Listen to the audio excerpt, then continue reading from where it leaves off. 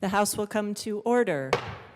The Pledge of Allegiance will be led by Craig Towler, Boulder, Colorado, guest of Representative David Ortiz, House District 38.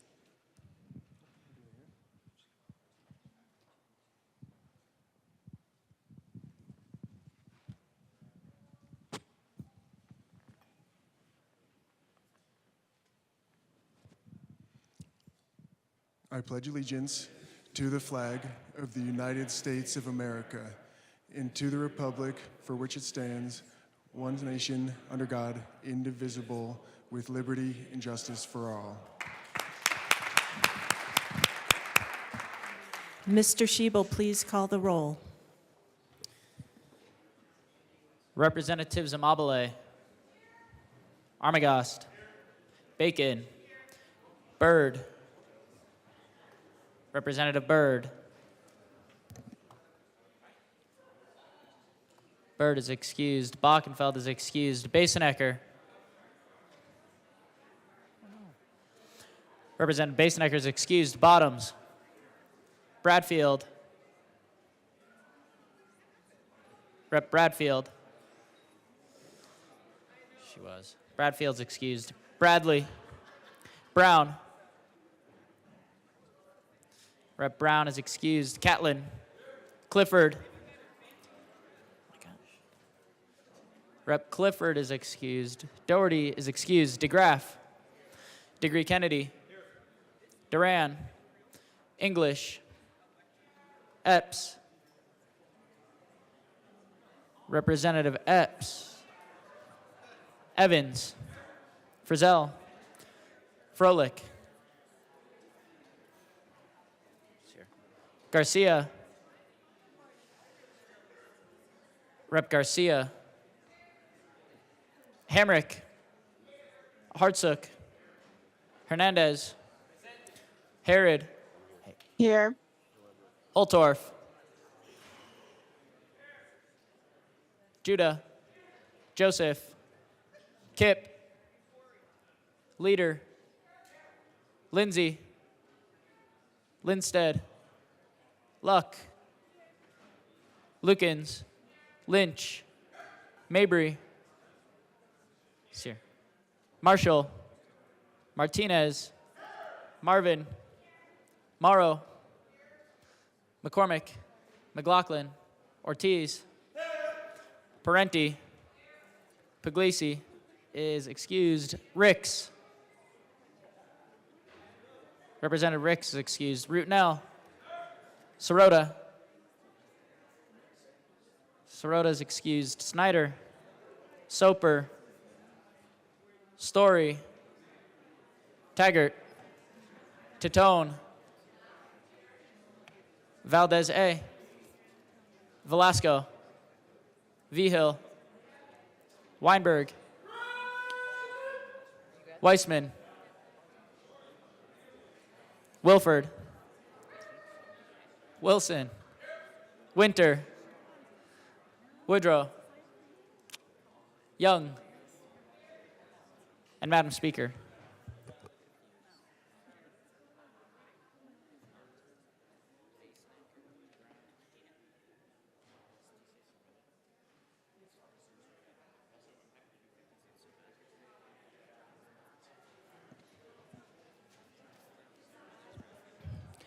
With 59 present and 6 excused, we have a quorum. Representative Weissman, it is still your responsibility to help us.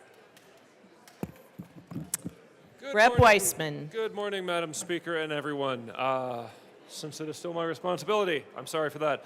I move that the House approve the Journal of yesterday. What day was that? Friday, May 3rd, as corrected by the Chief Clerk. The motion before us is the approval of the journal as corrected by the Chief Clerk for May 3rd, 2024. All those in favor say aye. I need at least one. All those in favor say aye. Aye. Thank you. All those opposed, no. No. The ayes have it. The motion is adopted. Members, we do have business this morning.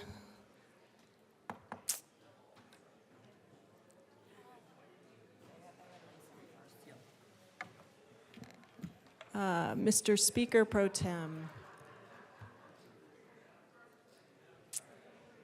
I'll invite members to take their seats.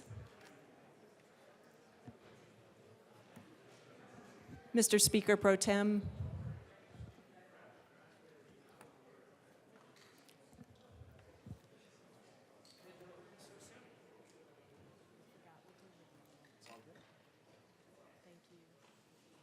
Where are we on the more thirds? Okay. Has Monica already moved it? I was on the side. Okay. He hasn't even read the title. Okay.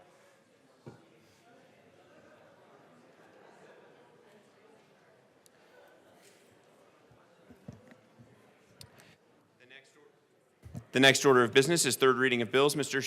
Madam Majority Leader. Thank you, Mr. Speaker Pro Tem. I move House Bill 1219, House Bill 1373, House Bill 1340, and House Bill 1137 to the beginning of the third reading calendar. Seeing no objection, the bills listed by the Majority Leader will be moved to the beginning of the third reading calendar. Was 1219 first? Yes. Mr. Schiebel, please read the title of House Bill 1219. House Bill 1219 by Representatives McCluskey and Lynch, also Senators Pelton B. and Mullica, concerning state-funded programs for first responders through multiple employer health benefit trusts. Majority Leader Duran. Madam Speaker, I'll take it. to have it. Mr. Speaker Pro Tem, I move House Bill 1219 on third reading and final passage. Speaker McCluskey. Good morning, Mr. Speaker Pro Tem. It is an honor to serve with you. It is an honor to serve with you as well. Thank you. Members, House Bill 1219, while a wonderful tribute and program to our first responders in this state, a way that we can provide additional support to all of them in preventing serious cardiac disease and cancer. This bill was really born and began with the Honorable Hugh McKean. And as is tradition on third readings, we have an opportunity to pay tribute to him in a very special way. Representative Lynch.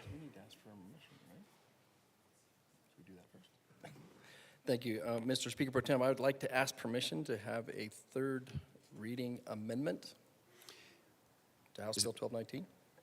Okay. Is there anything else you'd like to add? This is somewhat emotional because this was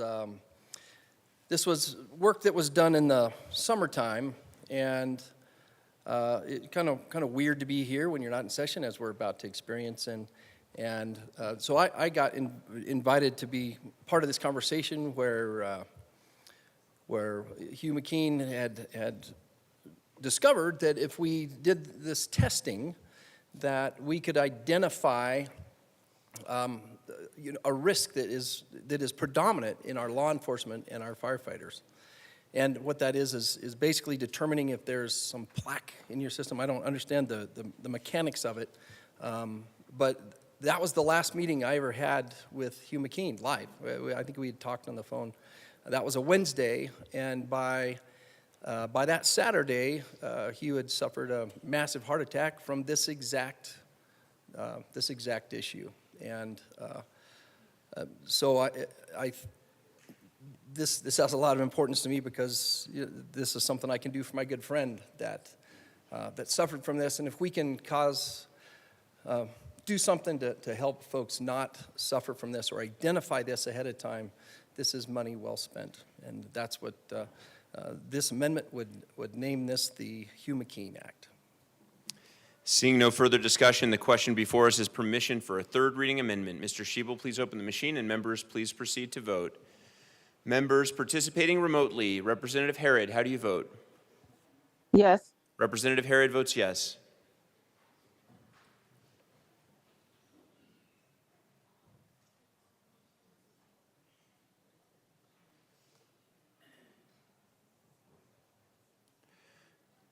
Representatives Joseph and Luck.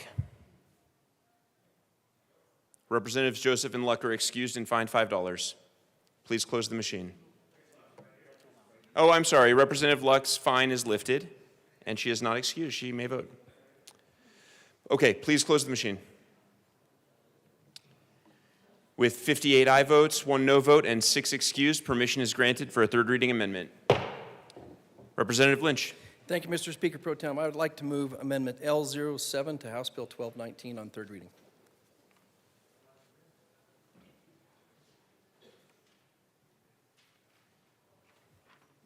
The amendment is properly before us. Please proceed. Thank you, Mr. Speaker Pro Tem. This does exactly what we talked about. This just names this the Hugh McKean Act. And I appreciate your yes vote. Speaker McCluskey? Okay. Seeing no further discussion, the question before us is the passage of Amendment L7. Mr. Schiebel, please open the machine, and members, please proceed to vote. Representative Harrod, how do you vote? Yes. Representative Harrod votes yes.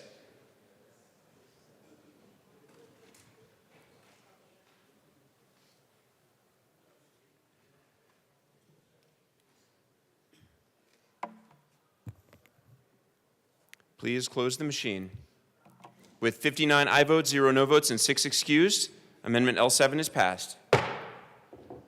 Majority Leader Duran. Mr. Speaker Pro Tem, I move for the passage of House Bill 1219 as amended. Seeing no further discussion, the question before us is the passage of House Bill 1219 as amended. Mr. Schiebel, please open the machine, and members, please proceed to vote. Representative Harrod, how do you vote? Yes. Representative Harrod votes yes.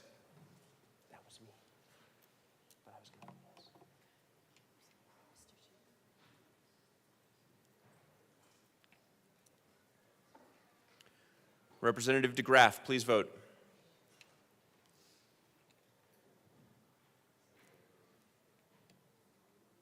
Please close the machine. With 56 aye votes, 3 no votes, and 6 excused, House Bill 1219 is passed as amended. Co-sponsors.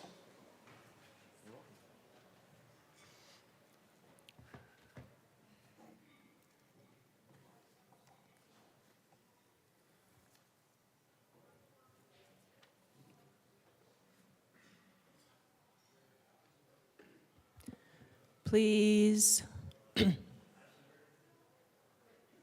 Representative Harrod, co-sponsors. Please close the machine. Mr. Schiebel, please read the title to House Bill 1373. House Bill 1373 by Representatives Amabile and Ricks, also Senators Roberts and Will, concerning persons licensed to sell alcohol beverages and in connection therewith, eliminating the liquor license, drugstore license, updating the requirements for wholesalers, removing the cap on the amount of alcohol beverages a retailer can purchase from retail liquor stores, requiring a fermented malt beverage and wine retailer to display alcohol beverages in a single location on the retailer's sales floor, expanding certain licensees' ability to deliver alcohol to certain other licensees, and prohibiting a fermented malt beverage and wine retailer from selling alcohol beverages with greater than 14% alcohol by volume. The House will stand in a brief recess.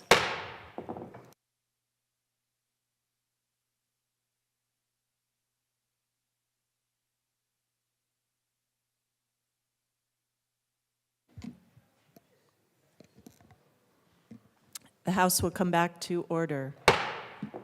Madam Majority Leader? Madam Speaker, I move House Bill 1373 till after House Bill 1137. House Bill 1373 will be moved till after House Bill 1137. Mr. Schiebel, please read the title to House Bill 1340. House Bill 1340 by Representatives Burton Taggart, also Senators Kirkmeyer and Zenzinger, concerning the creation of incentives against the state income tax for students pursuing post-secondary credentials. Madam Majority Leader. Madam Speaker, I move House Bill 1340 on third reading and final passage. The motion before us is the adoption of House Bill 1340 on third reading and final passage. Mr. Schiebel, please open the machine and members proceed to vote. Representative Harrod, how do you vote? Yes. Representative Harrod votes yes.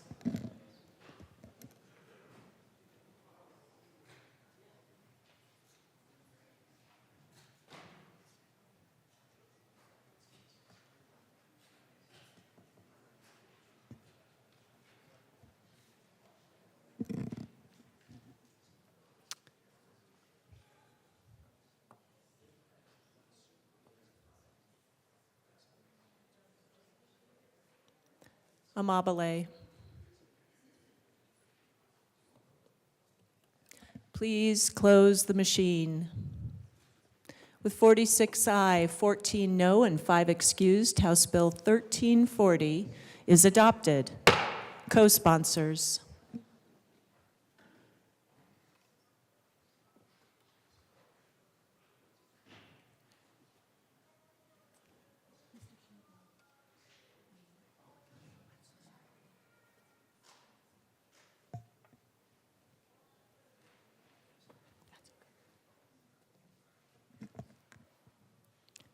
Please close the machine. Oh, Representative Herod, co-sponsors. Please close the machine. Mr. Shebel, please read the title to House Bill 1137. House Bill 1137 by Representatives Morrow and Taggart concerning implementing the recommendations of the Fraudulent Filings Working Group. Madam Majority Leader. Madam Speaker, I move House Bill 1137 on third reading and final passage. The motion before us is the adoption of House Bill 1137 on third reading, final passage. Mr. Shebel, please open the machine and members proceed to vote. Representative Herod, how do you vote? Yes. Representative Herod votes yes.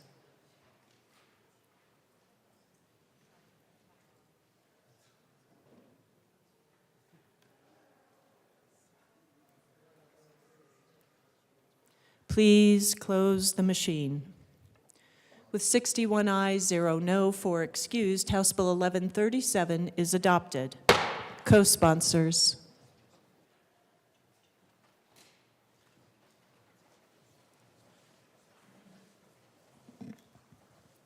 Please close the machine.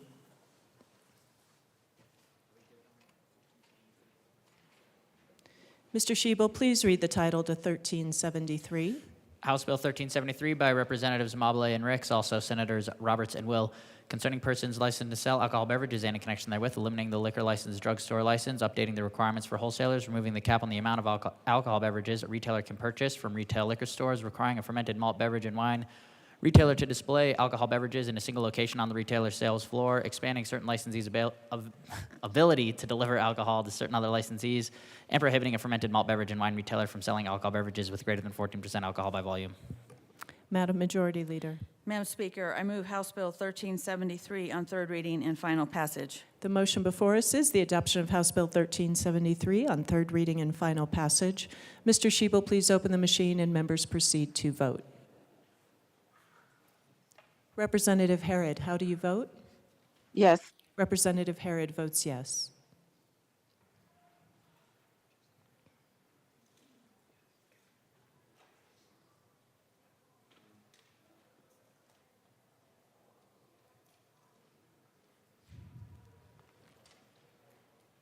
Soper and Story. Please close the machine. With 42 aye, 19 no, and 4 excused, House Bill 1373 is adopted. Co-sponsors.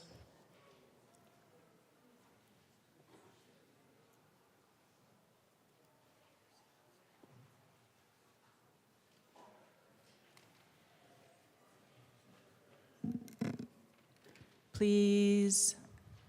Oh, Representative Herod, co-sponsors.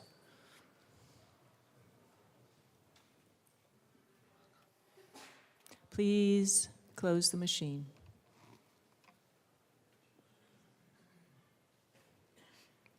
Mr. Shebel, please read the title to Senate Bill 193. Senate Bill 193 by Senators Danielson and Simpson, also Representatives Duran and Puglisi, concerning a requirement that any annexation of lands within the exterior boundaries of a reservation of a federally recognized Indian tribe be approved by the Tribal Council of the Indian Tribe. Madam Majority Leader. Madam Speaker, I move Senate Bill 193 on third reading and final passage. The motion before us is the adoption of Senate Bill 193 on third reading and final passage.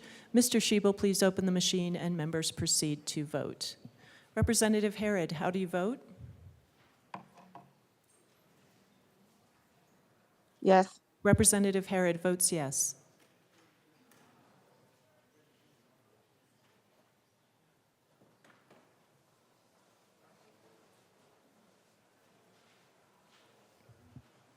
Please close the machine.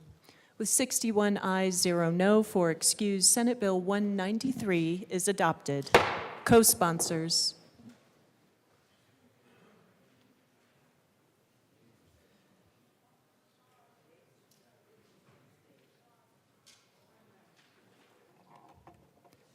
Please close the machine. Mr. Shebel, please read the title to Senate Bill 184. Senate Bill 184 by Senators Fenberg and Marchman, also Representatives McCluskey and Basenecker, concerning support for the development of surface transportation infrastructure and in connection therewith, providing funding and operational flexibility needed to support the development of transition and rail infrastructure, and making an appropriation. Madam Majority Leader. Madam Speaker, I move Senate Bill 184 on third reading and final passage. Representative Evans. Thank you, Madam Speaker. Colleagues, we talked about this bill for quite a bit yesterday, and so I just want to make sure that my objections to it are on the record one last time. It all starts with our fiscal note here. $28.5 million in new fees this coming budget year, 2024-2025. $58.2 million in fees the year after that, for a grand total of almost $90 million. Those fees are being levied, as you recall, on rental vehicles and on moving vehicles. The stated goal of collecting these fees is to send that money toward Front Range passenger rail. And I have concerns about same things that you've heard before. Number one, picking winners and losers. The losers in this case are the rental vehicles, the moving trucks that will have to, and ultimately the consumers that are using those products that will be have a fee tacked on between $80 and $90 million in the next 2 years to go subsidize our Front Range rail system. We all know that Colorado is in the middle of a cost of living crisis. We all know that Colorado is one of the most expensive states in the nation to do business in. We know that almost 50% of businesses in Colorado are looking to make investments in growing their business out of Colorado because of how Colorado is so expensive, both in terms of regulatory burden and in terms of fees. This is yet another fee that is going to make it more difficult, more expensive to do business in Colorado. It's another fee that will be passed on to consumers at a time when consumers are struggling just to make ends meet. I don't believe that this is the right time to add another $80 to $90 million over the next 2 years fees to those folks that need a short-term rental vehicle or that are looking to rent effectively a moving truck. I also have concerns, as we talked about at length yesterday, that Colorado has made lots of promises around mass transit based on rail. We talked about the fast track system and how the fast track system was supposed to be completed by 2017. That's several years ago. And unfortunately, with the delays and the cost overruns, now Fast Tracks is carrying billions of dollars worth of debt, and it's not going to be completed until it's forecasted to be 2050. So if we can't maintain the infrastructure that we have, if we can't follow through on the promises that have already been made, why is this the time to go and get 80 to 90 million more dollars from Colorado consumers to try to jumpstart an expansion of a program that we already can't maintain? And we already can't maintain it, having just passed 3 years ago. It's mentioned in the bill, page 10, I believe. We passed just 3 years ago, Senate Bill 21260, a $5.4 billion fee increase. That's that retail delivery fee that you see on your Amazon, on anything that you order from online. $5.4 billion was just injected into supposedly our transportation system here in Colorado. And we still can't finish Fast Tracks until 2050. It's the wrong time for a fee. It's the wrong method for a fee. It's picking winners and losers. We can't maintain or build the infrastructure that was promised decades ago. This is the wrong policy and the wrong time to levy more money from Colorado businesses and ultimately from consumers for a project that is already struggling, gravely delayed, and overrunning in costs. I rise in opposition. Representative DeGraff.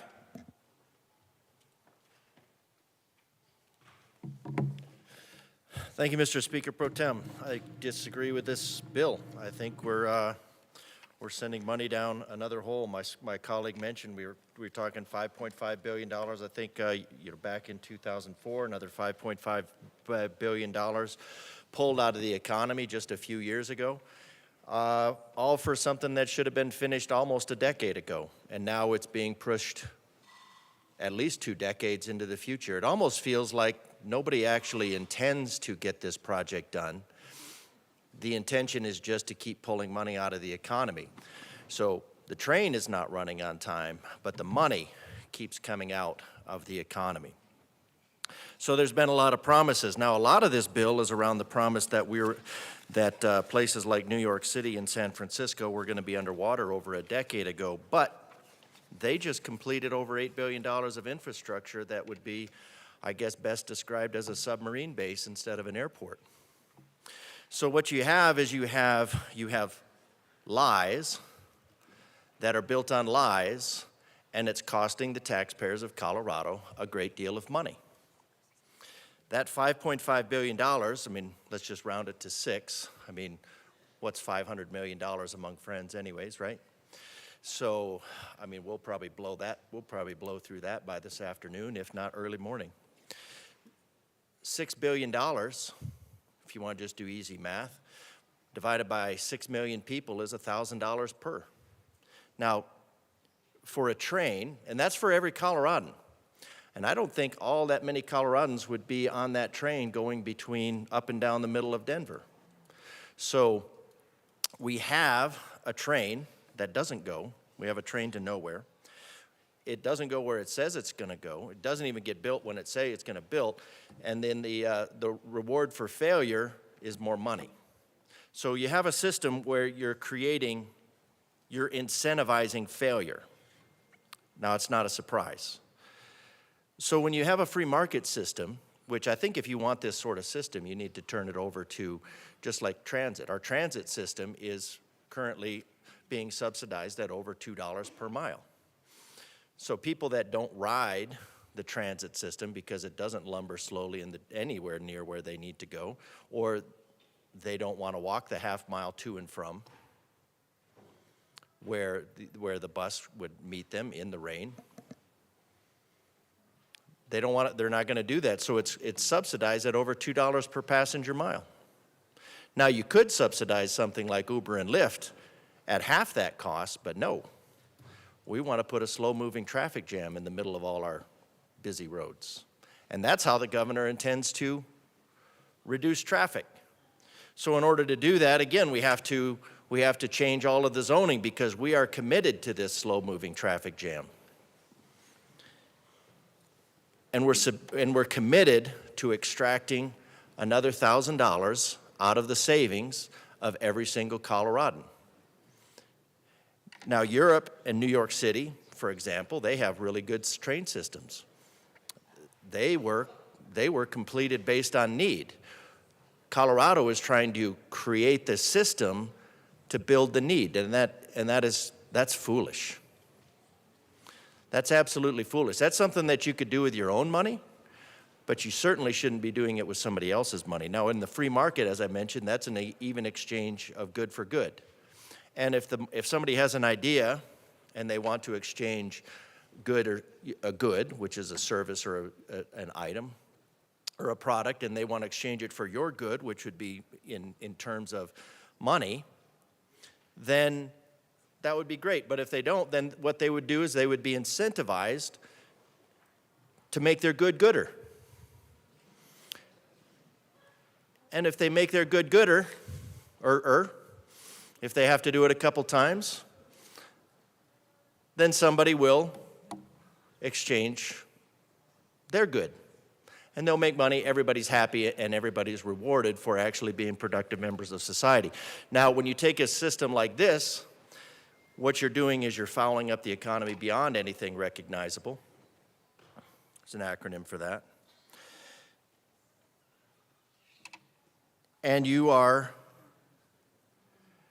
And instead of having a good, what what statist economies do is they exchange a lack of punishment, a withholding of punishment, for compliance. And that's what you have a system on.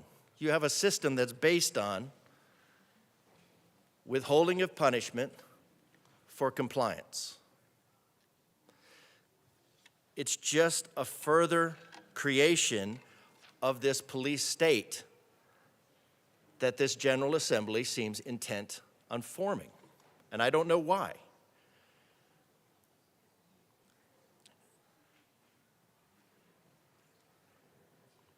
It's the nanny of the nanny state telling you how you should behave.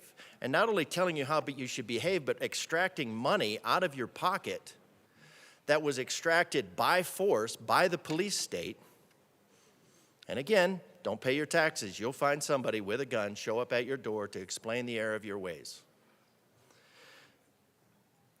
So the money for this good intention, for these good intentions was extracted from the people of Colorado. And in return for that exchange, what has the General Assembly delivered? What has the governor delivered with this? A train to nowhere. Now, if it costs $5.5 billion to build a train to nowhere, what do you think you're going to get for another $5.5 billion? A train that goes nowhere faster? What are we trying to achieve? And yes, I am not laughing with you. I'm laughing at you. This is ridiculous. I mentioned yesterday, you don't have your first pet be a racehorse.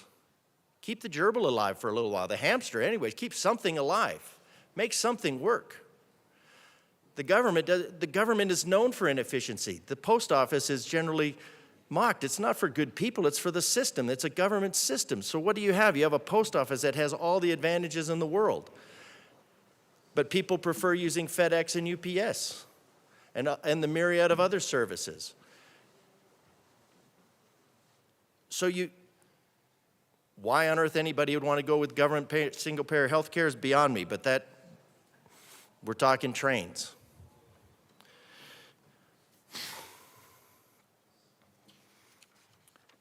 You're trying to, I don't know if the object is to become like Europe. The business case for this is that you're going to save the average commuter $1,263 per year. That's something that the average commuter will figure out on their own, and they can figure out on their own. They don't need the nanny state to tell them. And of course, that comes out to about $4 per day. Most people blow that on coffee in one trip down. So are we going to mandate next that they make coffee at home in order to save their money and not take it to Starbucks? Is that where we're going to mandate? Because the nanny state?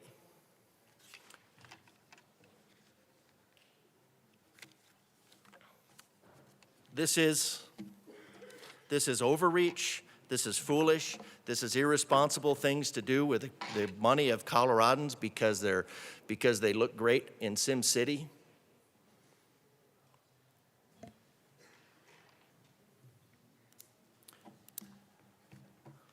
Turn the game off. Come out of your basement.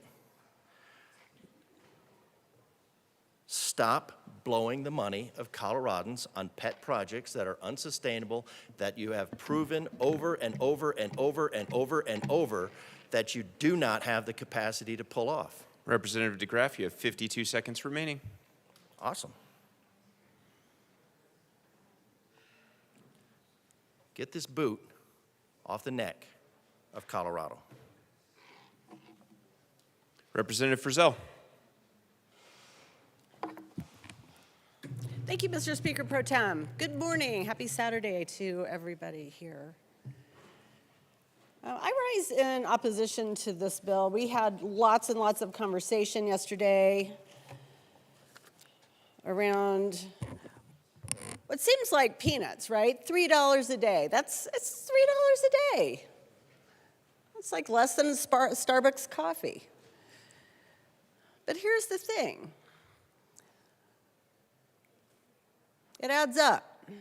It adds up for our citizens. It adds up to people who come to visit our great state, to recreate or for whatever purpose they're here. It adds up. It certainly makes Colorado less affordable. I mean, I could see, if you want to impose a fee for cars that are rented at the airport, call it a let's make our roads less congested fee because we hate tourists. I don't know. I can't see that, actually. We ran many amendments on this bill yesterday, and none of them were accepted. And some of them were very, very common sense. One of them, I think, that made a lot of sense is this fee is set to increase with inflation. We asked that that not happen. Just leave it $3. Great. Unfortunately, that was not accepted. We also ran amendments on, let's make it refundable so that we're not penalizing Colorado citizens. That was defeated as well.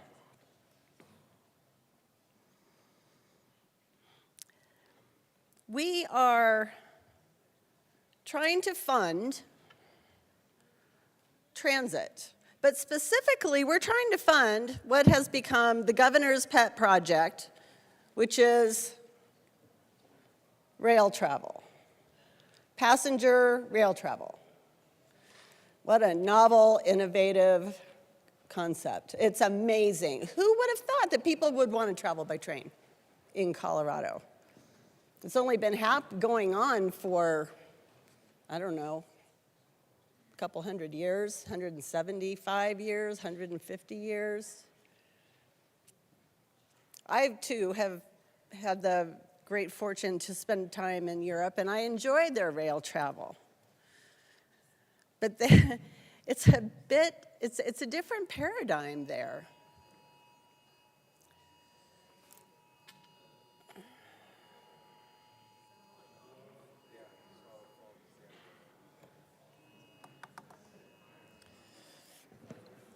You guys, I don't remember what that one means. Is this like research worthy? Okay.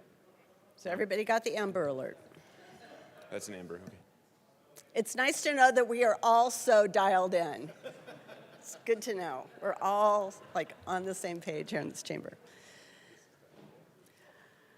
But one of the things is, we're talking about in 5 years at $57.3 million a year, this particular bill will amass almost $300 million in dollars that are supposed to be used for rail traffic, for rail infrastructure. And the thing about it is, it's really interesting to me, is that when we talk about the Front Range passenger rail, they're using existing track. I don't know, I haven't heard a resounding cry of enthusiasm from those rail companies that we have sought to regulate here in this chamber in this session. I haven't seen them standing outside the door saying, vote yes on this. This is what we need. I haven't seen that. Maybe they're just not sending me cards in or something, I don't know. But going back to the amendments that we ran yesterday, there was one that I think was the most important. And that amendment put this question to the citizens of Colorado in the form of a ballot measure. And so with that, members, I would like to ask permission for a third reading amendment. Is there further discussion on request for permission? Representative Basenecker.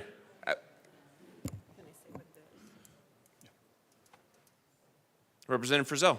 Thank you. Members, I appreciate the opportunity to explain to you what my third reading amendment is. It is, in fact, to insert on page 30 after line 23, ballot language, shall the high-performance transportation enterprise be authorized to impose a congestion impact fee on the short-term rental of motor vehicles in a maximum amount of $3 per day for the purpose of funding surface transportation infrastructure projects, including passenger rail and other transit projects? Question mark? Thank you, Representative Frizzell, and I'm sorry I didn't give you that opportunity before. Just to remind everyone, the scope of this conversation is why a third reading amendment should be allowed when it did not come on second reading. We can discuss the merits of the measure itself if permission is granted. Representative Basenecker. Thank you, Mr. Speaker Pro Tem. We have not seen this amendment. We had ample time yesterday, not only on second reading, but through the 6 committees that have heard this bill between the 2 chambers. We would respectfully ask for a no vote. Representative Wilson.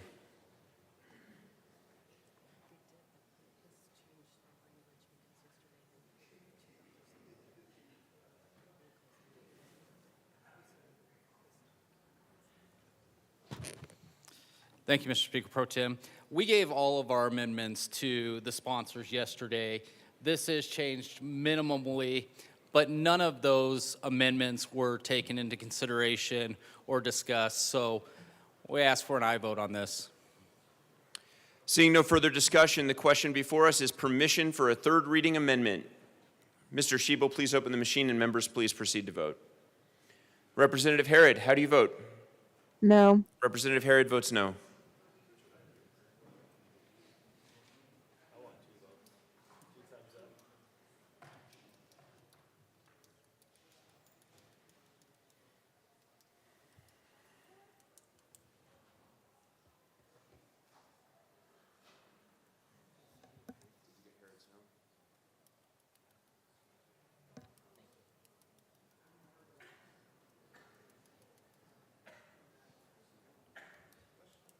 Representatives Sirota and Valdez are excused. Please close the machine.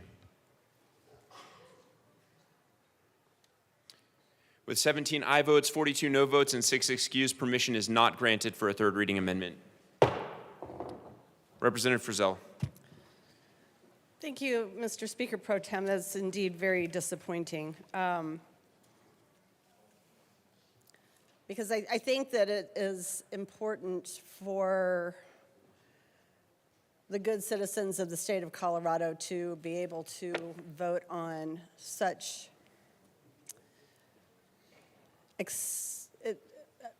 huge amounts of money that are going to be spent, supposedly, on transit projects. I don't know that they would agree with the vote of this body, but I guess we will never know.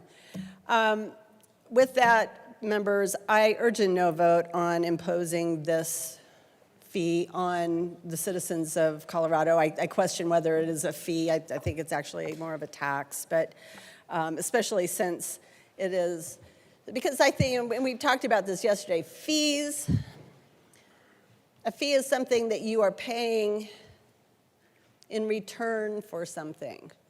And in this particular case, if you're paying a $3 rental fee, no matter where you're renting the vehicle, whether it is at a home improvement store to transport the 4x8s that you're using to finish your basement, or from a rental car center to move with a truck, or at the airport, or because your car got stolen and trashed, and now you have to rent a car until it is repaired.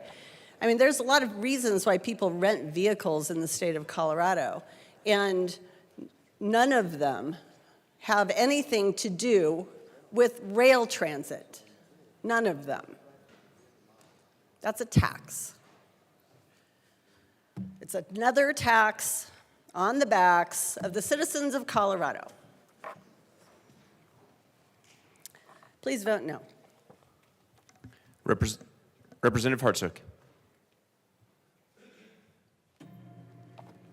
Good morning. Thank you, Mr. Speaker Pro Tem. I hope everyone's had enough coffee because here we are, planes, trains, and automobiles. While it was a funny movie, the bill's not so funny. We have a tax on all kinds of rental vehicles. We have the goal for establishing more on passenger rail. Having been stationed over in Europe, there's a huge culture that's been around for well over 100 years of using rail. And they have a very extensive rail network over there. They grew up with the rail network. It's been that way forever. And geographically, it's an infinitely smaller chunk of land than we have here. Yet, there's a reason that we migrated in the mode of transportation from trains that we've had for 150 years in this country to automobiles, and then eventually, for distance travel, to planes. It's efficient, it's effective, it gets business people where they need to go, it gets travelers where they need to go, it gets commerce where it needs to go. We move an extensive amount of commerce through the Denver metro area on rail. This is a hub of the United States, is the central point. Millions upon millions of tonnage and critical materials flow through this state. They flow through it to parts all around the United States and to ports to be shipped overseas. And from some of those ports that brought into this area for distribution. In addition to all of that rail traffic, all of that freight traffic, and we've had other bills that condemn the materials that are transported across this rail, and yet we want to use it for passenger trains. Amtrak's got a pretty dismal history of making money throughout the United States. It's kind of like the post office.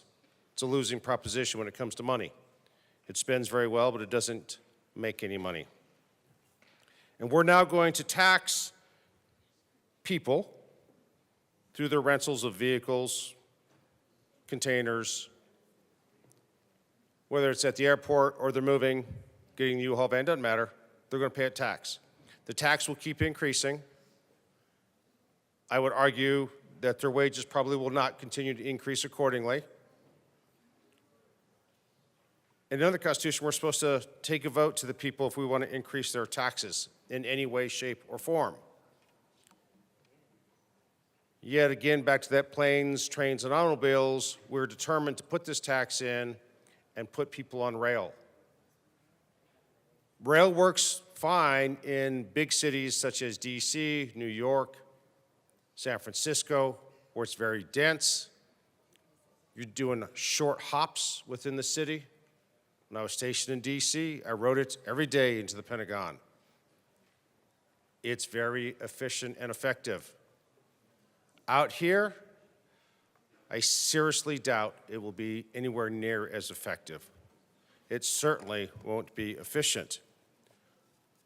The western part of the country has tried rail before for passengers, and it never catches on. We spend in California an insane amount of money, and it just never took off after decades and billions of dollars. We do not have the population in this state. We're nowhere near the size of the city of New York, and yet we're going to put in a rail system that's going to cost much more. That simply doesn't make any sense. I would urge a no vote on this legislation. Thank you. Representative Bradley. Thank you, Mr. Speaker Pro Tem. Happy Saturday, everyone. I want to talk a little bit about Prop 117 as it pertains to this bill. Prop 117 was overwhelmingly approved by the voters. They urged voter approval for certain new state enterprises. And I think it's very blatant that our voters know that taxes are now termed fees. They're not stupid. Don't think they are. They're tired of being taxed, and we realize that, so now we're changing the term to fees. They get what we're doing here. They're barely surviving, and they get fee after fee after fee, and it doesn't look prettier because it's called a fee over a tax. The voters said you cannot start a new enterprise without going to the voters. So the way to get around this is putting the new fee under an old enterprise. Do we think the voters don't recognize that? And I'm wondering why we put any ballot initiatives on anyway. Because the voters come to us and they say, no, we are not going to do it. And we turn around and we say, yes, we are. And we are going to figure out a new way to do it. We are going to fee you under an old enterprise because you said no to new enterprises, so we have found a loophole. The initiative was designed to require statewide voter approval of new state enterprises if the enterprise's projected or actual revenue from fees and surcharges is greater than $100 million within its first 5 years. Under the measure, revenue collected for enterprises that were created at the same time or that serve substantially the same purpose are aggregated when calculating the application of this amendment. A yes vote supported requiring statewide voter approval of new state enterprises if the enterprise's projected or actual revenue from fees and surcharges is greater than $100 million. A no vote opposed requiring statewide voter approval. And guess what? 52.5% said yes. We want to regulate new fees. They said yes. They voted and they said yes. And so we're going to create a loophole and say this is an old enterprise. And it does pick winners and losers because people like me and people in my district are not going to ride a passenger rail. They like their cars. They want to use their cars. But we are going to tell them we are going to fee you because you choose to not do that.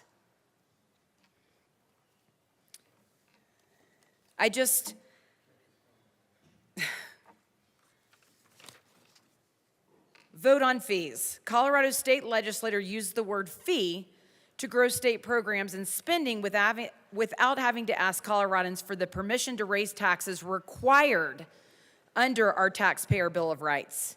Massive revenue increases like faster car registration fees are taxes coming out of our pockets to pay for state programs and should go through the same voter approval process as all tax increases. The good representative from Dougco just asked for that. We're going to hear a ballot initiative later that people are going to vote on. Yes, we need to take this to the voters. And then you turn around and say a new fee should not be taken to the voters. So I don't even understand how you judge that. Some are allowed to go to the ballot, and some are not allowed to go to the ballot. And this is going to take money out of people in your districts who can barely afford to scrape by for a passenger rail system.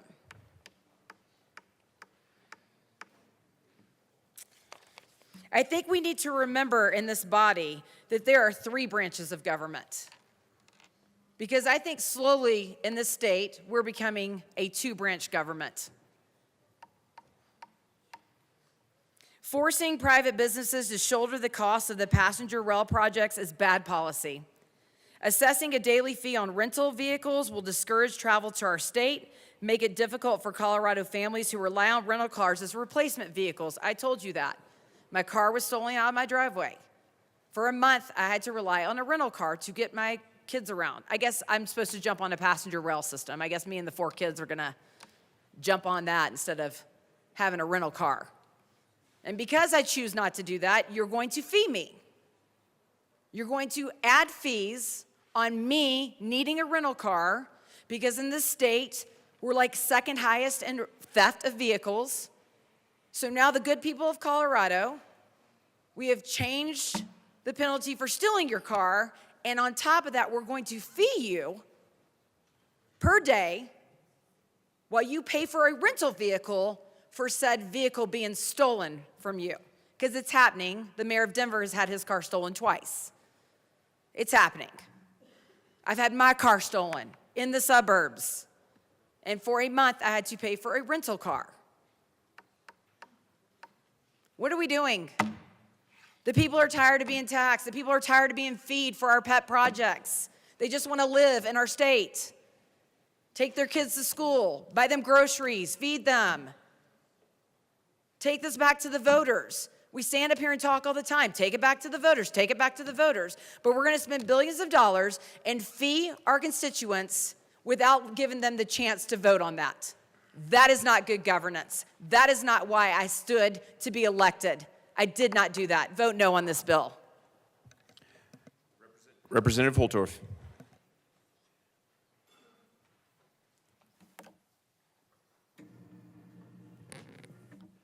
Thank you, Mr. Speaker Pro Tem. So many gloom and gloomy faces. Turn those frowns upside down. Members of the chamber, you look so saddened as I look across. Well, we need to have good spirits today, and thank you, Representative Leader, for beginning that. I appreciate your enthusiasm. Ladies and gentlemen, it is a privilege to be here today. Understand that we are here trying to do good, trying to find good, and talk about good. I call it the good, the bad, and the ugly. What is it? It might be all three. Allow me to explain.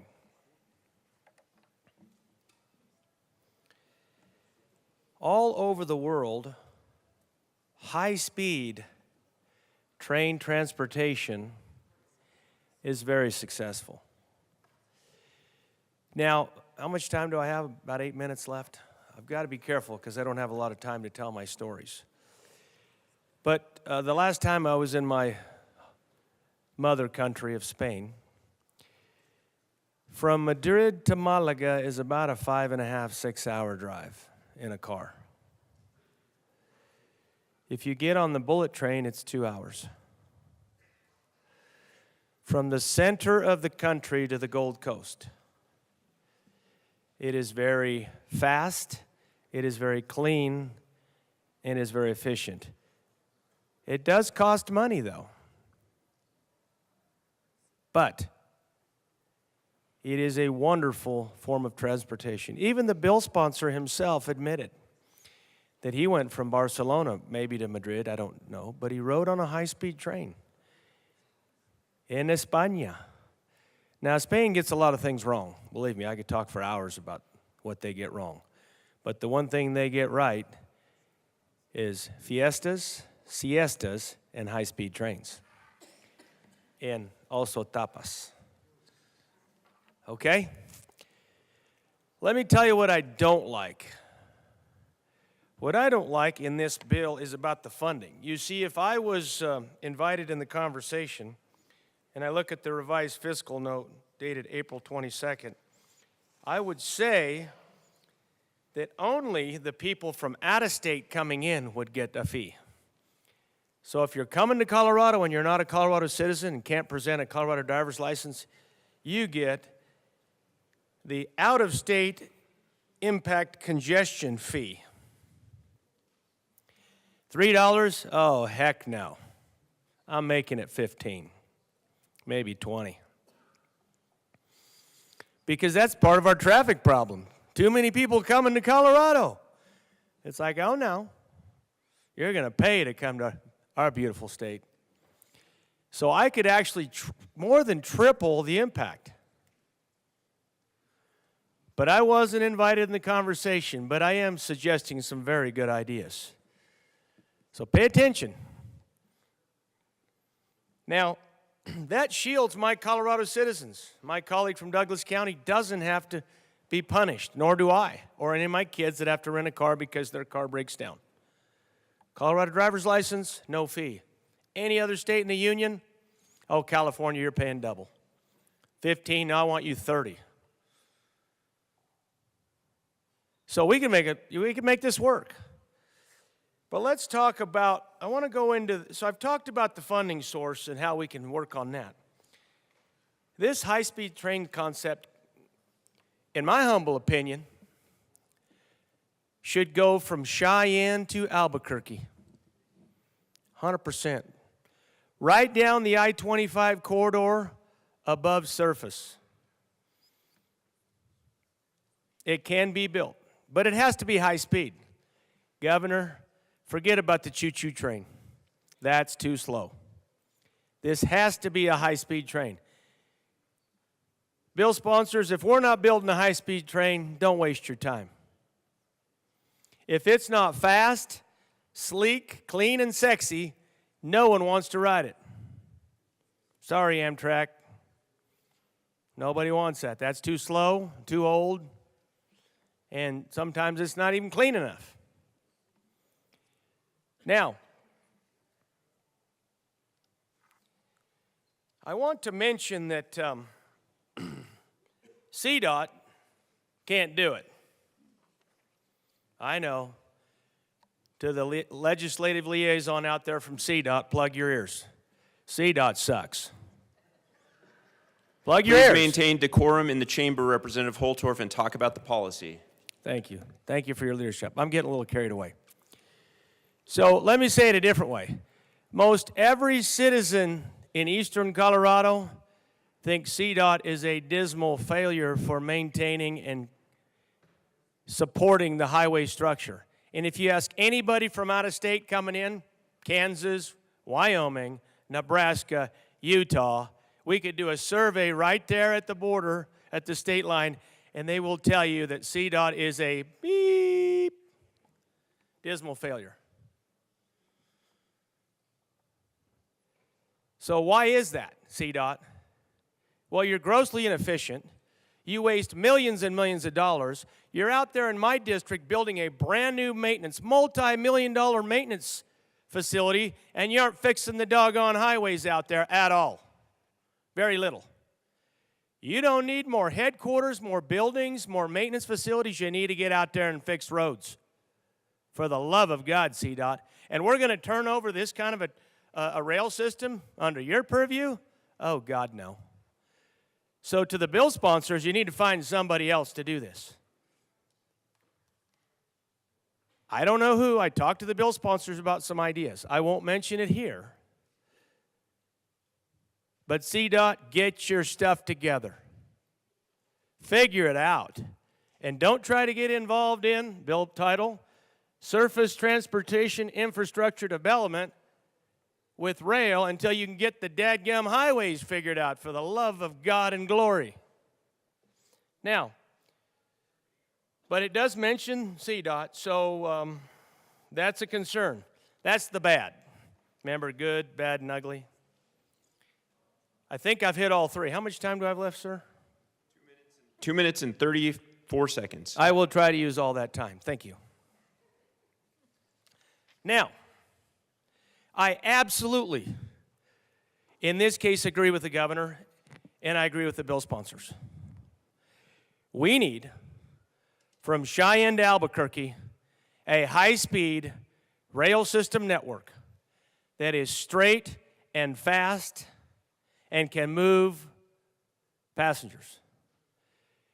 For all you that live up north, for all of you that go down to the Springs, over Castle Rock Way,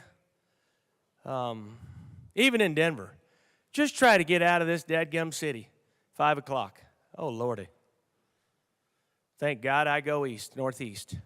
I just got to get out of town. If I get to Brighton, whoop, it's smooth sailing all the way to Akron.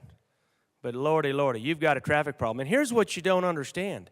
In the next 5 to 10 years, it's going to get insurmountably worse. And you don't have the structure. And there's not even the area or the structure to do it. You're out of room. And you're about out of time. Now, if you build the high-speed rail, you will take probably 20 to 40% of your traffic pressure away. And what you will find is even my good colleague from Wellington, if we had a high-speed train, give me that look, brother.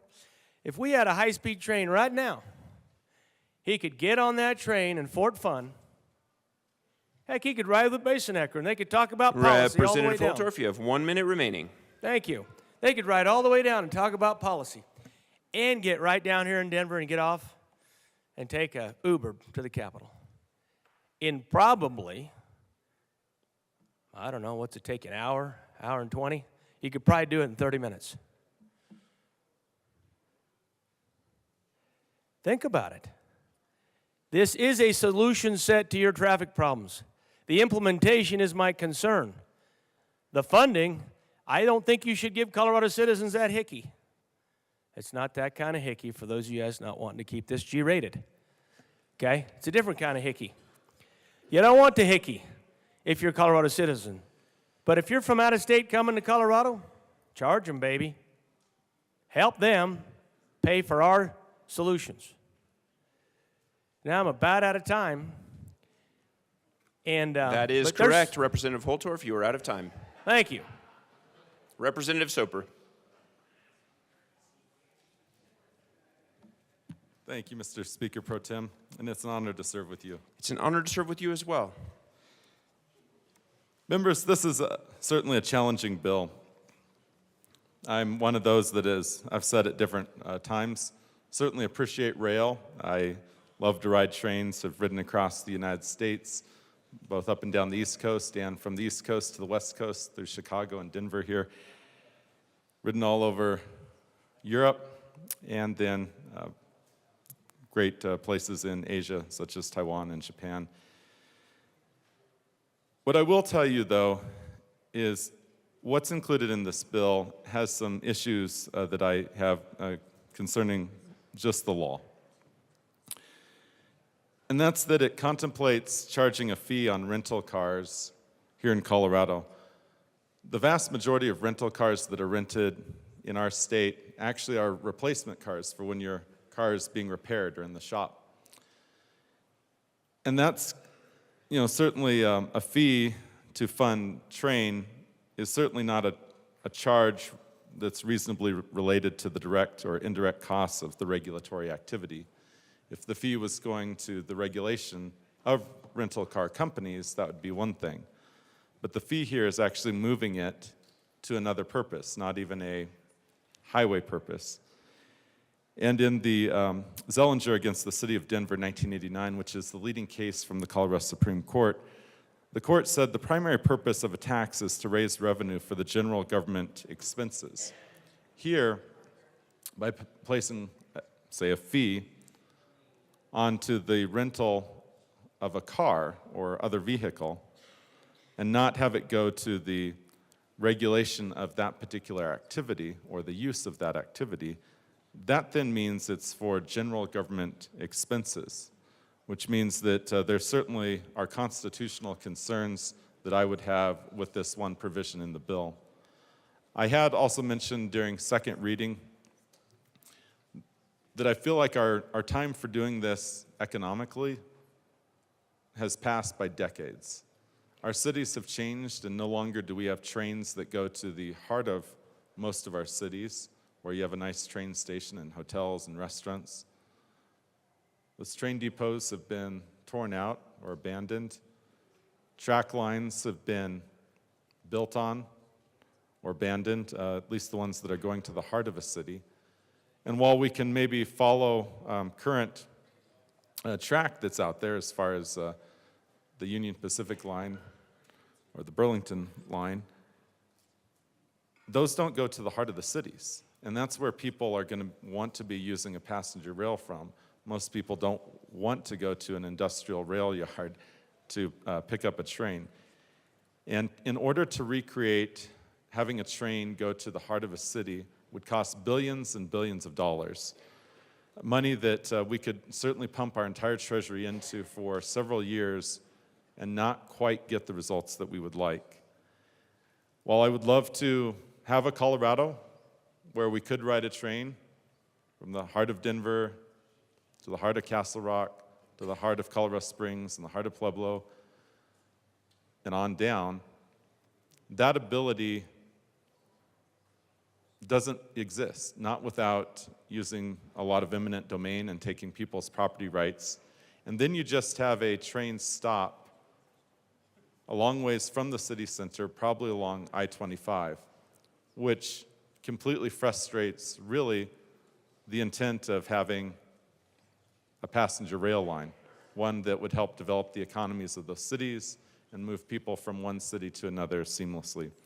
So for those reasons, I will be a no vote on this bill. Thank you. Representative Wilson.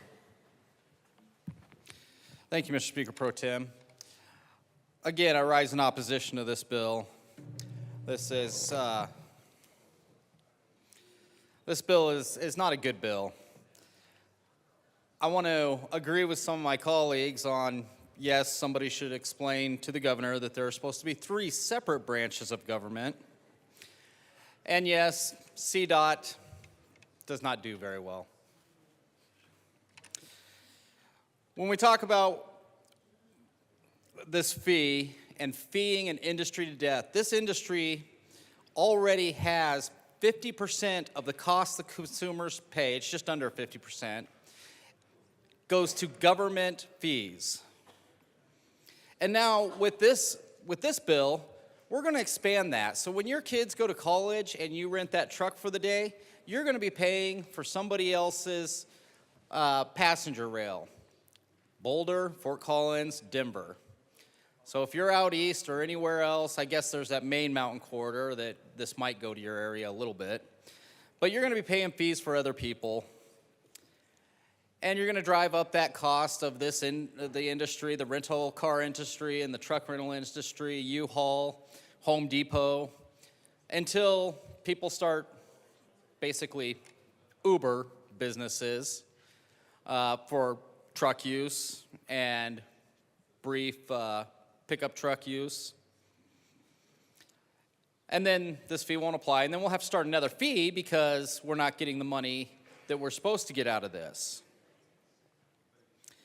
You know, there's been the comments that this the front range passenger rail will go all the way down to Pueblo. CDOT can't even get rest stops open all the way down to Pueblo, let alone a train depot. I don't see how they're going to do this. Altogether, this bill does not do anything except create another fee, just like they did a couple years ago with all the car registration fees, that we're going to solve all our problems and get us going in the right direction. But now we need another fee because that wasn't enough. It's never going to be enough. Couple years from now, we'll have a new fee on something else, which, just like this, will be a tax, but we'll call it a fee. So I hope that this bill doesn't get where it needs to go, because neither does Front Range Passenger Rail. I ask for a no vote. Mr. Assistant Minority Leader Winter. Good morning, Mr. Speaker Pro Tem. I brought this up on second, so I'm going to bring it up one more time. We have a history in southeastern Colorado where hail rolls through every couple years and just wreaks havoc on automobiles. And down where we're at, there's a lot of rentals with that. I've had friends that have had a rental car over 90 days based upon hail repair. And like I said, I'm not going to claim to be an insurance expert. I don't know how that rolls out with their insurance, whether the insurance will cover the extra $3 a day fee, or if it would be any of my constituents when they have these rental cars when hail damage and hail repairs being done. Or, I mean, I'm sure that if the insurance company picks it up, it'll end up further down the line and it'll get kicked back to the consumer at some point.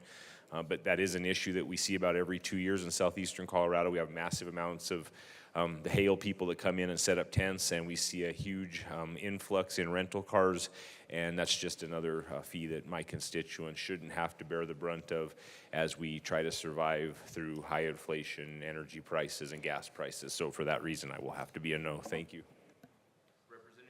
Representative Parenti. Thank you, Mr. Speaker Pro Tem. I won't be long. I just felt I needed to go on the record about my vote today. When we heard this bill in committee, there were a number of concerns that were expressed about the accountability and transparency of the organization that this money is going to. I did have an opportunity to talk to a member of our executive department about that for a short period of time. The concerns were acknowledged. I think they're widely understood, excuse me. And I was promised an opportunity to discuss those further before this bill came up for a final vote. That has not happened yet. And I think that above all things, my job here is to represent my district, to ensure that my district's concerns and voice are taken seriously, and that we are given an opportunity to express those concerns to the people who are making decisions in this building. I haven't given that opportunity, which means my district hasn't been given that opportunity. And so for that reason, I'm going to have to be a no today, but not because I don't support this bill, not because I don't support at least the underlying policy behind this bill, but because I continue to have concerns about this bill that I feel have not been properly addressed. So thank you. And this is for my district. Representative Weinberg. Thank you, Mr. Speaker Pro Tem. Good morning, fellow colleagues. Happy Saturday to you. I appreciate the bill sponsor's intent. I get it. If we can get all the cars off the road and I can have the only car in the state of Colorado and there would be no traffic, that would be amazing. What I would really prefer is we fix the roads in the state. And I think that's where this money could actually go to expand our lanes and fix the potholes, 70, 225, 25. That's, I think, the real problem that needs to be addressed.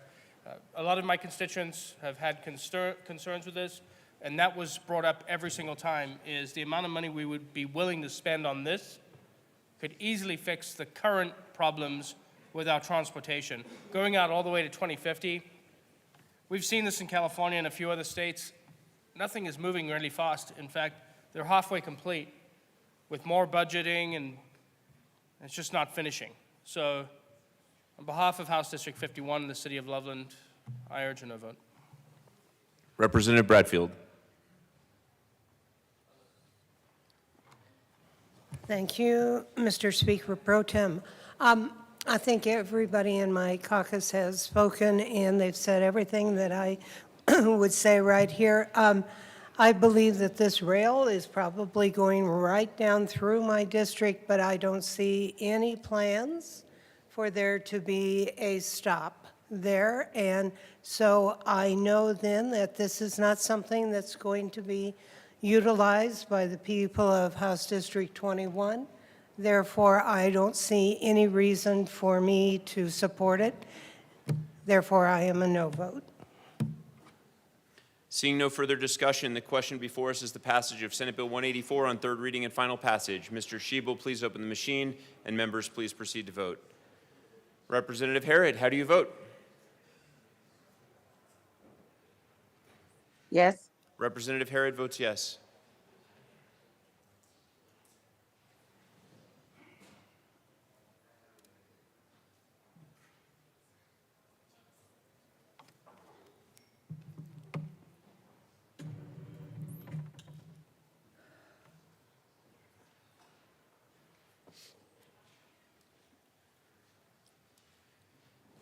Representatives Catlin, Joseph, Mabry, Snyder, and Young, please vote.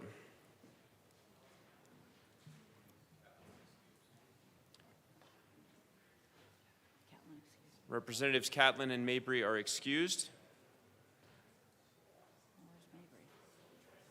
Please close the machine.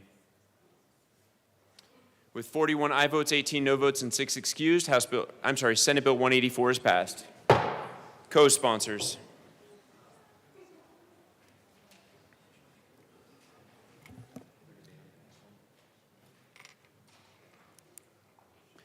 Please close the machine. Mr. Schiebel, please read the title to Senate Bill 190. Senate Bill 190 by Senator Roberts, also Representatives Lukens and McCluskey, concerning economic measures related to coal transition communities and in connection therewith, creating an income tax credit for qualified costs incurred in the use of certain freight rail lines, creating an income tax credit for qualified costs incurred in the maintenance, operation, improvement of certain rail lines, expanding the rural opportunity office's duties in relation to coal transition communities, allowing coal transition communities to qualify as enterprise zones and enhanced rural enterprise zones, restricting the length of contracts that allow use of the Moffett Tunnel, restricting the ability to purchase real property interests of the Moffett Tunnel Improvement District, and making an appropriation. Majority Leader Duran. Mr. Speaker Pro Tem, I move Senate Bill 190 on third reading and final passage. Representative DeGraff.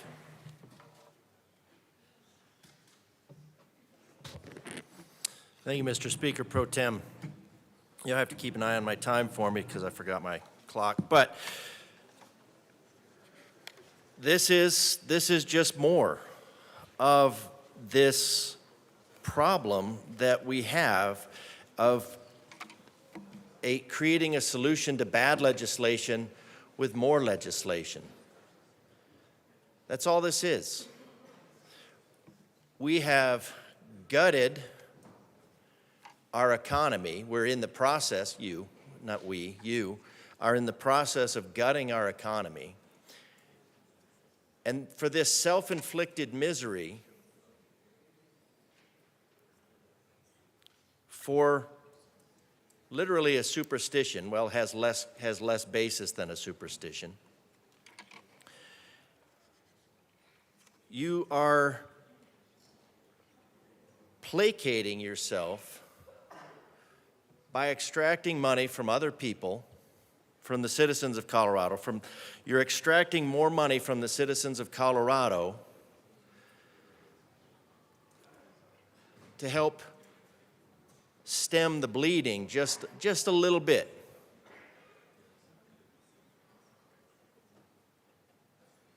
$8.2 million, $1.4 million at first, $5.4 million, $8.2 million out of year time frame. And what is it for? It's for jumping through compliance hoops. So now you're reducing the citizens of Colorado from having an industry, from having a job, from being able to do productive. And this says right here, you know, these are the people that built Colorado. Now the thanks they get is a kick in the gut.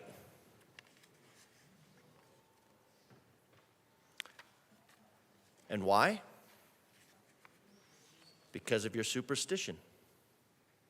Because it is not necessary that these coal transitioning communities transition. And you could reverse course on this immediately, because it was in the 90s that about 95% or more of the pollution, of the actual pollutants of coal had been removed. And that's where we get clean coal, the idea of clean coal. Because an actual hydrocarbon is reduced to water vapor and carbon dioxide, both of which makes plants grow. So it's absolute idiocy to consider either one of them a pollutant, and water vapor is more of a greenhouse gas than carbon dioxide. So what you're doing is you're considering the foundational blocks of life a pollutant. Now, as far as why, and saying, well, this is a greenhouse gas and we're saving the planet, no, you're not. You're not climate gods, you're climate irrelevant. I know that hurts your feelings. You were told, you all came here, so many of you came here and you were just gonna save the planet. You're not. What you're doing is you're standing on the neck of Coloradans. Representative DeGraff, please stick to the bill. Well, sir, this is about transitioning out of coal transitioning communities. So the coal transition is the heart of the bill. And the coal transition is the heart that the General Assembly and the governor is ripping out of Colorado. And you could stop. You could stop this insanity immediately. And you could stop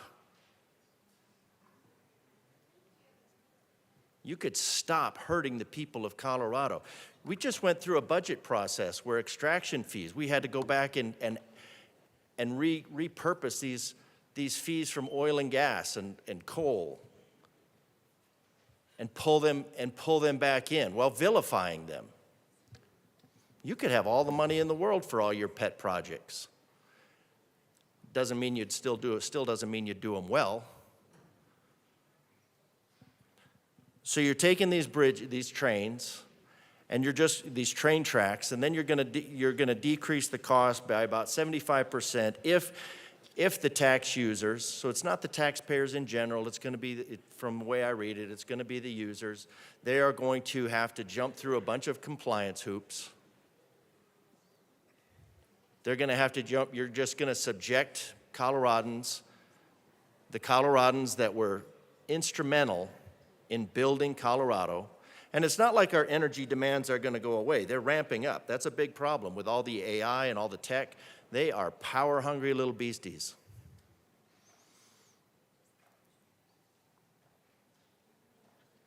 Yet, we have this pretend that we're going to do this with the most polluting energy that we have, which is green energy. You call it green energy. It's the most polluting energy you have, the most environmentally damaging energy system you have. And you're replacing it. You're replacing coal, which was clean coal, could have been cleaner if we'd actually been focused on pollutants and actually been focused on solving the problem instead of fixated on your superstition. So the people of Colorado, these people that are these coal areas, should know that the most that you can change, 0.125 over 3,200, is 40 millionths. 40 millionths. 40 millionths of less than 10% is the maximum effect that Colorado could possibly have. Now, of course, that would mean everybody in Colorado being dead, but that's the maximum effect that you can have. 40 millionths of about 5%. That's it. So Colorado, that's why your energy prices are going up. That's why millions of acres of prairie are going to have to be paved over with solar panels. That's why thousands of windmills are going to have to pop up all over like mushrooms, like fungus, across the prairies, killing all kinds of birds, all kinds of environmental damage. There's nothing worse for the environment than environmentalists.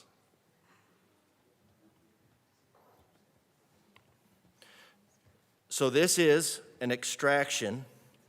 This is an extraction from the citizens of Colorado for the privilege of you kicking them in the gut on a daily basis. It absolutely, and you know what? When I come up here and I tell you that you don't have to do this to the people of Colorado, it's mostly met with ear pods, cross stitch. To the bill, Representative DeGraff. Thank you, Mr. Chair. Snowflakes. Representative DeGraff, please maintain decorum in the chamber and stick to the bill. I feel I'm very composed. Okay.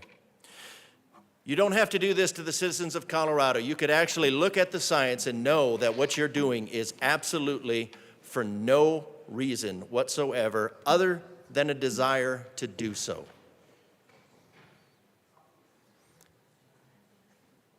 That is purely malevolent. Representative DeGraff, words like malevolent or impugning of motives. This is the third time you have broken the rules during this speech. You have 1 minute and 36 seconds remaining. Thank you, Mr. Speaker Pro Tem. I would implore you to actually develop some climate literacy, learn the science, understand the science, and know that you do not need to inflict this pain on the people of Colorado and then inflict more pain on top of the pain that you're already inflicting. You don't. You just don't. This is not going to change anything for the better. You could actually make a difference. It is very sad that the route of max pain to the citizens of Colorado is the one you choose. Assistant Minority Leader Winter. Thank you, Mr. Speaker Pro Tem. And I just want to get up and speak about my community for a minute because Trinidad, I grew up 8 miles north of Trinidad, but it's been hard to see how the shutdown of coal has hurt my community. You speak about building Colorado, probably about every barbed wire fence and steel post in this state came from, we have some of the best metallurgical coal in the world. Actually, people are trying to buy the claims on that mine all the time. Got shipped to CF&I in Pueblo, where steel posts and barbed wire, it was everywhere. Even so much it's our identity that our local high school, that's their mascot, the Miners. And it's just hard to see because as the state does transition, it does have effects that trickle down. And I watched it take an identity away from a community, and that's hard for me because my family were Italian immigrants who came here and mined that coal, and it fed their families, and it put food on the table, and it paid their bills. And it's just hard to see because I think there is a place for it. I'm an all-above energy guy, but I do think there's a place for it. And I wouldn't feel right if I didn't get on record saying it really does have an effect on communities, and it's just hard to see our identity taken in such a crazy way. So I just wanted to get that on the record. Thank you. Seeing no further discussion, the question before us is the passage of Senate Bill 190 on third reading and final passage. Mr. Schiebel, please open the machine, and members, please proceed to vote. Representative Harrod, how do you vote?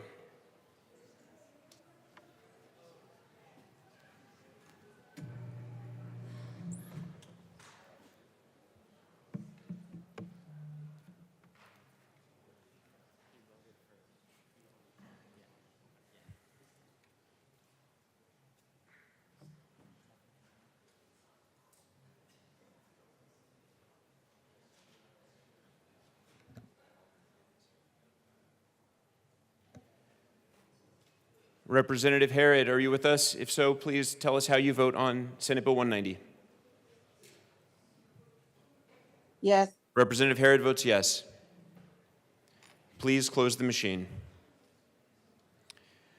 With 47 aye votes, 14 no votes, and 4 excused, Senate Bill 190 is passed. Co-sponsors.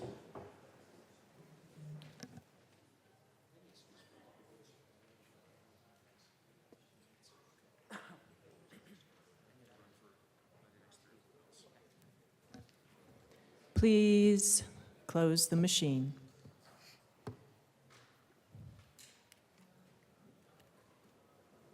Mr. Schiebel, please read the title to Senate Bill 123.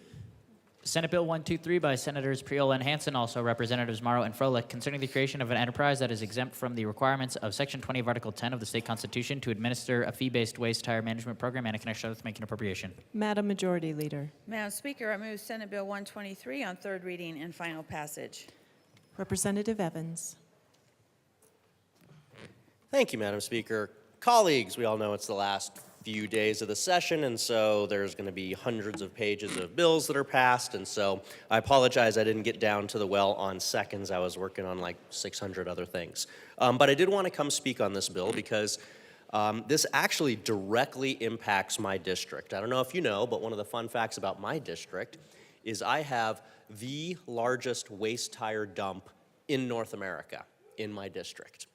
It's about 1.5 miles away from the church where my kids do all of their church events. And so something like this really does impact my district. And to be quite honest, I still haven't completely made up my mind about how I'm going to vote. And so I wanted to put on the record just some of the considerations that I have as I read this policy. As we can see here, it's creating an enterprise to deal with waste tire waste tire management. And here's what the issues surrounding waste tires are. Waste tires, I didn't know this until I actually started getting into this issue. Waste tires are actually kind of like hay that's put up too wet. Under certain conditions, they can actually spontaneously combust because of the combination of the steel belts that are in the tread, the rubber, and when the steel starts to rust, it creates an exothermic reaction. You can actually have heat that spontaneously builds up if you have a really large pile of either waste tires, tire shred, tire chips, something like that. And when these things burn, they burn hot, they burn messy. It's a really, really bad deal when waste tires burn.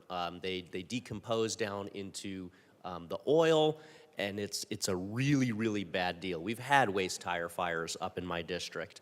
And so being able to manage, as I said, the largest waste tire dump in North America really is something that's critically important. And I think it's important to mention here that when we talk about waste tires here, that the record just reflect that waste tires, whenever we have this conversation in terms of climate change and pollution and recycling, things like that, we have to acknowledge that waste tires are generated 20% faster by electric vehicles. That's from tire companies like Michelin because electric vehicles are heavier and they have instant torque. They have instant torque through their whole RPM range, unlike a gas-powered vehicle where you have that power band, you get into the sweet spot, that's where most of the torque is. EVs have that torque through the whole range. EVs are heavier. On average, EVs are burning through tires, wearing down tires about 20% faster than a normal gas-powered vehicle. So, as policies that we debate here push electric vehicles more and more and more, and as the number of electric vehicles on the roadway is increased, that directly impacts this legislation, that directly impacts my district, because that means tires are getting used up and then going to waste tire dumps 20% faster. And when those waste tires are just piling up, that's just a situation ripe for an environmental disaster. Waste tires, when they burn, and that's the main risk from them, when they burn, they're basically impossible to put out because we all know what a tire looks like, right? You've got the inside of the tire, the roll, where it doesn't matter how much water you spray on it, it's an oil-based fire. Water ain't gonna work. You can spray firefighting foam on it, and that really doesn't get inside the tires. They're very, very difficult to extinguish. And so on the one hand, I see this policy, I read this policy, and I understand critically because it directly impacts my district, why it is that we have to manage this issue because, again, that dump has burned before and it's just a matter of time before something happens and it burns again. That directly impacts my district, the air quality of my district, the groundwater in my district. There's a lot of negative impacts to it. Obviously, I tend to be on the conservative side of the world when it comes to enterprises and raising taxes and fees. So when I see the fiscal note, up to $22 million in FY 25-26, that gives me pause. And I had a lot of conversations actually with a lot of the stakeholders that understand this issue better than I do, and I asked, why do we need the increase? Where is that money going? How do I know that I will actually get the bang for my buck that this policy promises for my district with the fees that are proposed in here? And so the short answer that I was given is there's only a couple of ways, there's only a couple of facilities in Colorado that can actually do something useful with waste tires. There's not a lot of useful things that you can do just because of the combination of how they're built and a lot of other things associated with it. So since we only have a couple of facilities in Colorado that can do something with it, I think as we all know, there's a waste tire fee that currently exists. You go and you know, like I got to do here in 2 weeks, I got to get new tires for my truck. If you look at the receipt, there's already a waste tire fee in Colorado. The reason for the increase in the fee, I was told, is because the price of diesel and transportation has gone up so much, and the number of facilities that can actually recycle waste tires has been reduced and may potentially be reduced even further in the future. So basically, these waste tires have got to be trucked and hauled all across the state to just a couple of locations. And because diesel has gone up, because transportation has gone up, because the cost of doing business in Colorado has gone up, the existing waste tire fee is not sufficient to be able to cover just the basic transportation costs of hauling the, I don't know, it's something like 30 million tires off the top of my head that are in the dump in my district, of being able to wherever they're going to be recycled or put to another use. But because there's such limits in doing that, there's so few facilities that can do that, that was the explanation I was given behind this fiscal note. And so, like I said, I still honestly haven't figured out how I'm going to vote on this. Because on the one hand, I really don't like fees. I really don't like the creation of a new enterprise. We all know that the cost of living in Colorado is really at a breaking point for a lot of folks, and an additional $22 million is a really tough policy pill for me to swallow. On the other hand, I've got the largest tire dump in North America in my district. We know the negative impacts that can have on the surrounding areas if and when it burns again, has other issues, things like that. We know how difficult it is to do something with these tires, and so this is something that does directly impact my community and would have a direct impact in my district, because my district is the one where the waste tires from the Front Range, all the urban centers, are being stored. So I just wanted the record to reflect that analysis of this bill, whichever way I end up voting on this. So thank you. Seeing no further discussion, the motion before us is the adoption of Senate Bill 123 on third reading, final passage. Mr. Shebel, please open the machine and members proceed to vote. Representative Harrod, how do you vote? Yes. Representative Harrod votes yes. Representative Armagost, how do you vote? No. Representative Armagost votes no.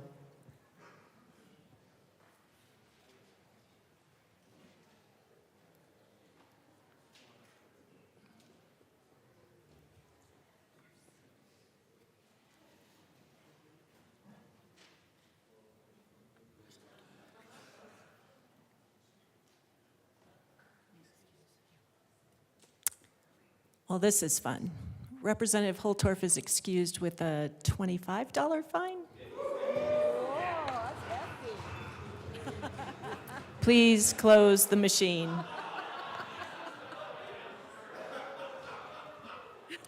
$25, Rep. Holtorf. Where's the whip? Mr. Shebel, is the machine closed? Okay. With 43 ayes, 16 no, and 6 excused, Senate Bill 123 is adopted. Co-sponsors.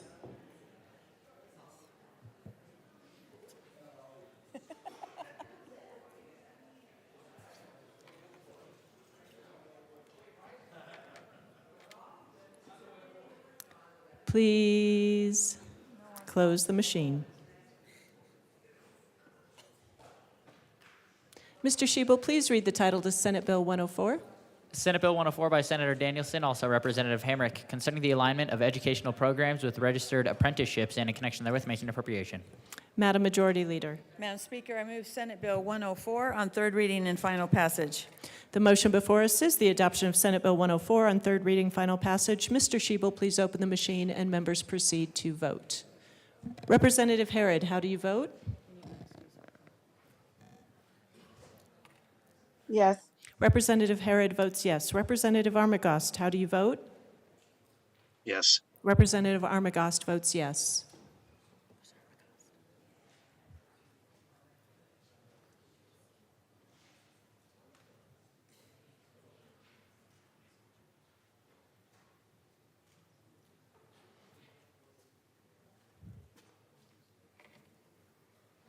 Valdez and Winter. Please close the machine. With 47 aye, 13 no, and 5 excused, Senate Bill 104 is adopted. Co-sponsors.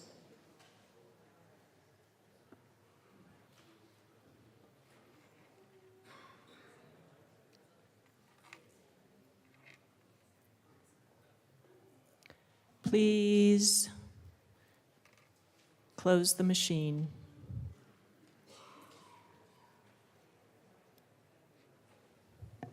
Mr. Shebel, please read the title to Senate Bill 202. Senate Bill 202 by Senator Fields, also Representatives Joseph and Epps, concerning a parent's financial obligation to cover costs of a child in out-of-home placement. Madam Majority Leader. Madam Speaker, I move Senate Bill 202 on third reading and final passage. The motion before us is the adoption of Senate Bill 202 on third reading, final passage. Mr. Shebel, please open the machine and members proceed to vote. Representative Harrod, how do you vote? Yes. Representative Harrod votes yes. Representative Armagost, how do you vote? No. Representative Armagost votes no.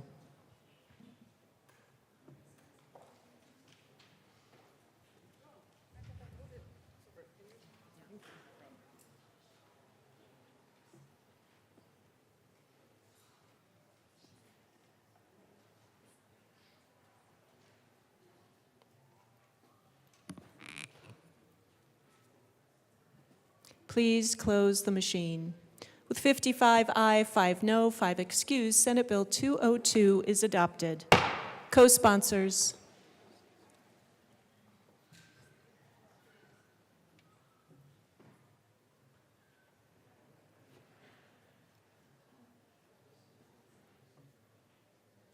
Representative Harrod, co-sponsors.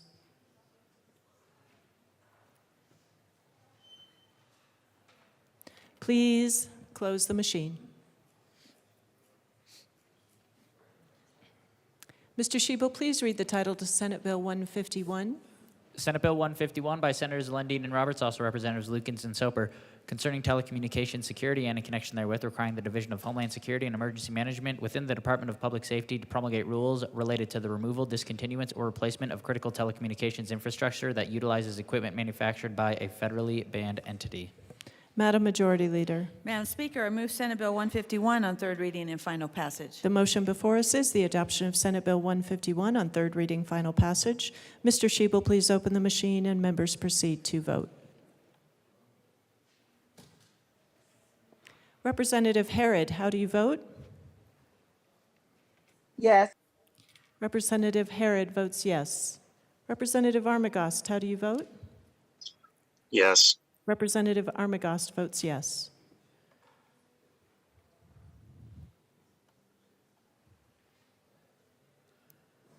Please close the machine. With 61 ayes, 0 no, 4 excused, Senate Bill 151 is adopted. Co-sponsors.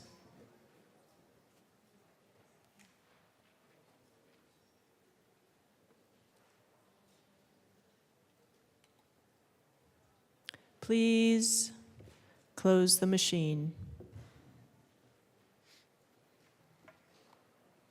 Mr. Shebel, please read the title to Senate Bill 175. Senate Bill 175 by Senators Fields and Buckner, also Representatives McLaughlin and Judah, concerning measures to improve perinatal health outcomes and in connection therewith making appropriation. Madam Majority Leader. Madam Speaker, I move Senate Bill 175 on third reading and final passage. The motion before us is the adoption of Senate Bill 175 on third reading, final passage. Mr. Shebel, please open the machine and members proceed to vote. Representative Harrod, how do you vote? Yes. Representative Harrod votes yes. Representative Armagost, how do you vote? Yes. Representative Armagost votes yes.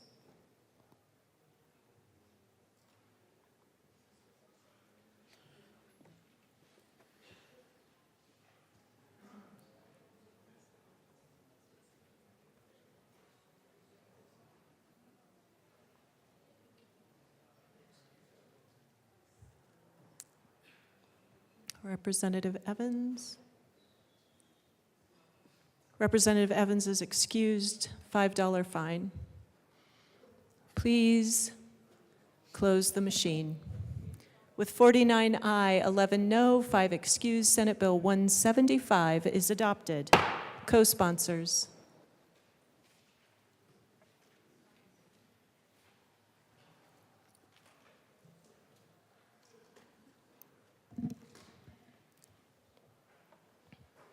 Representative Harrod, co-sponsors.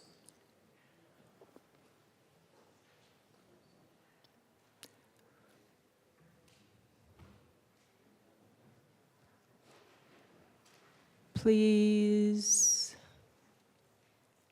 close the machine. Mr. Shebel, please read the title to Senate Bill 191. Senate Bill 191 by Senators Enzinger and Simpson, also Representatives Kippen and Frizzell, concerning the operation of host homes for youth. Madam Majority Leader. Madam Speaker, I move Senate Bill 191 on third reading and final passage. The motion before us is the adoption of Senate Bill 191 on third reading, final passage. Mr. Shebel, please open the machine and members proceed to vote. Representative Harrod, how do you vote? Yes. Representative Harrod votes yes. Representative Armagost, how do you vote? Yes. Representative Armagost votes yes.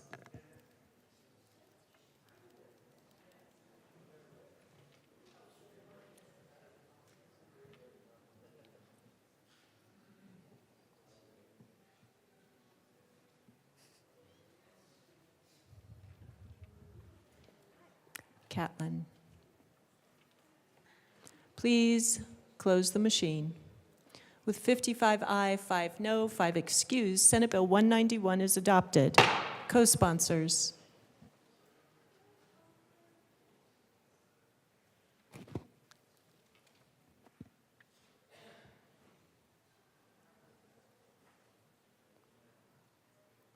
Please close the machine. Mr. Shebel, please read the title to Senate Bill 117. Senate Bill 117 by Senators Cutter and Winter F., also Representative Degree Kennedy, concerning protections for individuals with an eating disorder and in connection therewith, requiring an eating disorder treatment and recovery facility to hold an appropriate designation, and requiring the Behavioral Health Administration to regulate the use of involuntary feeding tubes. Madam Majority Leader. Madam Speaker, I move Senate Bill 117 on third reading and final passage. Representative Bradley. Thank you, Madam Speaker. And I want to thank the sponsor of this for having a conversation with me, but I did not get any answers to the questions I raised. So I just wanted to come down here and give you a different perspective of this bill. I was able to tour with some of you the Eating Recovery Center that treats women and men who have problems with eating disorders.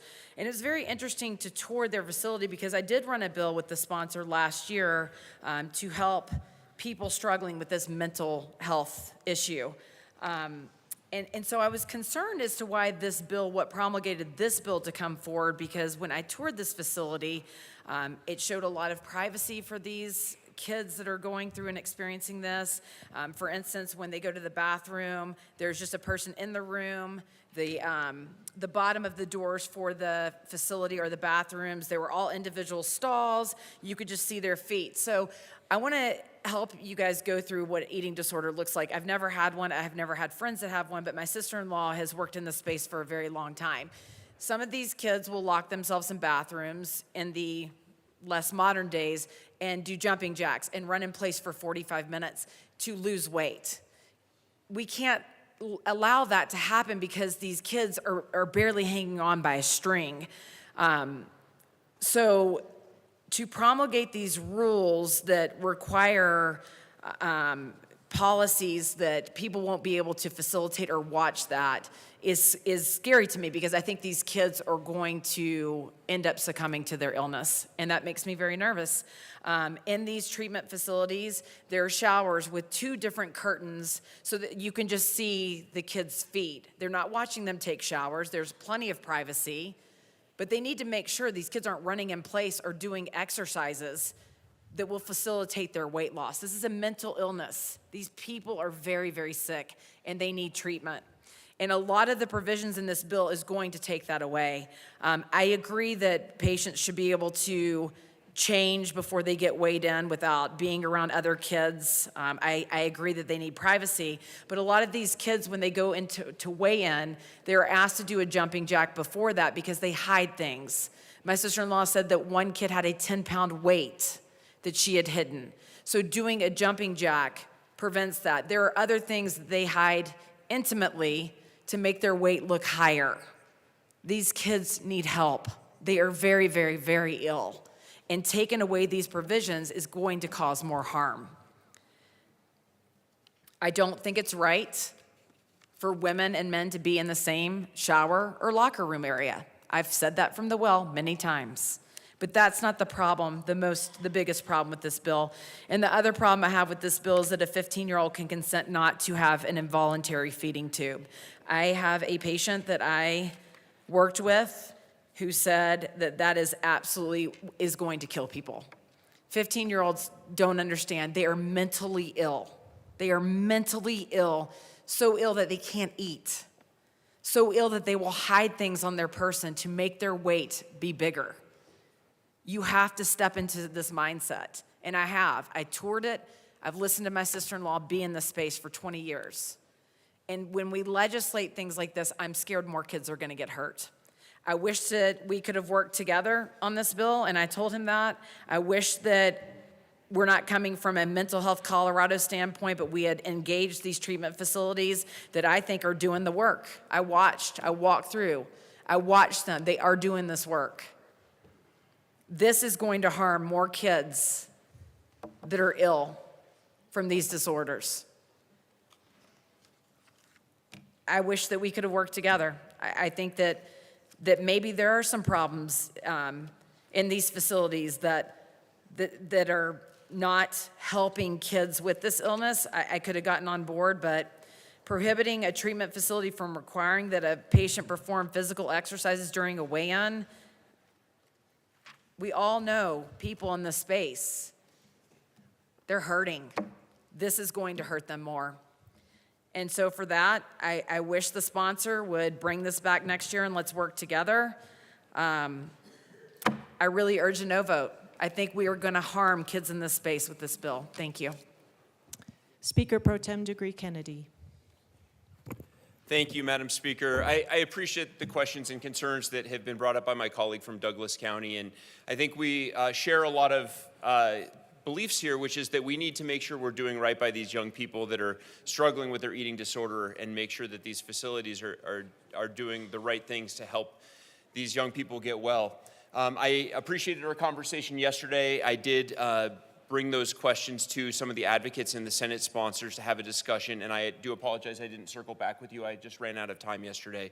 I think that the primary answers I received were that this bill was very heavily stakeholdered with these facilities, with the mental health community, with the Psychiatric Society, with others who have a great deal of expertise. And so some of these finer points, I don't pretend that I have the expertise. I think there are a lot of questions I have, which is why I think it's a good thing that the provisions of this policy will go into a rulemaking procedure at the Department of Human Services. So for all the stakeholding that went into drafting the parameters that are in this bill, the next step will be even more stakeholding, because that's how rulemaking works in the state of Colorado.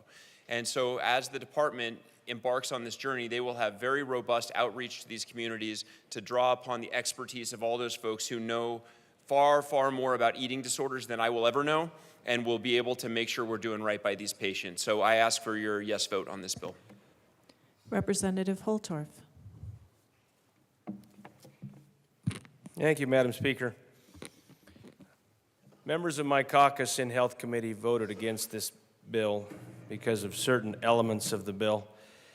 I think my colleague from Douglas County pointed out one of the biggest problems we have starts at page 4, line 26, through page 5, lines 1 through 8. So for those of you at home watching, follow along if you pull the bill. Senate Bill 24-117. This is a problem. It's a problem for Colorado, and it's a problem that will, in the re-engrossed version here, will cause young people to die. Because 15-year-olds can't make decisions for themselves. 12-year-olds, 13-year-olds, 14-year-olds, 15-year-olds. They're young people. Young teenagers. Lost, confused, don't know who they are, what or what they're going to be when they grow up.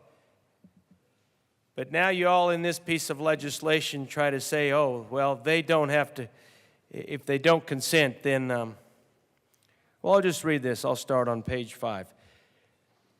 Recovery facility to obtain informed written consent from both the patient and the patient's parent or legal guardian if the patient is 15 years of age or older, or from only the patient's parent or legal guardian if the patient is 14 years of age or younger.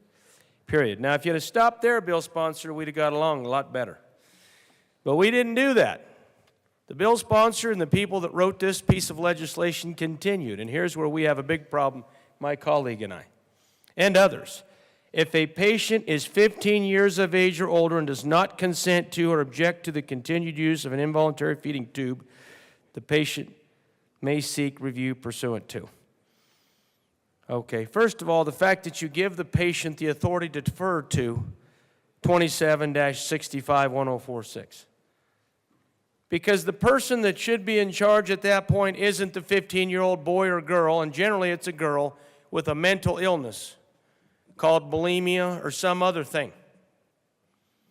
And I've known people with this, and it is a mental illness, particularly at that young age. So then you say they don't have to, they can object.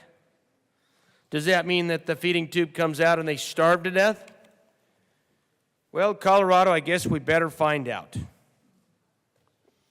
I'm going to take us right to the red book here, and we're going to read about this, because I wondered what section 27-65-1046 was. Here it is. I'm sure most of you read this already last night before we came to do this third reading, or maybe you read it before.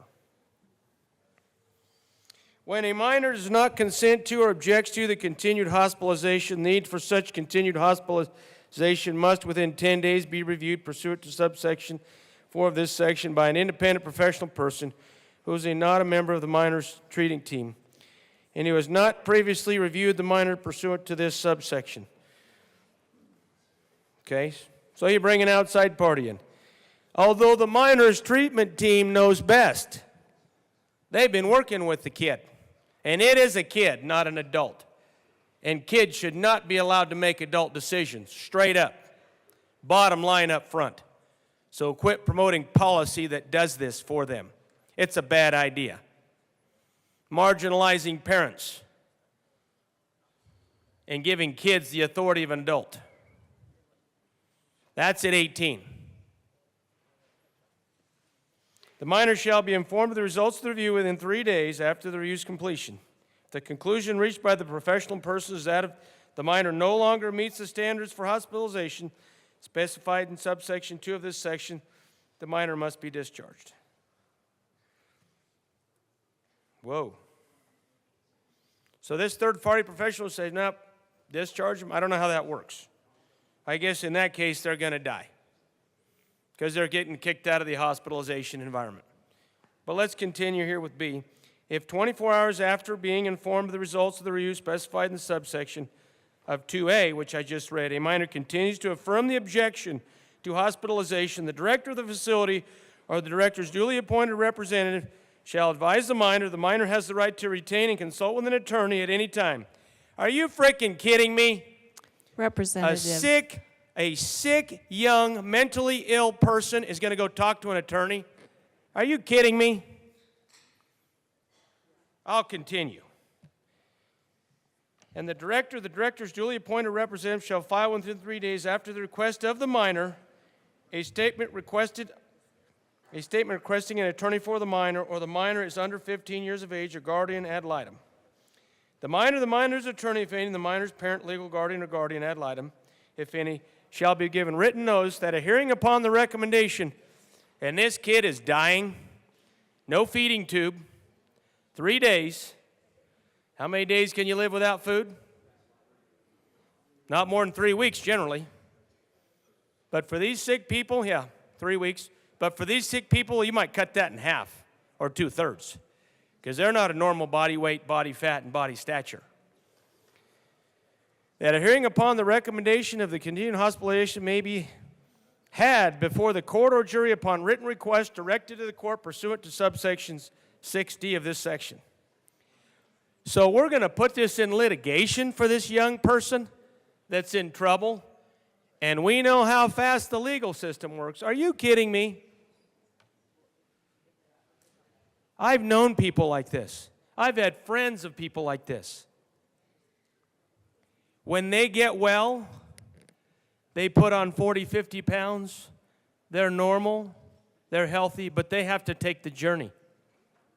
And if a feeding tube gets them through that journey and keeps them alive till they can get to the other side of the tunnel, because they enter a dark place and there's no light at their tunnel.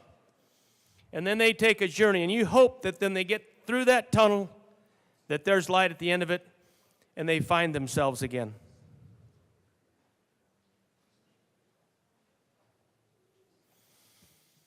Let's go to D.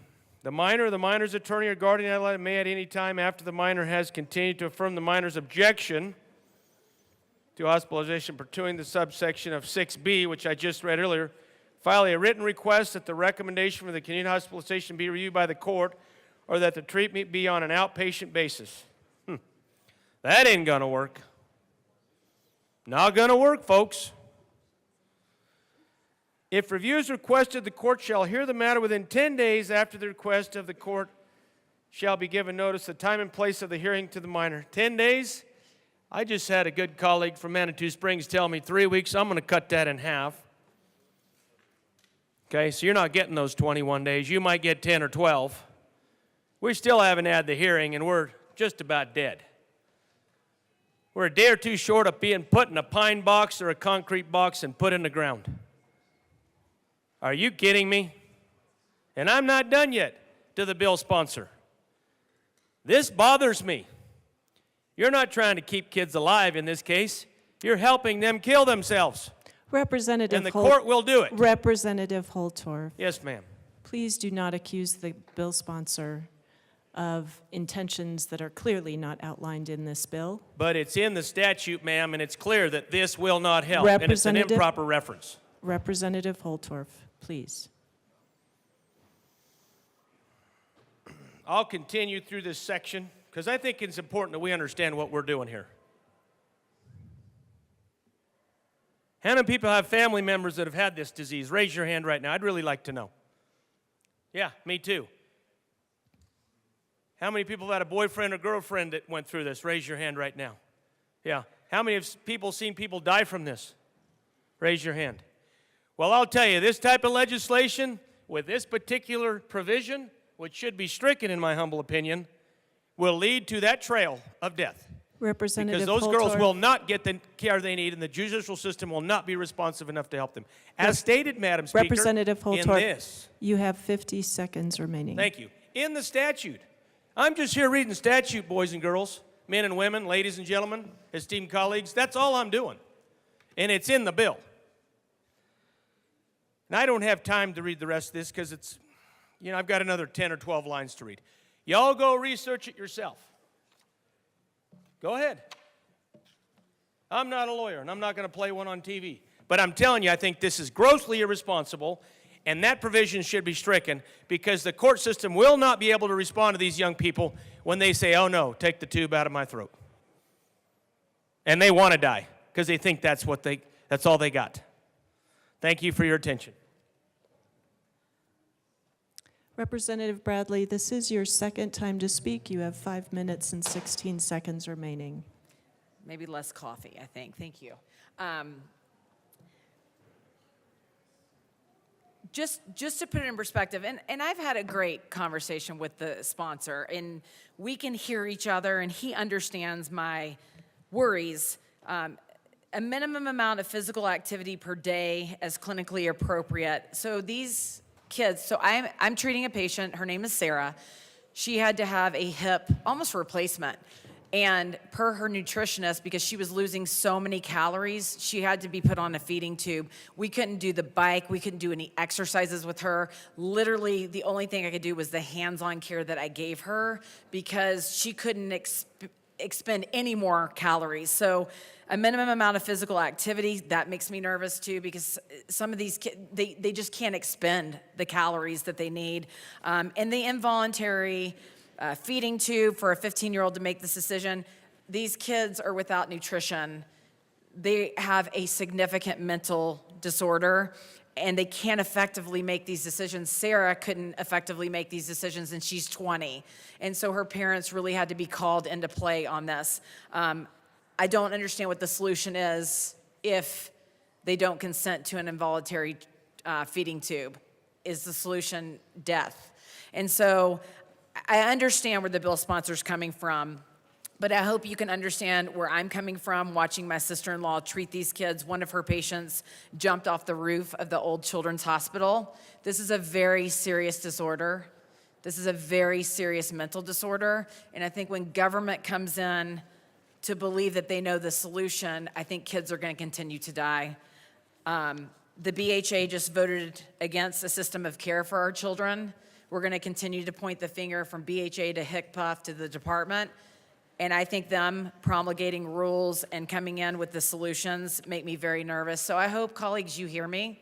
Not against all of this bill, but there are some significant portions that make me nervous that more boys and girls that are struggling with this mental disorder are going to die because of legislation. So I urge you to vote no on this bill, and let's come back. I've agreed with the bill sponsor. I know he won't be back, but I will continue to work in this space so that these kids are safe. I feel like I've been called to do that. So I urge a no vote. Thank you. Seeing no further discussion, the motion before us is the adoption of Senate Bill 117 on third reading and final passage. Mr. Schiebel, please open the machine and members proceed to vote. Representative Herod, how do you vote? Yes. Representative Herod votes yes. Representative Armagost, how do you vote? No. Representative Armagost votes no. Representative Clifford, how do you vote? Yes. Representative Clifford votes yes.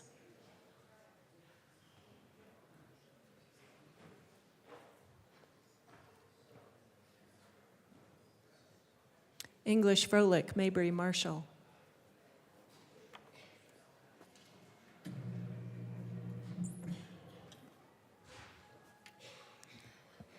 Please close the machine.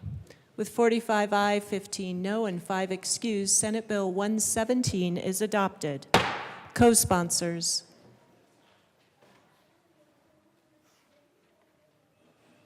Representative Herod, co-sponsors.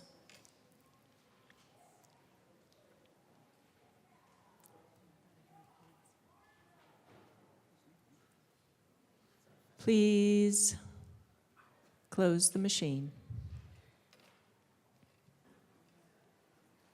Mr. Shebel, please read the title to Senate Concurrent Resolution 003.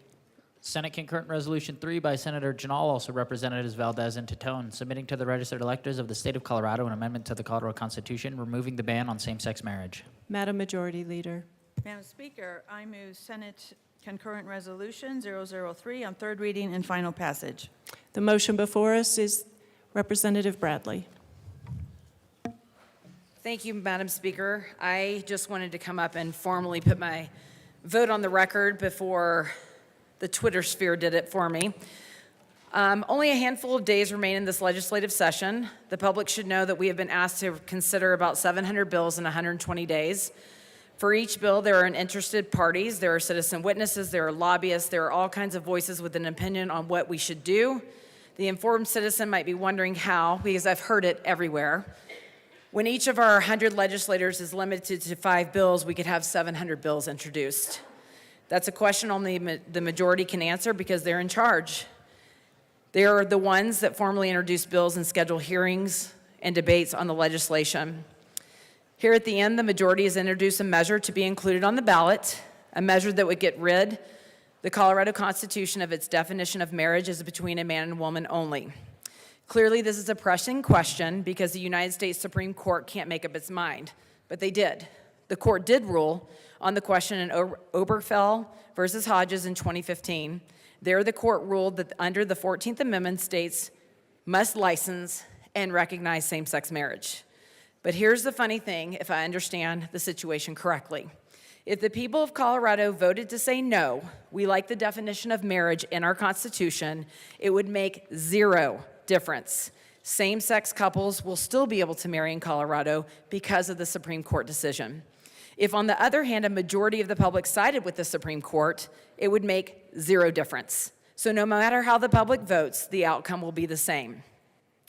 But I want to say that I do believe that this ballot was brought to stir my caucus, to make us come down and say things that you want us to say, my opinion.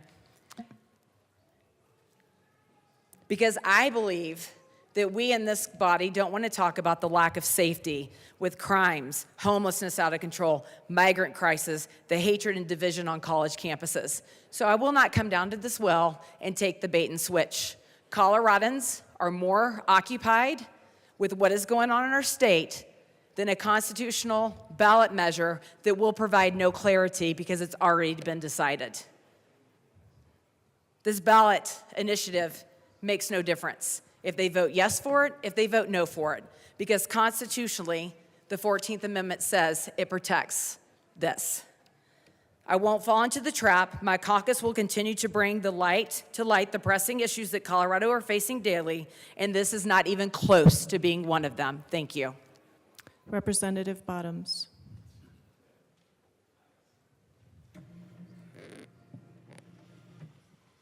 Thank you, Madam Speaker.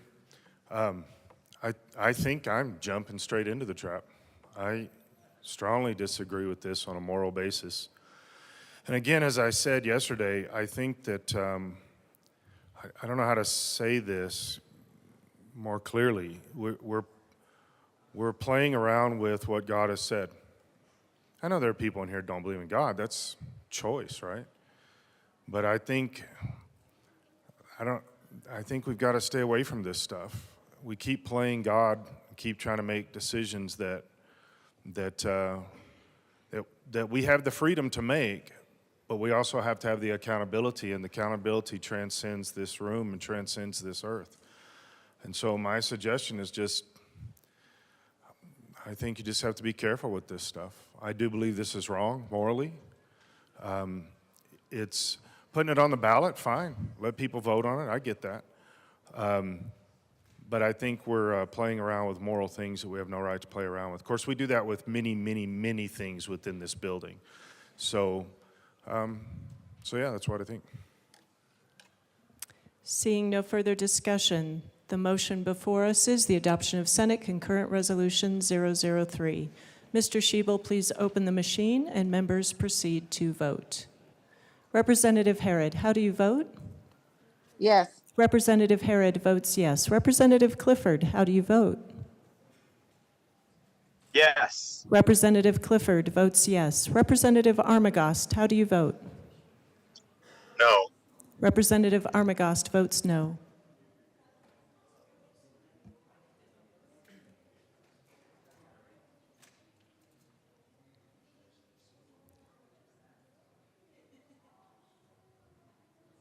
Please close the machine.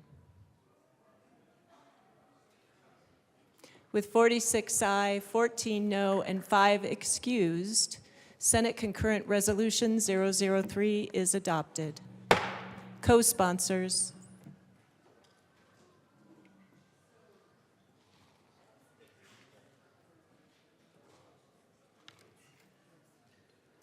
Representatives Harrod and Clifford, co-sponsor.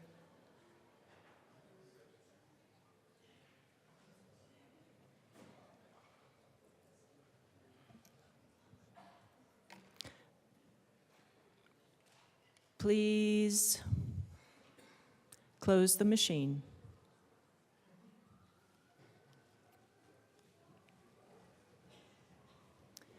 Mr. Shebel, please read the title to Senate Bill 204. Senate Bill 204 by Senators Janal and Rich, also Representatives Bradley and McLaughlin, concerning technical revisions to the Procurement Code. Madam Majority Leader. Madam Speaker, I move Senate Bill 204 on third reading and final passage. The motion before us is the adoption of Senate Bill 204 on third reading, final passage. Mr. Shebel, please open the machine and members proceed to vote. Representative Harrod, how do you vote?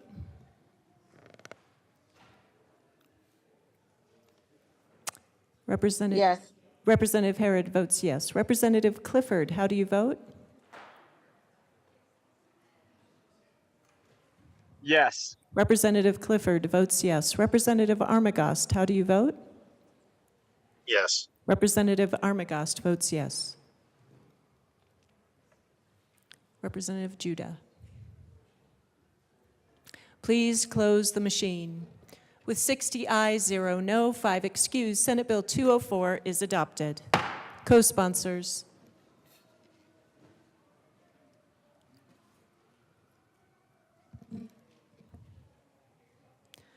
Please close the machine.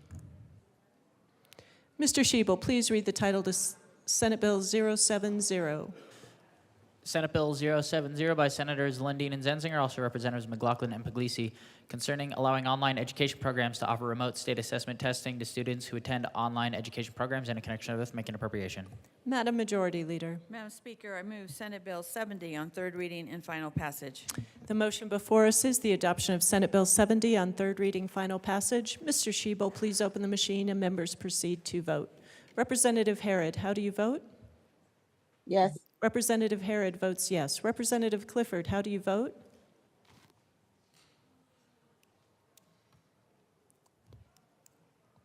Representative Clifford votes yes. Representative Armagost, how do you vote? Yes. Representative Armagost votes yes.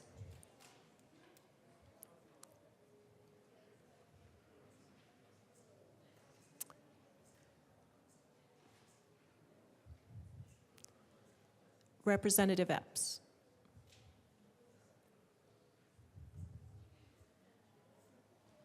Please close the machine.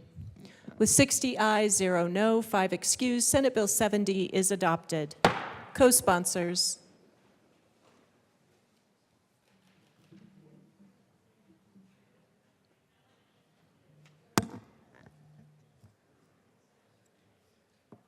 Please close the machine.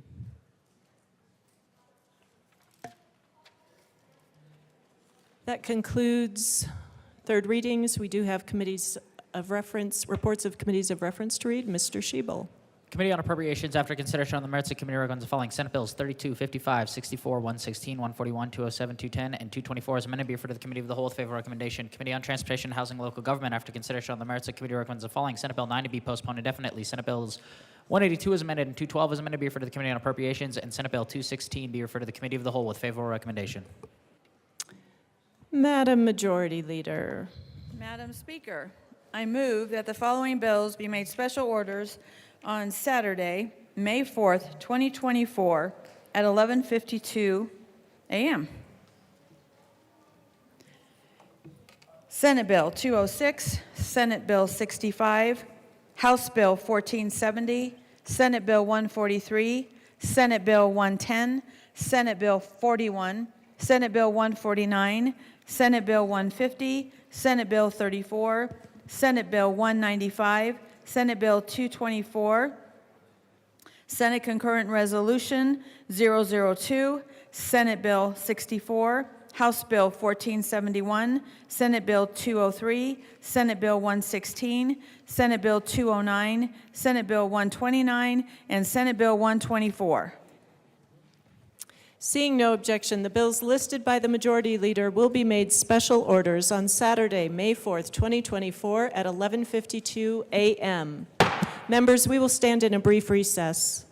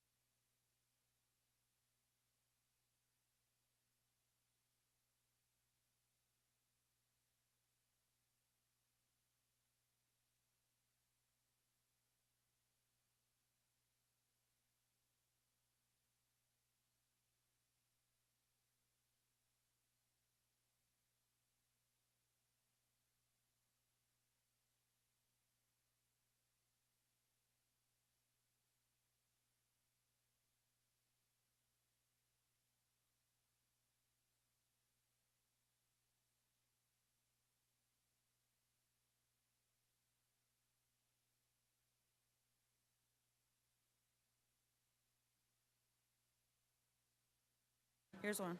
The House will come back to order. Members, just to make you aware, we had anticipated some Senate bills to introduce this morning. They're not quite here yet. So we'll probably take a break during seconds in order to introduce those bills. Moving forward, Representative Wilford, or should I say Princess Leia? Princess Leia, please proceed.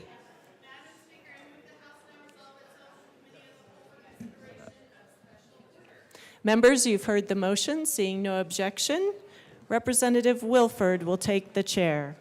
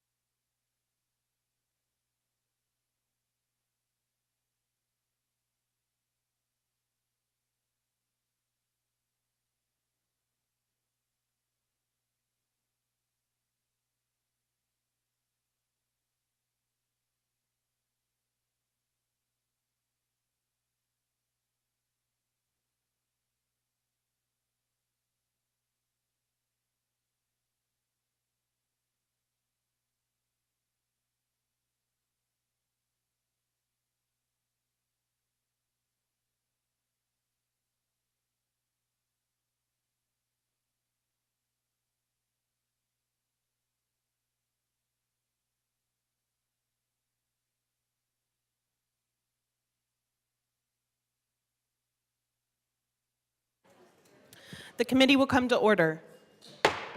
With your unanimous consent, the bills will be read by title unless there's a request for a reading of bill at length. Committee reports are printed and in your bill folders. Floor amendments will be shown on the screen and on your iPads. Bills will be laid over upon the motion of the majority leader, and the coat rule is relaxed. Mr. Schiebel, please read the title of Senate Bill 206. Senate Bill 206 by Senator Finberg, also Representatives McCluskey and Ortiz, concerning the Capitol Complex Renovation Fund. Speaker McCluskey. Thank you, Madam Chair. It is truly an honor to serve with you today. It is an honor to serve with you as well. I move Senate Bill 206. To the bill. Thank you, Madam Chair. I'm so sorry, Madam Speaker. And the State Affairs Committee report. Sorry. And the State Civic, Military, and Veteran Affairs Committee report. Perfect. Please proceed. Thank you, Madam Chair. Members, we had a great conversation in committee about our efforts to create a more accessible Capitol building for our members and for our guests here at the Capitol. I appreciate, and I failed to mention our one change in committee was to add CADA as part of our specific guidance in statute in how we address access in the building. I ask for an aye vote. Is there any further discussion on the State Civic, Military, and Veterans Affairs Committee report? Seeing none, the question before us is the adoption of the State Affairs Committee report. All those in favor say aye. Aye. All opposed, no. The committee report is adopted. To the bill, Representative Ortiz. Thank you, Madam Chair. It's an honor to serve with you. And an honor to serve with you. Members, this is a huge deal for me, and let me explain why. From day one, I know you've heard my annoying voice in your head saying, this place is not accessible, this place is not accessible, this place is not accessible. And we've seen changes slowly happening over the 4 years, but this is a real commitment by the Senate President and by the Speaker to make sure that we are putting our money where our mouth is and dedicate future funds to continue making this place, we call it the People's House, that is truly accessible for all. So I really want to thank their work. I really want to thank them for hearing me, and I can't wait to see what changes y'all make. I urge an aye vote. Speaker McCluskey. Thank you, Madam Chair. And yes, members, this is a commitment to work on the first floor, our cafeteria, and our annex to ensure better accessibility for individuals with both seen and unseen disabilities who need to access the People's House, the People's Building. I want to not only urge an aye vote, but I want to urge an aye vote in honor of Representative Ortiz's passion and advocacy for his community. What he has brought both to the House of Representatives, the General Assembly, as in his time in service, is not only memorable, lasting, but truly impactful for individuals with disabilities. On opening day, I talked about the Colorado spirit. Rep. Ortiz embodies that every day he serves. It is an honor to serve with you. Seeing no further discussion, the question before us is the adoption of Senate Bill 206. All those in favor say aye. Aye. Those opposed, no. Senate Bill 206 passes. Mr. Schiebel, please read the title of Senate Bill. Oh, I'm so sorry. Madam Majority Leader. Thank you, Madam Chair. I'd like to move Senate Bill 65 down to after House Bill 1470. All right. Senate Bill 65 will be moved down after House Bill 1470 at the request of the Majority Leader. Mr. Schiebel, please read the title of House Bill 1470. House Bill 1470 by Representatives Burton Taggart, also Senators Zenzinger and Kirkmeyer, concerning the elimination of the allocation of a portion of premium tax revenues to the Health Insurance Affordability Cash Fund. Representative Burton. I move House Bill 241470. To the bill. Representative Taggart. Thank you, Madam Chair. It's an honor to serve with you. And an honor to serve with you. Since Senate Bill 20-215, insurance premium taxes, some of those have gone into the general fund and in fact then been diverted into this particular cash fund. What our state auditor determined rightly was that diversion of funds, those were in fact not Tabor exempt, and that practice should stop immediately, which it is stopping for 24-25 and beyond. So this is a very simple bill. For the mighty 19 over here, this is a positive from the standpoint of Tabor, and I would ask you for a yes on this. Is there any further discussion? Seeing none, the question before us is the passage of House Bill 1470. All those in favor say aye. Aye. Those opposed, no. House Bill 1470 is passed. Madam Majority Leader. Thank you, Madam Chair. I'd like to proceed out of order for the consideration of Senate Bill 203. Mr. Shebel, please read the title of Senate Bill 203.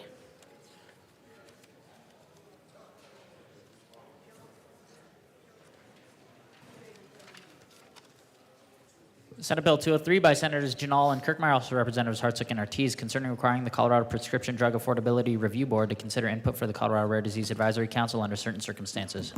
Representative Ortiz. Madam Chair, I move Senate Bill 203. To the bill. Thank you, Madam Chair. Folks, this was a compromise from the original bill that came forward. Just want to start by stating that we're talking about orphan drugs that treat less than 200,000 people on average, and about over 30% of them are children with very rare diseases. I think the stat is 3 out of 5 will not make it to see their 15th birthday. So we're talking about a very certain type of drugs that are unique, that serve very few people, and that are so needed, and therefore should not be treated the same as other prescriptions when it comes to the board that decides price caps. Because the bottom line is, if the price is set too low, these drugs will be pulled off the market here in the state of Colorado, leaving desperate children and family members that depend on these without the drugs that they need to survive and to live. So the compromise that was negotiated was to allow medical professionals that treat these diseases and that prescribe these drugs, as well as individuals that are impacted by these diseases and their family members, to give input up front to the PBM, so they can weigh this when they're considering what to do and where to set the price. This is not the perfect solution in our mind, but it is a good compromise, and I'm asking you all, for those that will continue to be here afterwards, that if this does not work for families, that you will make the commitment to come back and do better for them. With that, I urge an aye vote. Representative Hartsook. Thank you, Madam Chair, and many thanks to my co-prime here. And to echo his comments, he's dead on the mark. In addition, this is one of those issues that the consumers, the providers, and the insurance companies are not complaining about. This is not an issue that is massively prevalent out there. What we have is a PDAP board that, in essence, wants to set prices, which is their authority, but this advisory council that this bill will put on there is now putting voices of those that will be impacted on a council to give input to the board and say, hey, don't do this. We don't need it. We would urge an aye vote. Thank you. All right, seeing no further discussion, the question before us is the passage of Senate Bill 203. All those in favor say aye. Aye. Those opposed, no. Senate Bill 203 is passed. Madam Majority Leader. Thank you, Madam Chair. I'd like to proceed out of order for the consideration of Senate Bill 110. All right, Mr. Shebel, please read the title of Senate Bill 110. Senate Bill 110 by Senators Rodriguez and Kirkmeyer, also Representatives Amable and Sirota, concerning prohibiting prior authorization for antipsychotic prescription drugs used to treat a mental health condition and in connection therewith, making appropriation. Representative Amable. Thank you, Madam Chair. I move Senate Bill 110 and the Appropriations Report. All right, to the Appropriations Committee report. Representative Sirota. Thank you, Madam Chair. In House Appropriations, we reduced the appropriation made in the Senate to a lower amount, and I ask for an aye vote. Seeing no further discussion on the Appropriations Committee report, all those in favor say aye. Aye. Those opposed, no. The Appropriations Committee report passes. To the bill, Representative Amable. Thank you, Madam Chair. So the bill is pretty simple, actually. It removes one of the steps that a person has to take if they are getting prescribed psychiatric medications. So it makes it easier for a patient with a serious mental illness to get to the right treatment for them sooner. And even though it does have an appropriation, I absolutely know that this will save money in the long term and will save a lot of people a lot of heartbreak. And I ask for a yes vote. All right, Representative Sirota. Thank you, Madam Chair. Yes, as my co-prime said, this is a really important bill. Another important, small but critical step that we have taken as a legislature over the last several years to address step therapy and prior authorization for serious illness. This bill addresses serious mental illness such as schizophrenia and bipolar disorder.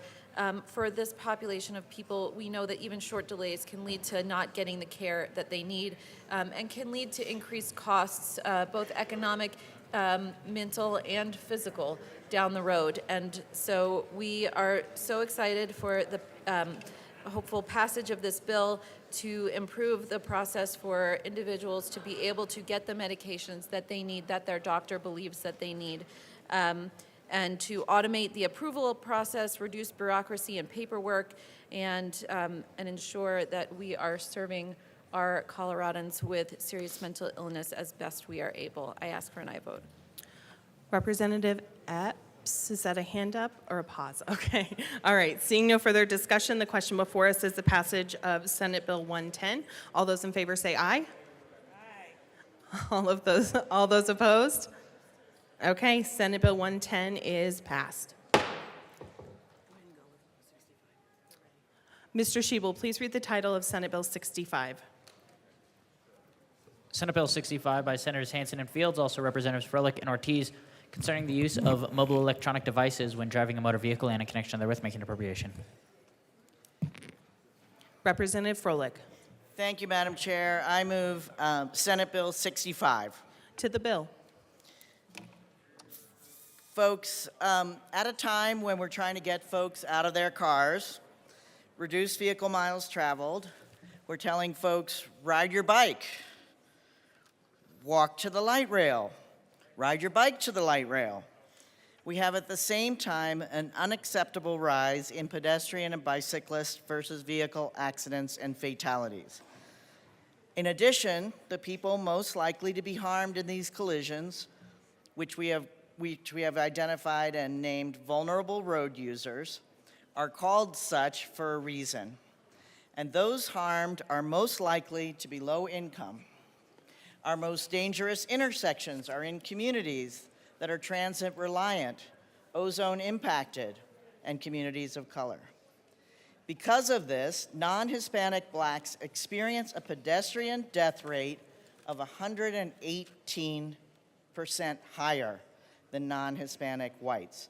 Non-Hispanic blacks experience a cycling fatality rate of 348% higher than non-Hispanic whites. My district is home to Craig Hospital. Perhaps you're hearing the radio ads that they're running at the moment, trying to raise awareness about distracted driving. Perhaps you know someone who has had a near miss or a fatality or an accident. We certainly heard testimony from people and surviving family directly impacted by a distracted driver, specifically by a driver talking or texting on their phone. And we thank those folks who came and testified and shared their stories. And we know that distracted driver laws already enacted in 29 states are effective. Look, it's important to acknowledge another heartbreak that comes with any effort to increase traffic safety. And I want to honor those concerns that a distracted driving law will lead to increased law enforcement interaction, which we know can be harmful to so many people. So we must carefully balance a policy which both disproportionately benefits the same community that it also introduces to potential harm.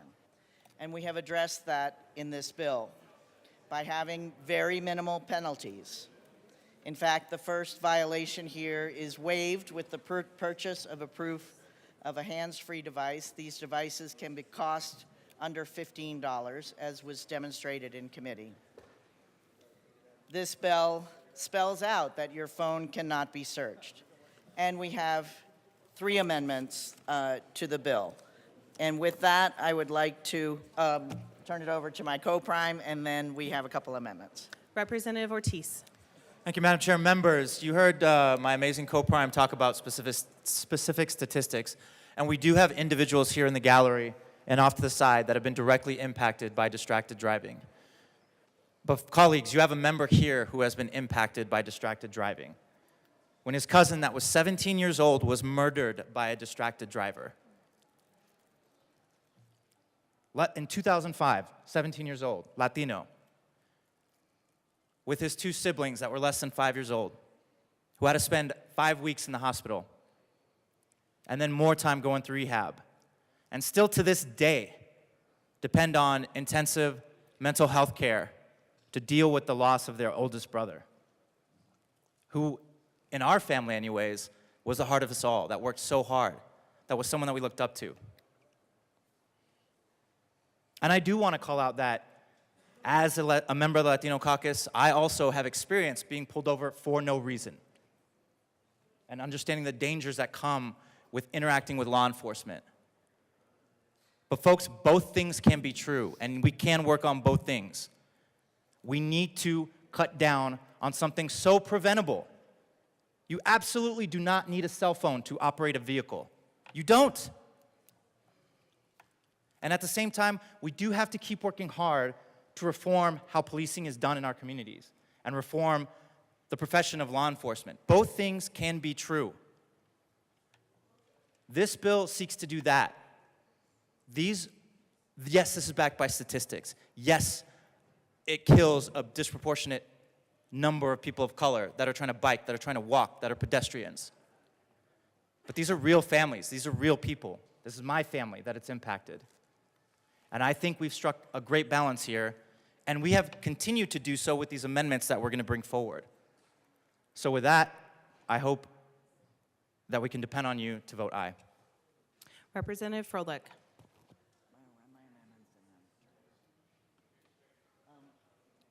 Thank you very much, Madam Chair. I move Amendment L5. And ask that it be properly displayed. And ask that it be properly displayed. The amendment is now properly displayed. Please Thank you. proceed. Folks, one of the most important parts of this bill is the education component. We see direct results once this becomes law with just the simple acknowledgement that we are a hands-free state where you cannot use your cell phone in the process of driving. And we want to make sure that the education rollout is culturally and linguistically competent. So this is a pretty simple amendment that just says that, and we ask for an aye vote. Is there any further discussion on Amendment L005?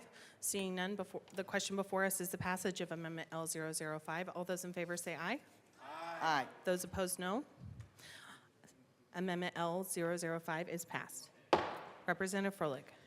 Thank you, Madam Chair. And in addition, one of the most important things, as we said, is this educational component. So in further discussions, we have agreed for an educational rollout 6 months prior to the law enactment to allow for community to understand that this law is coming before anybody is going to be fined or adjudicated in this new law.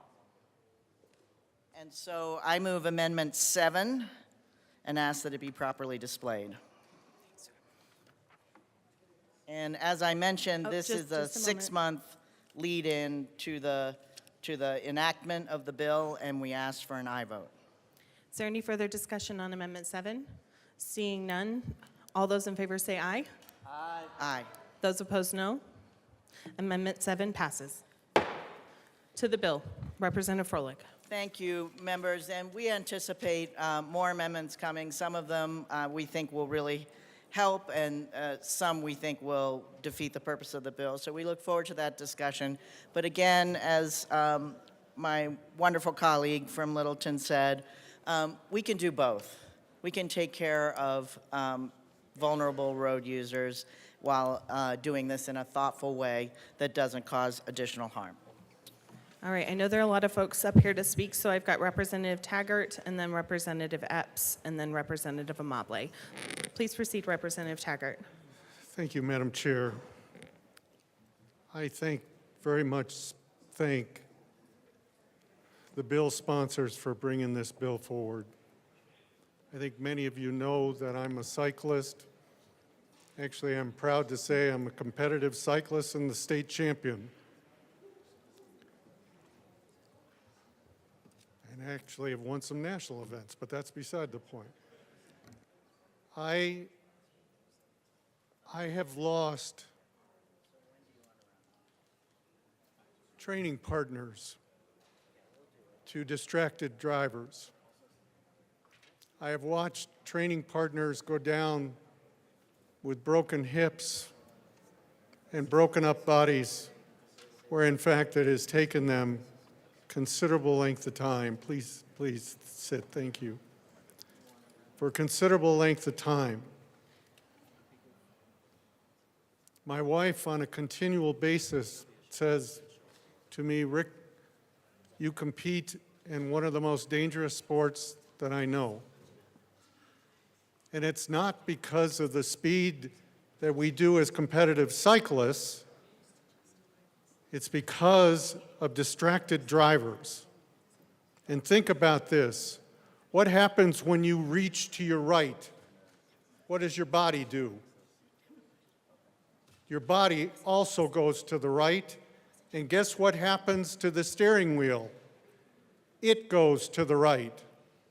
And guess where we are as cyclists? To the right. And in many roads, we don't have shoulders. I train on the Colorado National Monument. And for those of you that have ever driven that, it's 28 miles of the most beautiful landscape that you will ever see. But there is absolutely no shoulder. And you have people driving it that are on the phone. And guess what happens to the right of us as cyclists? There are 200 and 300-foot drops. I'll repeat that. 200 and 300-foot drops that we as cyclists don't have a chance of surviving. My orthopedic surgeon was one that was knocked off there. Thank goodness after 3 years, he came back and put me back together after a very bad accident, which wasn't caused by a car. I carry on my bike a new sophisticated tool that is radar. Very light, very small, for one purpose, so that I can see on my computer when a car or a truck is coming up on me, so that I can at least plan for a car passing me. It also blinks like crazy, and hopefully, even if they're distracted, they're seeing. Please, folks, this type of law, and I understand there are amendments coming, and I don't want to comment on the amendments because I haven't seen them. This type of law exists in most states of this country. We are way behind the times. We as cyclists, pedestrians, cannot whatsoever compete with a 3,000 to 5,000 pound vehicle when they run into us. We have no chance, and at any kind of speed, we have no chance of survival. Please, I understand the amendments, but this is necessary.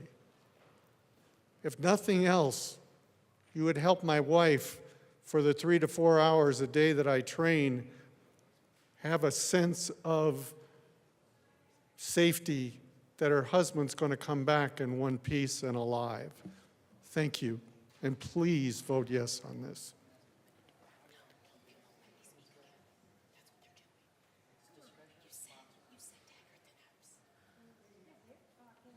Representative Epps. Thank you, Madam Chair, for, I forget which one works better and which one doesn't.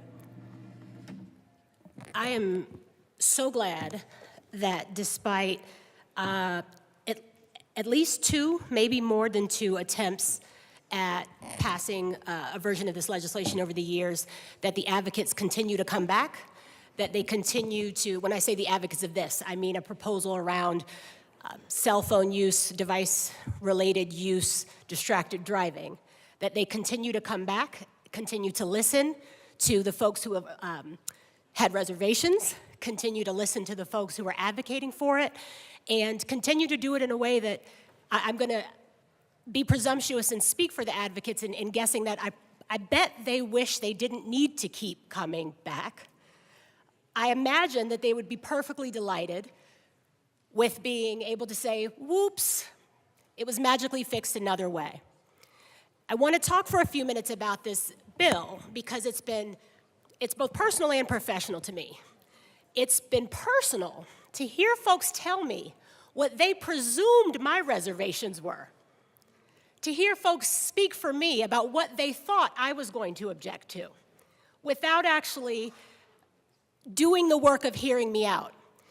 I hoped, and I had planned, I actually wrote a note to myself, I wasn't going to speak on this bill if I didn't hear a mention of non-Hispanic black folks. But when you invoke the experiences of my people in my community, and then advance legislation that in some ways weaponizes that experience without leading based on what we're saying, you're inviting me to speak on this.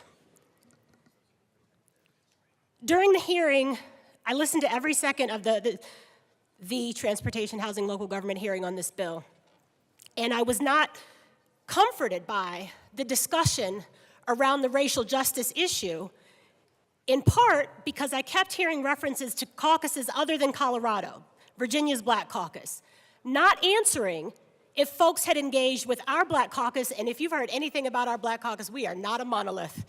No more than any other group, we are not homogenous. We are pedestrians as well, we are bike riders and cyclists as well, but we do all want our streets to be safe. My issues with the way the bill is crafted are really twofold.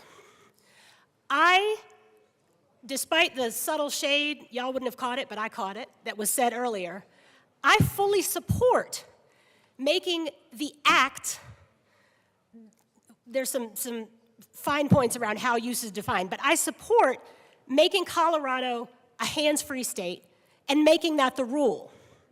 You do not have to attach to that the traffic stop. And so I appreciate the work that is done to put some distance between that.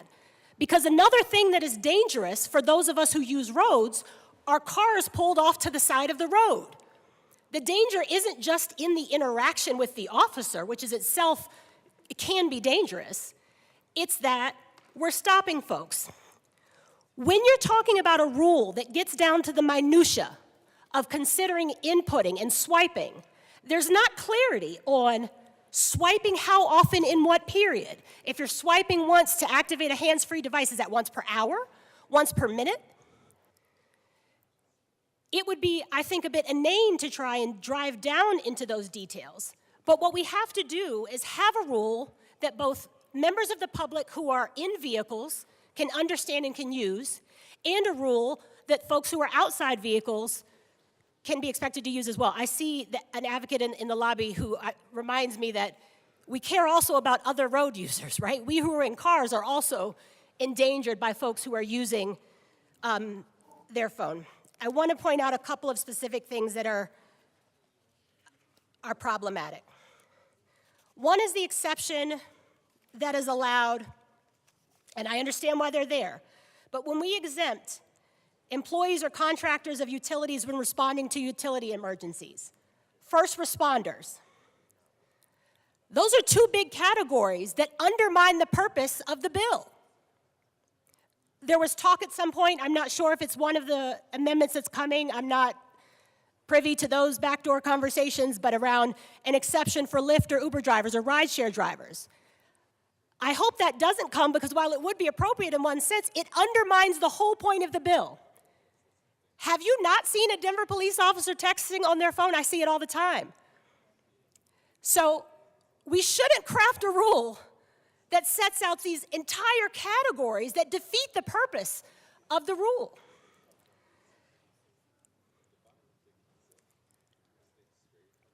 The second is that element of enforcement.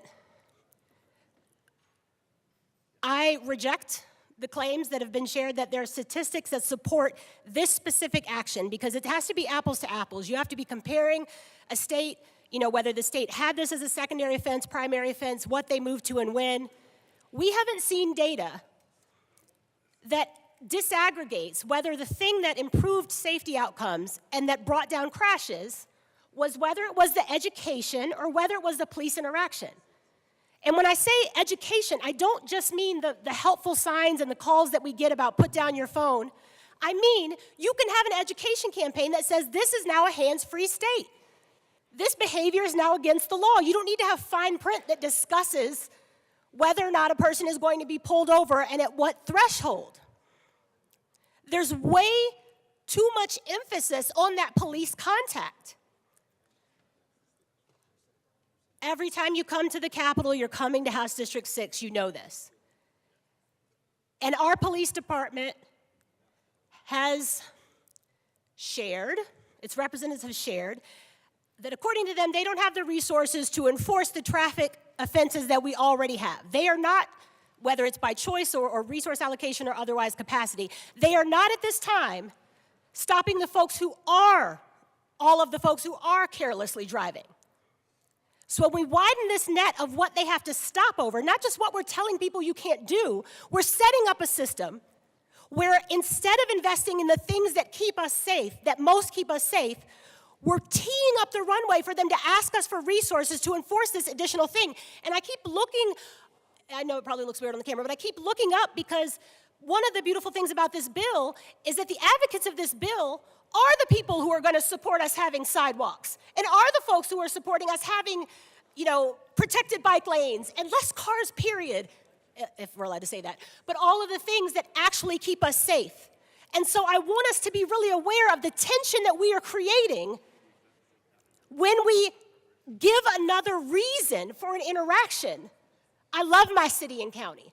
We are always going to find money for more pulling of over people. That is not a phrase. And yet mysteriously, you'll have to collect signatures and do gifts, grants, and donations to get sidewalks in some areas. So when we're pushing on these tensions, we have to understand that opposing elements of this bill is not just about, actually not at all, about the argument I've heard some of my well-meaning colleagues say that I should be able to text at a stoplight. I don't think I should. I don't think I should. And I don't mind a rule that tells me not to. Right now, I want to tell you, as I move an amendment, I want to tell you, I really think that your first term should be 3 years, because 1 year to find stuff and kind of figure out the rules. And when I say the rules, the unwritten rules. So one of the unwritten rules, but it's a courtesy, is that if you have an amendment to a party member's bill, you're supposed to bring it to them advance, talk to them advance, talk to the sponsors.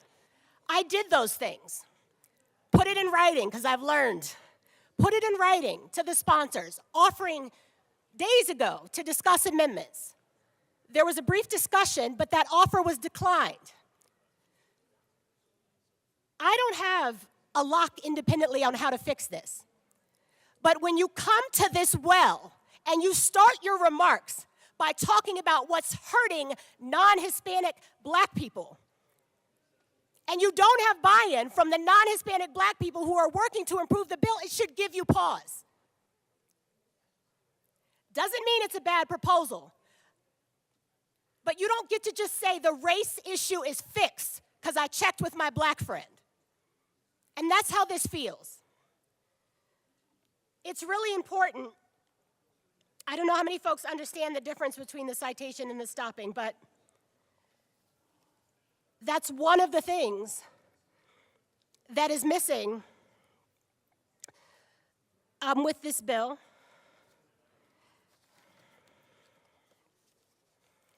And in a good faith attempt to keep the most important salient provisions of the bill without creating a scenario. I want to be clear about this as I look to see, am I supposed to pass this to Robin? Manually inputting data into your device is already against the law in Colorado. So when I hear folks sort of collapse these terms, distracted driving, and throughout the hearing, you all heard sworn law enforcement officers talk about careening and weaving, and our own representative from the State Patrol testified in the hearing on this bill about needing this bill because he's been driving and seen instances where he suspected drunk driving. Y'all, it is already illegal to do those things in Colorado. You can already be pulled over for them.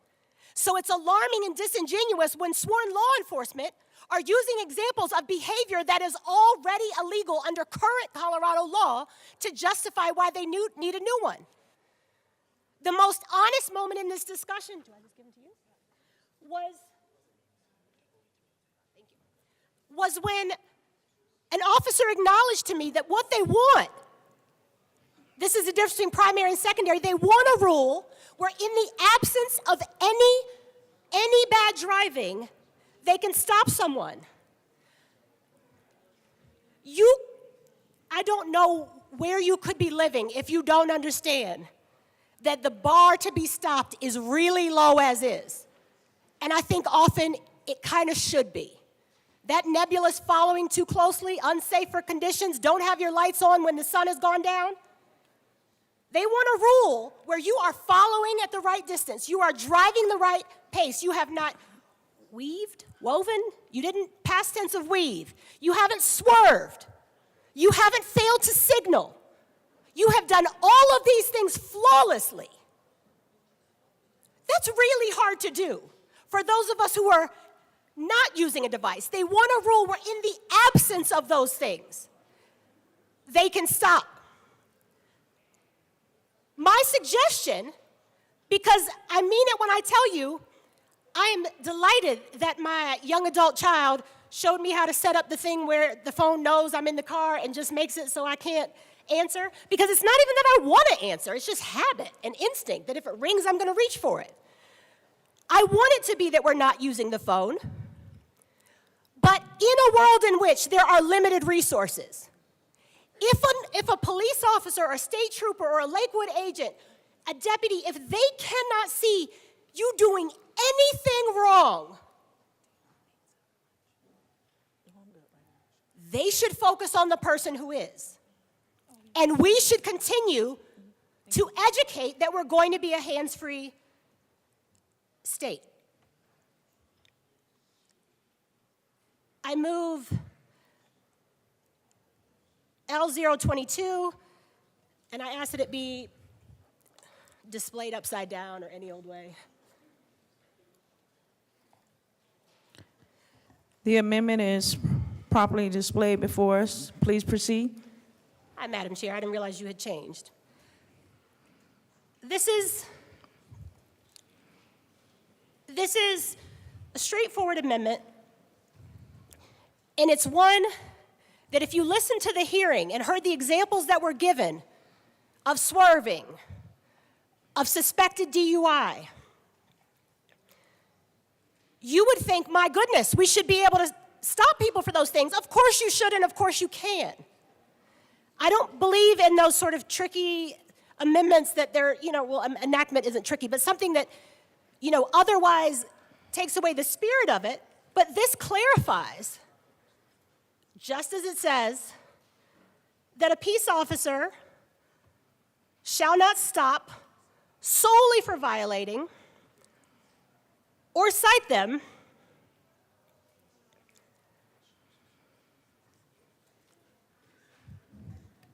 in this way. It's such a low bar. Who's next?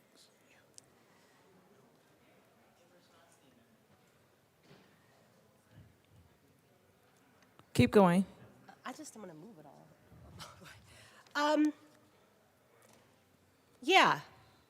This is also an amendment that I feel, well, maybe I'm just not even in my confidence, but I feel confident that had the aforementioned, more of the non-Hispanic blacks who are relied upon to justify this bill been consulted, we could have come together with wording that would have worked, because I think there's actually a lot of versions that could do it.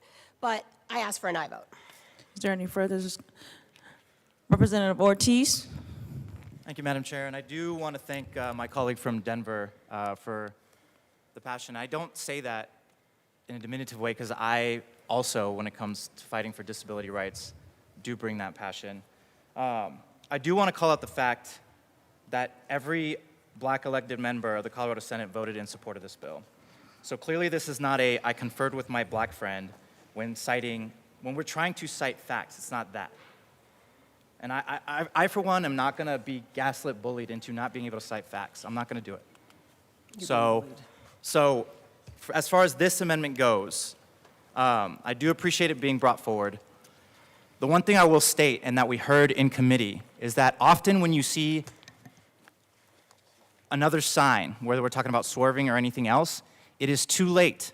And we have a specific guest here that said the pledge that is an example of that. There wasn't swerving when it happened. When it comes to distracted driving, often the first sign is hurting or killing someone. This will gut the purpose of the bill, which is to prevent these type of deaths and accidents from happening. I urge a no vote. Representative Taggart?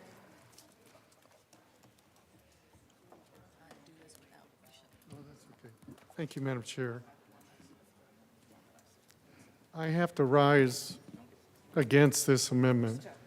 And while I appreciate, and I also talked to another member of the Assembly about the fact that the police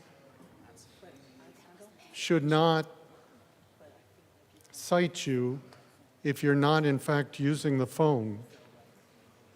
But in this particular case, to say just because they didn't see you, I could be dead,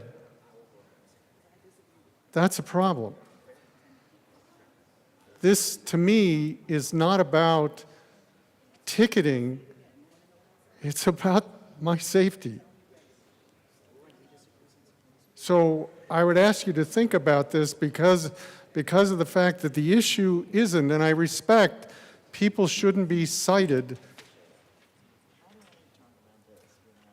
just for the sake of citing them. But when you say just because they didn't see them, I could be dead. And I quite honestly do not want that to happen.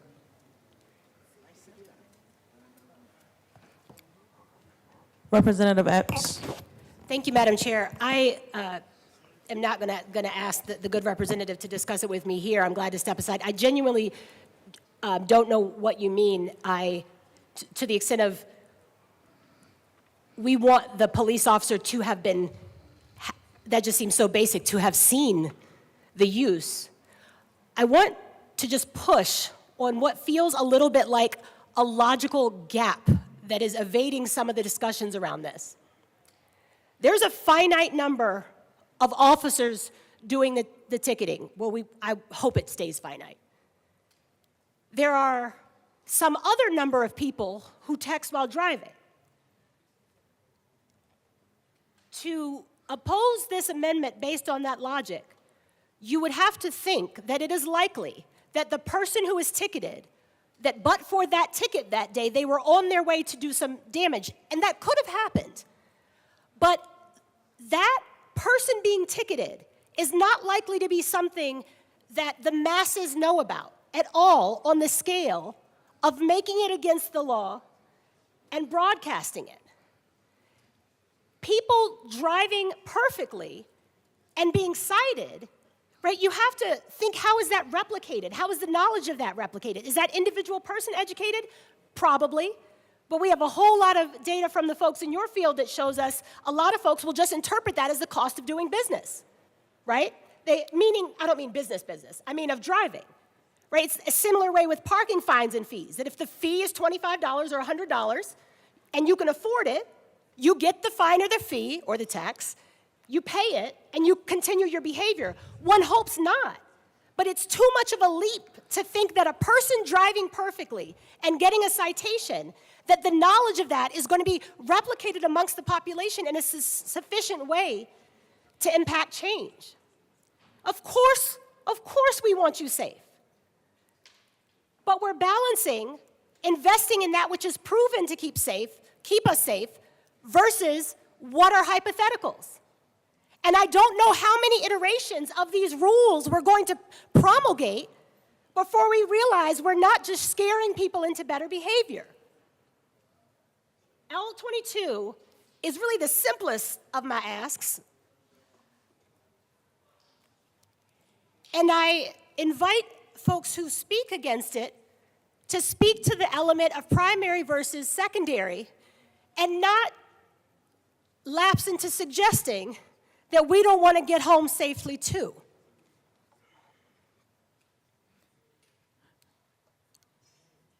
Representative Luck. Thank you, Madam Chair.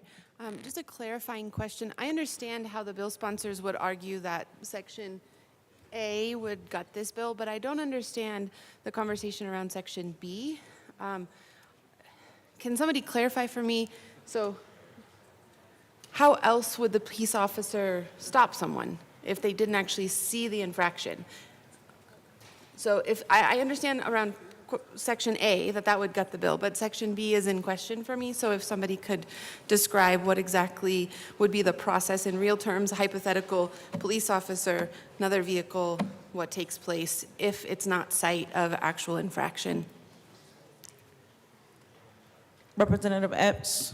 Not a bill sponsor, but I'm glad to explain what the absence of that is, why this is important, is because of situations we've seen where an officer has seen someone walking to their vehicle using a phone, has put their phone in the pocket. The phone being in the pocket, by the way, explicitly illegal under the bill is introduced. Be clear about that. But so they've seen someone, actually seen them talking, put it in their pocket. Maybe they've got a hands-free, maybe not, but the person is now in the vehicle and they haven't actually seen them using it in the vehicle. They're following or paying attention to them for some other reason.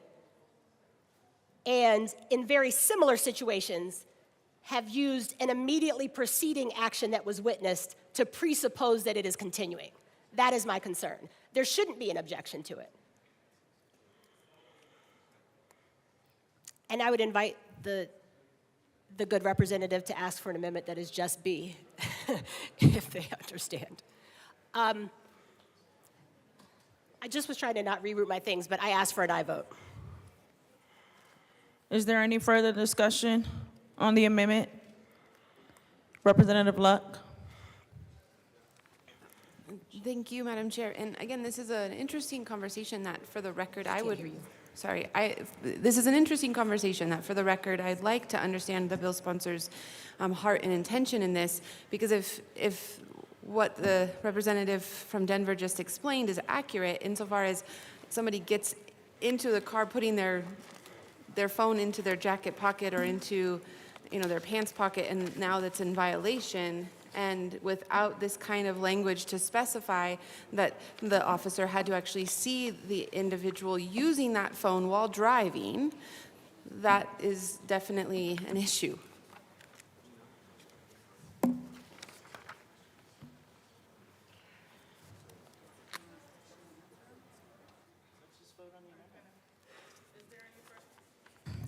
Is there any further discussion on the amendment? Seeing none, the question before us is the adoption of Amendment L022. All those in favor? Representative? All those in favor, say aye. Aye. All those opposed, say no. No. The noes have it.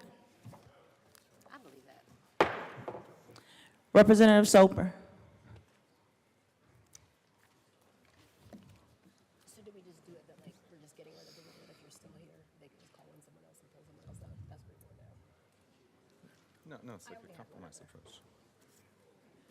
Which ones? You've seen this one. I can't read and synthesize things. It's not allowed to do accommodation stuff here at all. I can't synthesize that on my phone. Representative Soper. Thank you, Madam Chair. I move Amendment L038 and ask that it be properly displayed.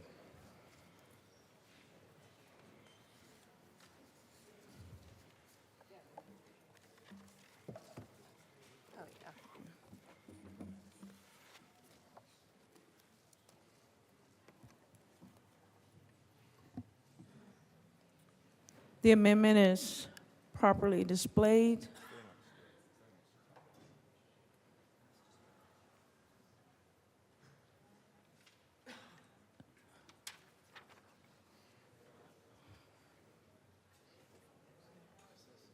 Are you doing anything about the part that hasn't, it's just on your body? Are you doing anything Please proceed. on your body? Representative Soper. Thank you, Madam Chair.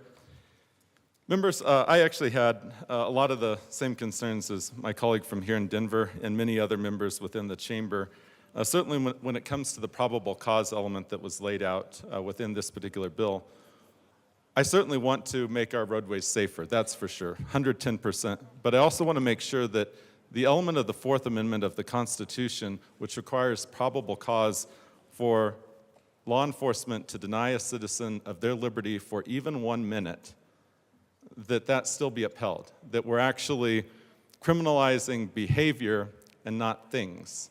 Things themselves are not criminal, but behavior is an endangerment, typically. That's the general rule in law. One area that, if you turn to page 4 of the bill, and you're looking at the amendment, lines 11 through 14 were quite problematic by talking about how a phone may be held or an electronic device. Under current law, we're actually talking about phones. The bill expands it to be any electronic device, but making sure that we actually are being clear and that we're being very precise, which is why lines 2 to 9 within the amendment are important. If you look at lines 9 within the amendment, there's actually a portion of the bill that conflicts with current state statute, which prohibits having an earpiece. The bill makes an exception to if you do have an earpiece, and so this clarifies that you can't violate the other portion of law through the exception. If you go down to page 5, we wanted to make certain that there's 2 elements for when you could be pulled over. We wanted to make sure that law enforcement actually saw the act of having the electronic device and that there be something else tied to that act as well. So already in statute, if you look at 42-4-140, 1042.5, this is the vulnerable road user statute, and there's a long list of vulnerable road users. And what we're saying is that if the individual is within close proximity and using their electronic device as defined within the bill, then they can be cited for this new criminal offense. And it includes things like bicyclists, riding your bikes, roller skaters, farm equipment, pedestrians. It's a very long list that's included there. Then we also have included in a school zone, adjacent to a park, in a construction zone, or near a designated bike lane, so that if an individual is within those, they can be cited fully for what's included in the bill. The other thing that we're saying is that if any one of the other, if you're looking at page 2, lines 9 to 28, if any one of these other road safety violations are cited and an electronic device was involved, then both are cited, so that we're actually being tougher on these individuals as well. And it's not just careless driving, because currently, under our current statutes, it's only careless driving that's tied to the use of a mobile phone. And this would expand it to any one of these other traffic offenses as well. And then we clarified that if an individual is pulled off to the side of the road and in park, that they would be able to still have their car on, but use their electronic device as well, because they're actually in a safe place at that particular time and conform that with adults and minors, because there's a difference between minors. And would ask for a yes vote. Representative Mabry.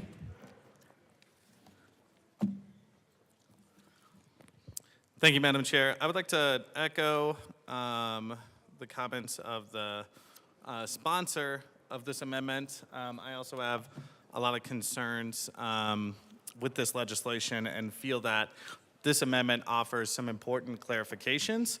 And I'd also like to thank the bill sponsors for working with us on this amendment. Over the past few days, I think it's important to really clarify what the definition of use is, and to clarify when this applies, to add something in addition to the police officer just seeing that you had your phone in your hand. Even with this policy, I gotta admit that I don't love it, but I think that this gets it to a much, much better place, and urge a yes vote on this amendment. Representative Taggart.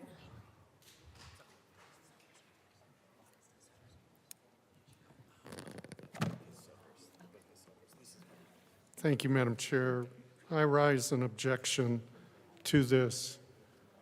We are completely losing sight of what this bill is about. It's about our safety. If I read this letter A, in close proximity, what are you going to define as close proximity when you're coming up on me at 65 miles an hour? You can close on me in a matter of split second.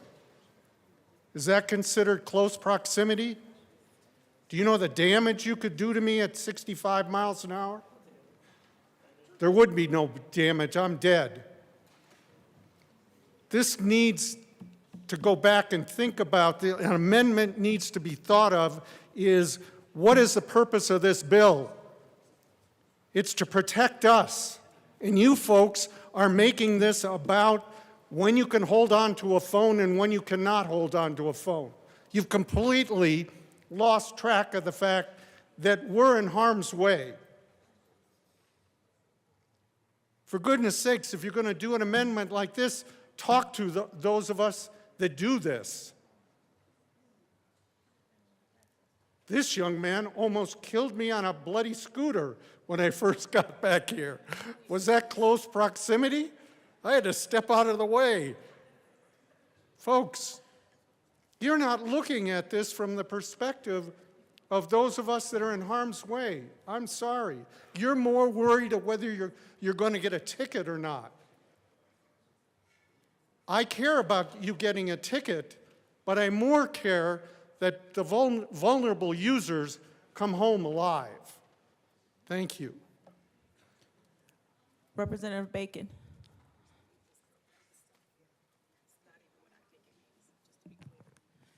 I want to thank you, Madam Chair. I just want to address kind of this issue that was just raised by my colleague. And I do think it's going to be a part of the conversation, not just on this amendment, but the whole bill.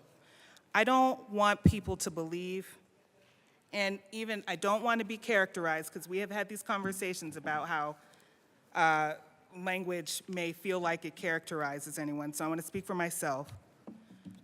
I don't want anyone to believe that I don't care about bikers on the road. I too my father is a road bike person. He competes, he rides, and that's not what this is about. I heard earlier the conversation about distraction and leaning to the right. The truth of the matter is, as even noted in the fiscal note, there are a lot of the things that if that was the description alone of being distracted, we would have to outlaw, just like this. The fiscal note says the number one thing that causes distracted driving is eating. You might have a kid in a car. Has anybody done the mom bar? Okay? And so just to be clear, the conversations are not about lack of care. What the bill does is virtually say that having a phone, by the way that use is described, by default is a distraction. And that is what it is that we are trying to combat here, to figure out what actually, if that is what we want to say, because if we say that, then we have to say the same about eating and drinking and other things. I'm not going to even to say that distracted driving doesn't happen. But also, having these things by default doesn't mean you're distracted. Both of those statements can be true, and that's where my argument is coming from. So, the other thing is, the way that the word use is described in the bill simply says that the phone has to be somewhere on your body. It doesn't say that it has to be in your hand. It doesn't say that if it's in your pocket. It doesn't count, and that's why we are trying to find the clarity. Because people need to also understand what is and isn't when they're driving. And so when we don't have precursors as well, there are other things that are happening in a car that people can get pulled over for that have higher elements. But what we're afraid of with this bill is that by virtue of anyone having a phone, all of those elements are out of the window to be pulled over. Do you know what it is that needs to happen when your car is searched? In those lock boxes, in the trunk, in the glove box? There are things that need to happen before that can happen. It is illegal to drink and drive. Unfortunately, people still do it. But to be pulled over for that, you have to swerve. Even. And so we just need to find the parity here. We don't need, the concern is that by virtually having a phone gives anybody any reason to stop someone. And I know how we all feel about our cars being searched. And so that is why we're just asking for the care, to figure out how we can thread the needles to save lives, but not also open the door for things that are undefendable. How do you defend when you're pulled over and someone said you had a phone on you? How do you defend that? If someone pulls you over and says, you're talking, I can show you my phone. So those are the things that we are trying to figure out. It is not about lack of care. If you ask the average person, if someone asks if they can search your car, do you know the answer to that? Searching your trunk? Searching your safe storage? Like, these are things that we care about. So that's what I just hope we can talk about through this without saying that there is a lack of care, and that's what I would ask for. The language in this amendment is trying to thread that needle, and that's why we've been talking about it with the sponsors. Thank you. Representative Ortiz. Thank you, Madam Chair, and I want to thank my colleague from Denver. If I did imply that the individuals that are going to come up here and speak about very valid concerns that they don't care about those that are being injured and killed, then I apologize. That was not my intent, and that's not going to be my intent moving forward. They're bringing up very valid concerns about the way that this is going to impact the community that I am a part of, which is why we're asking for a yes on this amendment, right? We are trying to work together to make sure that we're bringing a bill forward that will save lives, which I know they also want to do, but also mitigate harm. That's the needle that we're trying to thread here. So I do appreciate the sponsor of this amendment bringing it forward and those that were involved in negotiating it. I do appreciate my colleague from Denver that spoke to this just now. I will say that we do eventually need to have a longer conversation about whether having the item or not is a distracting or a threat. That's a conversation on another bill. We're taking this amendment. But I just want to call out for integrity of logic's sake that we do this when it comes to gun safety laws. We do. That is something to reflect on. I want everybody to reflect on that. But with that said, I urge an aye on this amendment. Representative Ricks.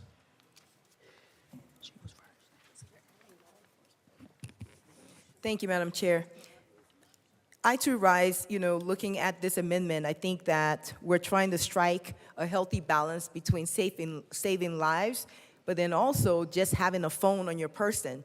That should not be something that you're guilty of just because the phone's on your lap or is in your pocket or is in your hand. If there's no proof that you're using a phone, so you're being accused of what? Just having a phone? Everybody has a phone. People have multiple phones. So what does that mean? I think that we have to make sense, and also just for people who don't really understand the laws, there's going to be a lot of people who can be pulled over simply for having their phone, which is something that people do. They have their phones. Yes, we want to save lives, and we don't want to be distracted by phones, but just simply having it and with not having to show any proof that you were using the phone, you could get a 2-point violation and get points against your license, and possibly then, of course, insurance increases. Is that fair? I don't think so. I think we need to really look at this policy and ensure that we're striking a healthy balance. Representative Holtor. Thank you, Madam Chair. I too rise in support of this amendment because it does strike a compromise.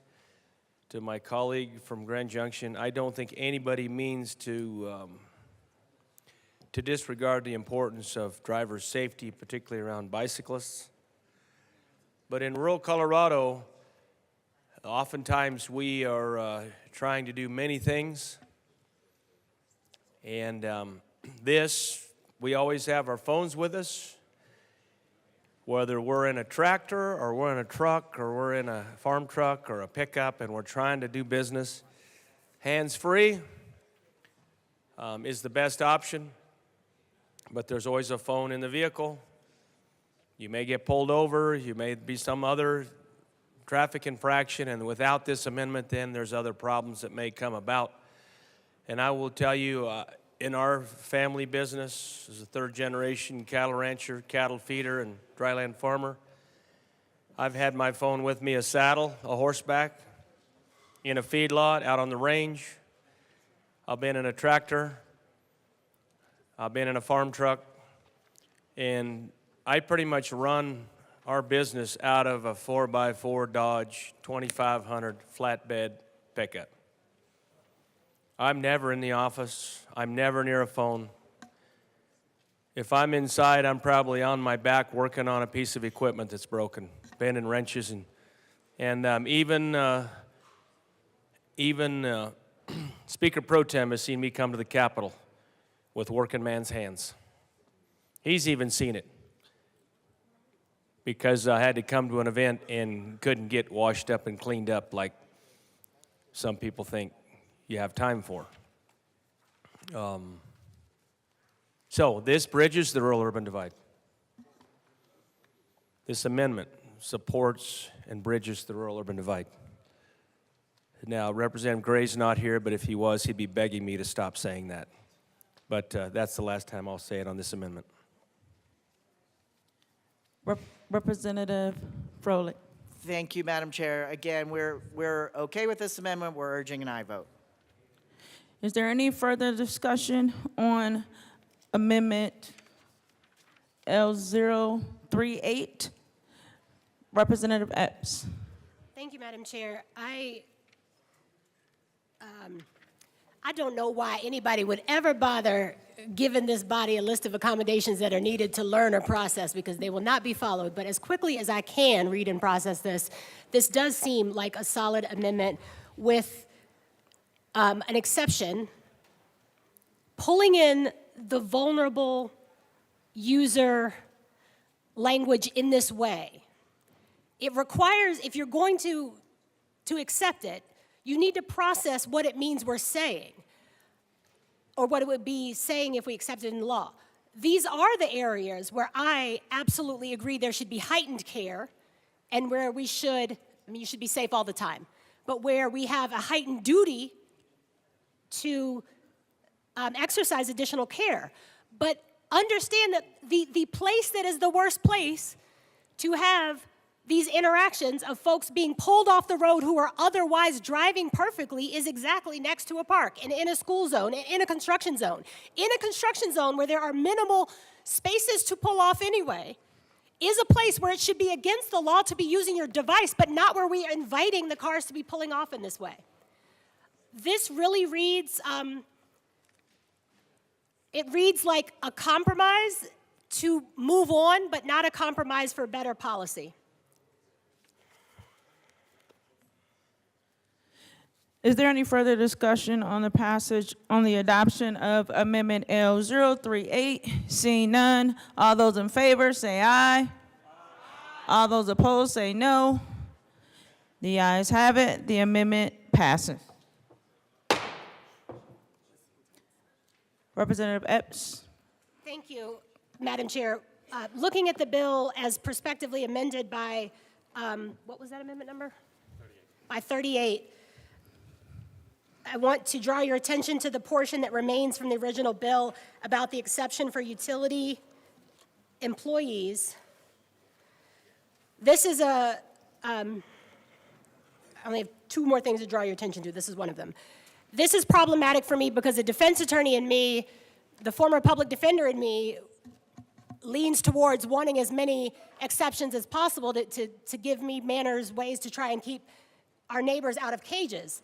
But there are elements in this bill that defeat the whole purpose of the bill. I've asked, again, I'm not going to ask someone to tell me on the mic because I can't stand that kind of exchange like someone is entitled to your attention or your labor in this moment. But I've asked others to give me one example of a utility contractor who is responding to an emergency who needs to be texting while driving. A person who is a utility contractor who is working to keep us safe should be pulling off the road or otherwise parked if they're using a device. With that in mind, I move, actually I'm going to hand, I don't know who's the person who's really running this, so whoever that is, here's a copy. Thank you. I move amendment L29.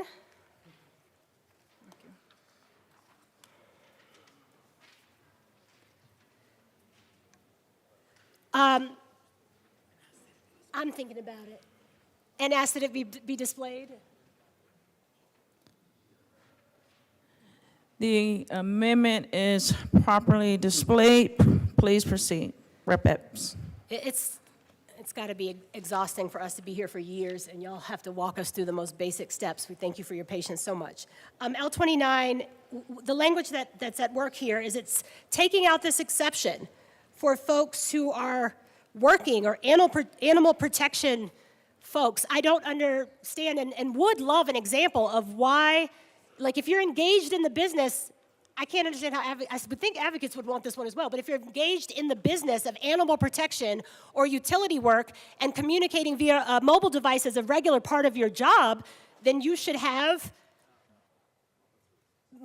devices that make it easy to do that remotely, like earpieces or hands-free devices and that sort of thing. I don't understand why we would make an exception for this category of work. I mean it when I say I would love to know why not. And in the absence of that, and in order to be aligned with what folks are telling us this bill is to do, is to have us driving more safely, why would we exempt an entire category of workers who are incredibly well positioned to plan in advance and use hand-free devices? And I would ask for an aye vote. Any further discussion on the Representative Ortiz? Thank you, Madam Chair. And because of line 13 in Amendment 38, comparing line 2 in this specific amendment, I'm going to ask the ruling that this is already a settled question. What line? Here, I'll show you.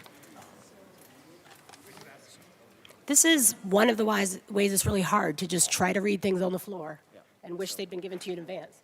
So you look where it says strike line 11 through 24. So they are exempt or they aren't? What, your point of number 2 on where it says strikes line 15 through 28, that strikes line 11 through 24. So since it strikes some So of are the they in or not? I'll just withdraw it. What's that? Okay. Rule 7. Do you want to vote on it? Okay. No, do it the right way. Like, are you still in or not? I can accept it. I just want to. I withdraw the amendment, and that's in order, right? Yeah. You know, and make an amendment asking that you give people access to amendments beforehand.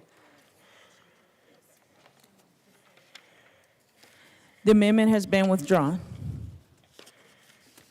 Go ahead. Representative Mabry. Commercial driver exception in? No, this is just my disclosure amendment. Okay, go ahead. Is the commercial drivers still in or not?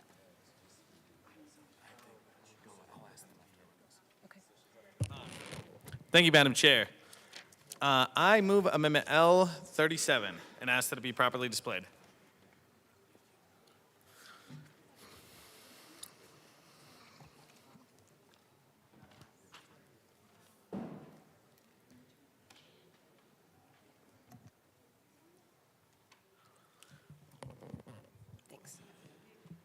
The amendment has been properly displayed. Please proceed, Representative Mabry. Thank you, Madam Chair. Again, I want to thank the bill sponsors for working with us on some changes. And this change does a couple of important things. I think it's important when we're making this big of a change that we take in data and analyze how this is working in our state and then revisit it. I ran legislation in the transportation space earlier this year that had a similar approach. And so this amendment does a couple of things. The first thing is there is a sunset in here of September 1st of 2030. So the legislature is going to look at this again in 6 years. And then there is a requirement that law enforcement track and report the racial demographics of the people who are pulled over for this violation, and then the result of that interaction. Now, we've spoken with the OLS, the physical analyst, about this. These requirements are very much in line with what is already required for police to track and report under Senate Bill 217 from a few years ago, so it doesn't drive any fiscal impact. And with that, would urge an aye vote on Amendment L37. Representative Ortiz. I really want to thank my colleague from Denver. Yeah, from Denver in negotiating, working this amendment. As a member that is Latino, I want this information to be collected, because if this law is being utilized disproportionately as a reason or an excuse to pull over and increase interactions that don't reflect the demographics of the population in the state of Colorado, then we need to know that, and we need to look at it, and we need to see whether this law is being used as intended or not. So I do want to thank my colleague for bringing this amendment forward. I urge an aye. Representative Epps. I can't read as fast as my colleague, so I'll trust his recantation of what it says. My general question is, who's asking for this? I heard the sponsor respond to saying, if XYZ happens, we need to know it. Who is saying that? It's like you heard a different debate than what I heard. I haven't heard that presented. Kicking the can with more data is not something that is at all of interest of me. It feels like a pat yourself on the back thing and say, look, we believe this is happening, this disproportionate treatment. We're going to collect data and change nothing afterward. But one will know that after we have time to read it. Representative Mabry. Thank you, Madam Chair. So we worked on this amendment with stakeholders who are involved in what I would argue is the criminal defense and civil rights space. So, you know, I know we're not necessarily supposed to name organizations, but the ACLU cared about this. Public defenders cared about this. There were, on this amendment, yeah. Well, I'm just speaking to this amendment, yeah. And so those are two examples of groups that cared about this, and I personally think it's important to track so we can demonstrate, because part of the reason why I don't like this bill is because I am worried that police are going to use this as pretext to pull over more people of color. And if we're tracking that and have that data, hopefully, although I tend to be more optimistic than my friend here. Always. And I'm the optimist here, but hopefully if the data shows that bad things are happening, maybe we can make a change. And so that's where I'm coming from. Thanks for answering. Yep. Representative Bacon.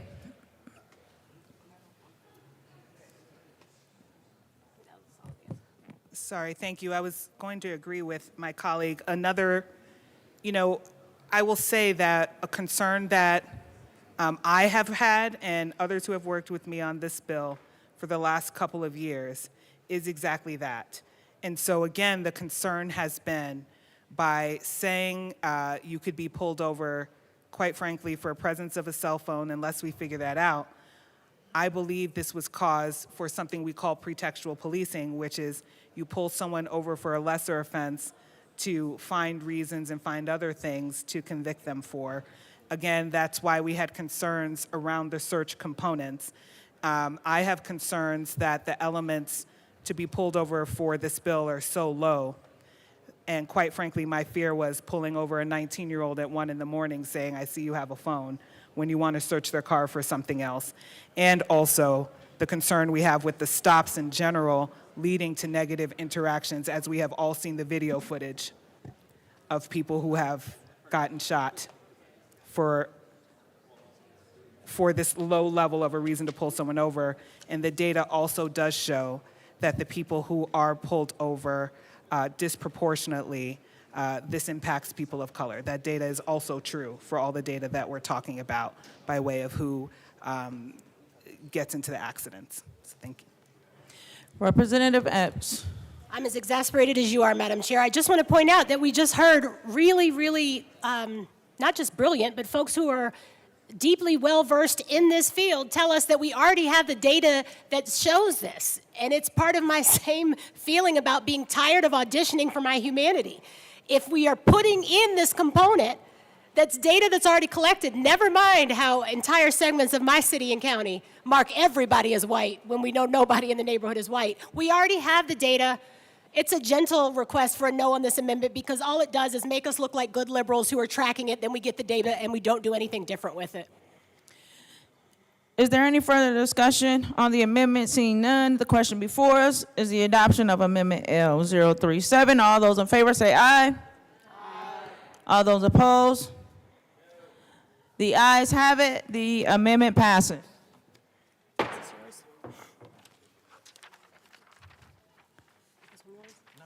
Majority Leader Duran?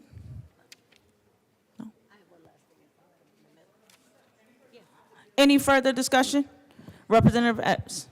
To the bill, I just wanted to mention, I have learned the hard way in just shy of 2 sessions to not trust what I was told about what a bill does, what an amendment does, rather, if I haven't had time to actually cross-check line by line. Learn that the hard way. And so I'm saying that to say I don't trust what I was told about L38, not because of who told me, but because I've learned. That said, if L38, it's 38, right?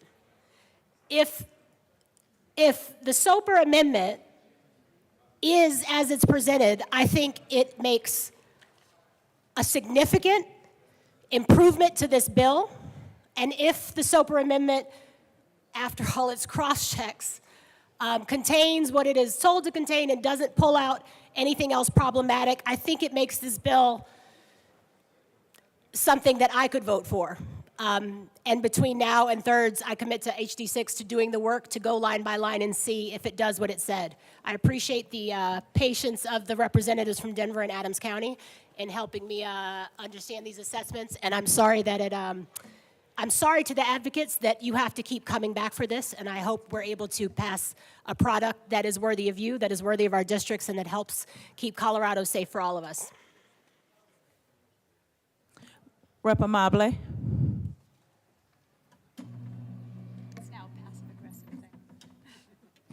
Thank you, Madam Chair. I wanted to get up and speak on this bill because, as many of you know, I was in the bicycling industry for 25 years, and I know a lot of cyclists.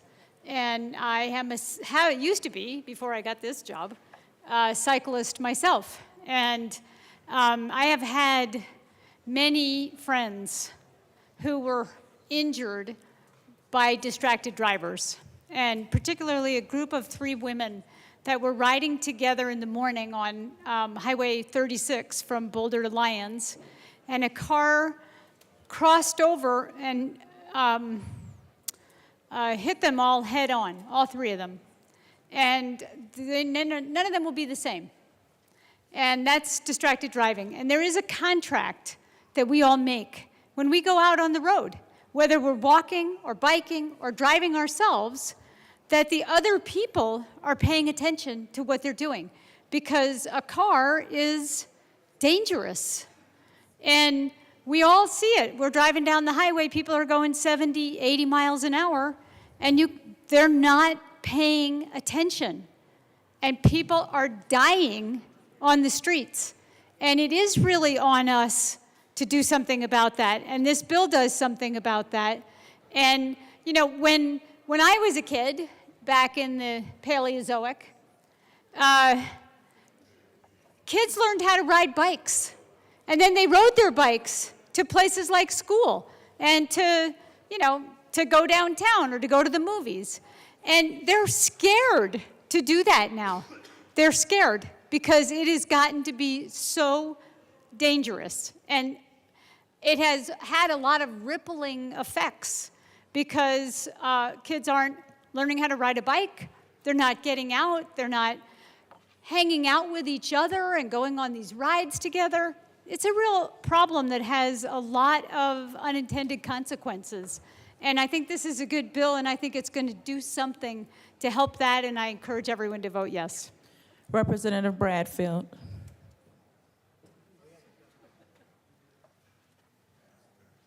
Thank you, Madam Chair. I have been rear-ended 3 times in the last 7 years. 3 times. Number 1 was a distracted driver coming at me at 45, 50 miles per hour, and I had no place to go. And the second time was a mother with 2 children, and I'm sure she had turned her head to the kids in the back seat and didn't realize how close she was to me. The third time I was rear-ended was a attempted carjacking right here in Denver. But I'd rather speak about the first 2. The first 2 were obviously distracted. They had no idea until the impact that they had hit anybody, even though I could watch them coming. Distracted driving, we've all been there, we've all done it. Most of us have not had any serious consequences. I hate to see that we have to make a law about it. I hate to see that we got to make some fines that go along with it. But I guess sometimes that's the only way we can learn. So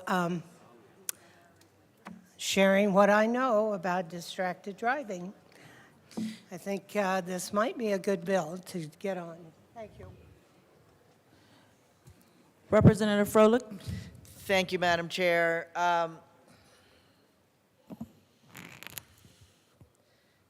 Thank you, colleagues. I learned a lot today. I'll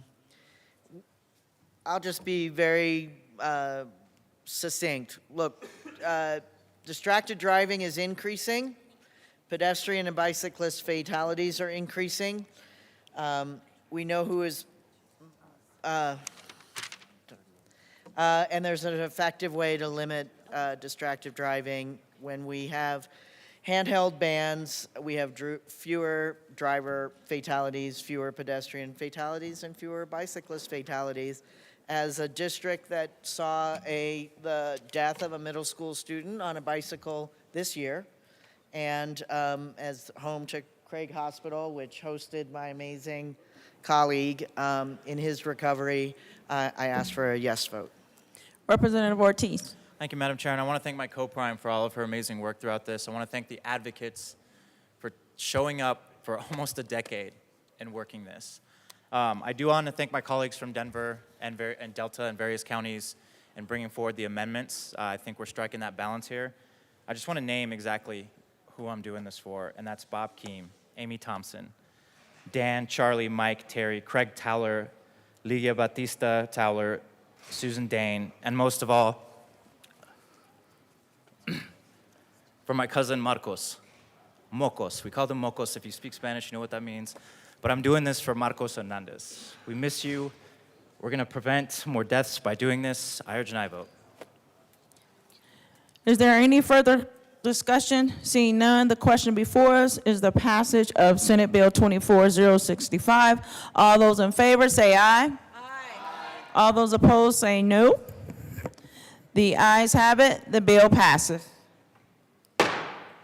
Majority Leader Duran. Thank you, Madam Chair. I'd like to move Senate Bill 143 till after Senate Bill 149. Senate Bill 143 will be moved to After 149. after 149.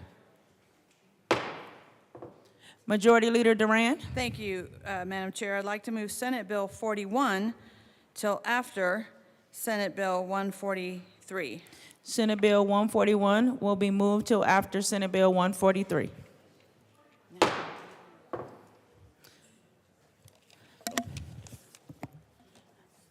Which one? Mr. Shebo, please read Senate Bill Title 24-149. Senate Bill 149 by Senator Henderson, also Representative Brown, concerning workers' compensation insurance for state employees. Representative Brown. Thank you, Madam Chair. I move Senate Bill 149, and there are no committee reports. To the bill. Thank you. Colleagues, today I bring to you Senate Bill 149. This bill prevents state employees from being forced to resign their jobs if they want to settle their personal or their injury claim at work. It prevents state employees from being permanently banned from the state employment if they enter into a settlement agreement with the state, and it requires the administration to provide the legislature with transparency on how much the state is spending each year on workers' compensation and what the cost comparisons are between how the state insures and other alternatives. I ask for an aye vote. Is there any further discussion on Senate Bill 24-149? Seeing none, the question before us is the passage of Senate Bill 149. All those in favor say aye. All those opposed? The ayes have it. The bill passes. Majority Leader Duran. Thank you, Madam Chair. I'd like to lay over Senate Bill 143 to the end of the special orders calendar. Senate Bill 143 will be laid over to the end of special orders calendar. Majority Leader Duran. Madam Chair, I'd like to lay over Senate Bill 41 to the end of the special orders calendar. Senate Bill 41 will be laid over to the end of special orders calendar. Majority Leader Duran. Madam Chair, I'd like to lay over Senate Bill 150 until tomorrow. Senate Bill 150 will be laid over until tomorrow.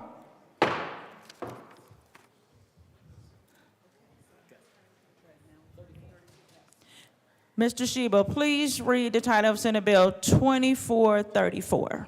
Senate Bill 34 by Senators Marchman and Colker, also Representatives Garcia and Lindsay, concerning increasing access to school-based health care.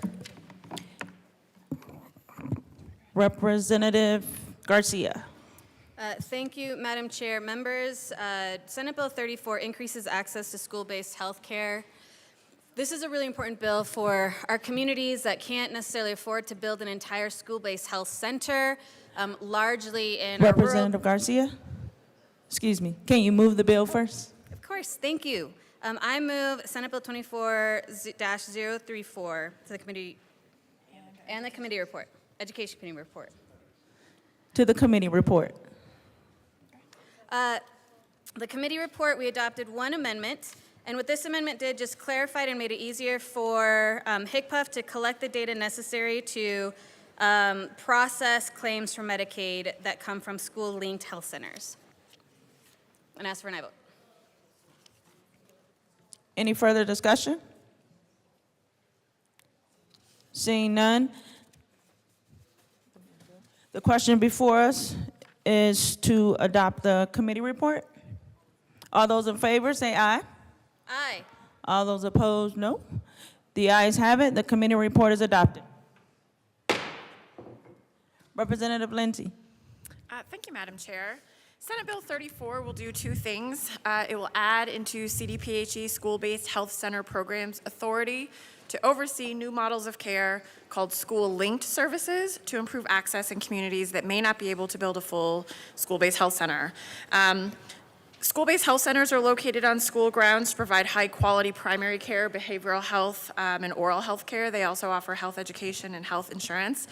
They are really important because obviously our children spend the majority of their time at their school. So when they can access this care at their school, it makes it easier for them to get quality care, for families. I have a school before redistricting that has a clinic like this that is really essential. And so this bill is about expanding this kind of care to a clinic that is near a school, and I urge an aye vote. Representative Garcia. Thank you, Madam Chair. I want to thank my colleague for running this bill with me. I want to just point out one thing that where we're hoping and what we're seeing is that there's 50 communities throughout Colorado that could benefit from a school-based health center. However, there isn't support and there isn't funding to support these communities in building a school-based health center. So the intention here is to make it easier in these particular communities to actually be able to offer what's necessary, which is access to health care for all students. And I second my co-prime and ask for an aye vote. Thank you. Is there any further discussion? Seeing none, the question before us is the passage of Representative Wilson. Thank you, Madam Chair. Just a quick question. The original fiscal note from January 19th, is that the current fiscal note also? Representative Garcia. Thank you, Madam Chair. That's a fantastic question, Representative. In fact, it is not. The current fiscal note is at 0. In the Senate, the bill was severely stricken down so that there isn't actually a cost because we're continuing to not increase the line item. What we're doing is we're expanding the definition of what would be considered a school-linked healthcare. Is there any further discussion on the passage of Senate Bill 34? Seeing none, the question before us is the passage of Senate Bill 34. All those in favor say aye. Aye. All those opposed say nay. The ayes have it. Senate Bill 34 passes. Mr. Shebo, please. Committee will go into a recess.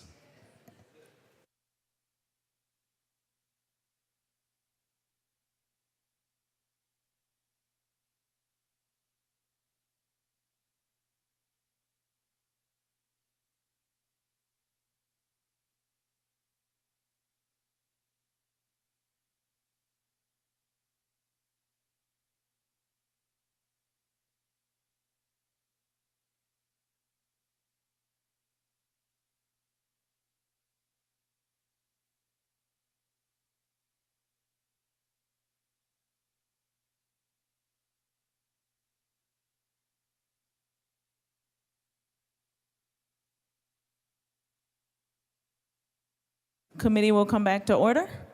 Majority Leader Duran. Thank you, Madam Chair. I move to rise, report progress, and beg leave to sit again later today. You have heard the motion. The committee will rise, report progress, and beg leave to sit again later today.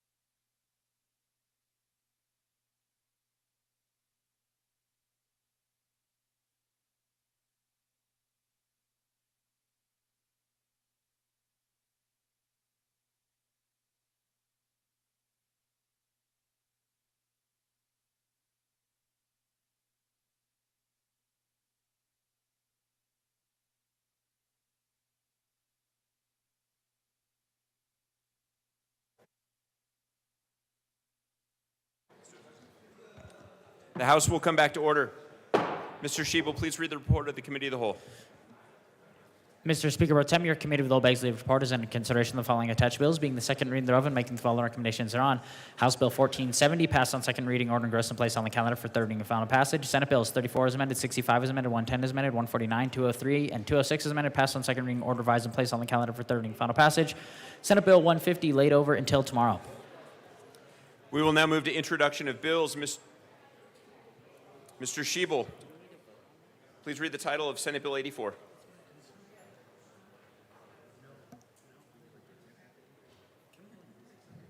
The House will stand in a brief recess.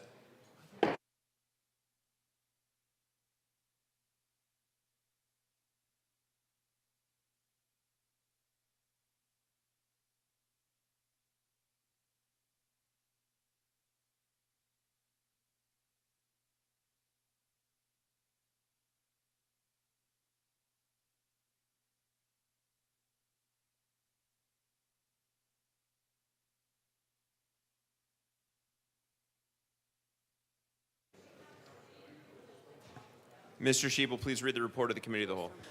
Mr. Speaker Pro Tem, your committee has risen reports progress and begs leave to sit again. The House will come back to order. Mr. Shebel, please read the report of the Committee of the Whole. Mr. Speaker Pro Tem, your committee has risen reports progress and begs leave to sit again. Now we will move to introduction of bills. Mr. Shebel, please read the title of Senate Bill 84. Senate Bill 84 by Senator Cutter, also Representative Garcia, concerning a requirement that the Attorney General coordinate with the Department of Education in an effort to prevent the proliferation and misinformation and disinformation by sharing resources to encourage respectful discourse. Senate Bill 84 will be assigned to the Committee on State, Civic, and Military and Veterans Affairs. Mr. Shebel, please read the title of Senate Bill 227. Senate Bill 227 by Senators Bridges and Peltonar, also Representative Young, concerning removing the authorization for public school to refuse a donated automated external defibrillator if the donating party does not agree to be responsible for the upkeep of the automated external defibrillator. Senate Bill 227 will be assigned to the Committee on State, Civic, Military, and Veterans Affairs. Mr. Shebel, please read the title of Senate Bill 229. Senate Bill 229 by Senators Winter F. and Prill, also Representatives Bacon and Wilford, concerning measures to mitigate ozone pollution in the state and in connection therewith making appropriation. Senate Bill 229 will be assigned to the Committee on Finance. Mr. Shebel, please read the title of Senate Bill 230. Senate Bill 230 by Senators Fenberg and Cutter, also Representatives McCluskey and Velasco, concerning support for statewide remediation services that positively impact the environment. Notwithstanding the objections of the chair, Senate Bill 230 will be assigned to the Committee on Finance.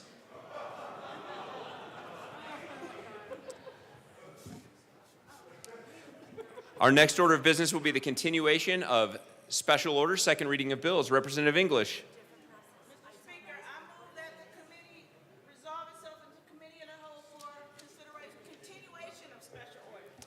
Seeing no objection, Representative English will take the chair.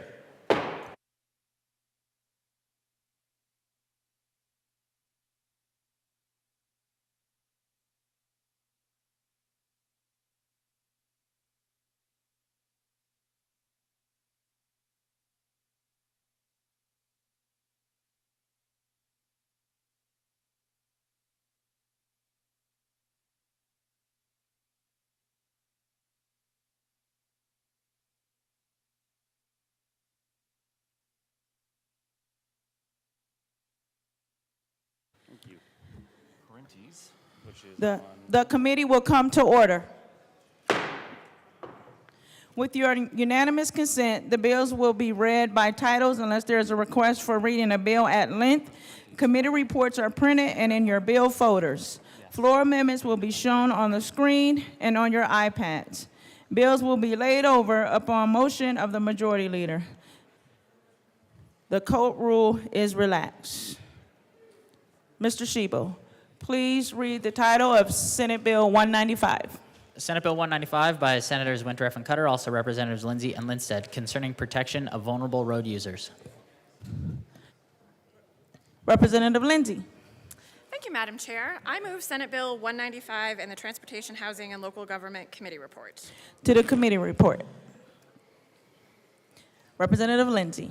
Thank you, Madam Chair. In the committee, we ran an amendment that, number one, dealt with a typo and a couple of things regarding signage, Avis access on buses, and dealing with transit-only lanes. And so we ask for an aye vote. Is there any further discussion? Seeing none, the question before us is the adoption of the Education Committee report. All those in favor say aye.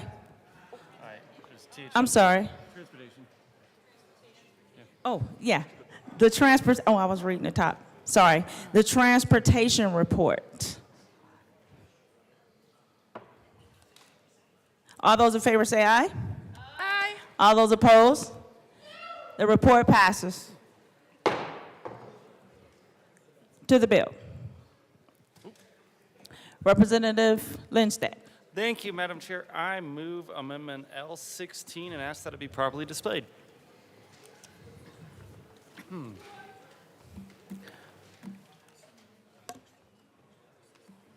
you. You should just come up and do it. No, we'll start with this one. Then do that. Cool. The amendment has been properly displayed. Please proceed. Representative Lindstedt. Thank you, Madam Chair. This is just a simple cleanup from CDOT, so we ask for an aye vote. Is there any further discussion on the adoption of Amendment L016? Seeing none, the question before us is the adoption of Amendment L16. All those in favor say aye. Aye. All those opposed, nay. The ayes have it. The amendment passes.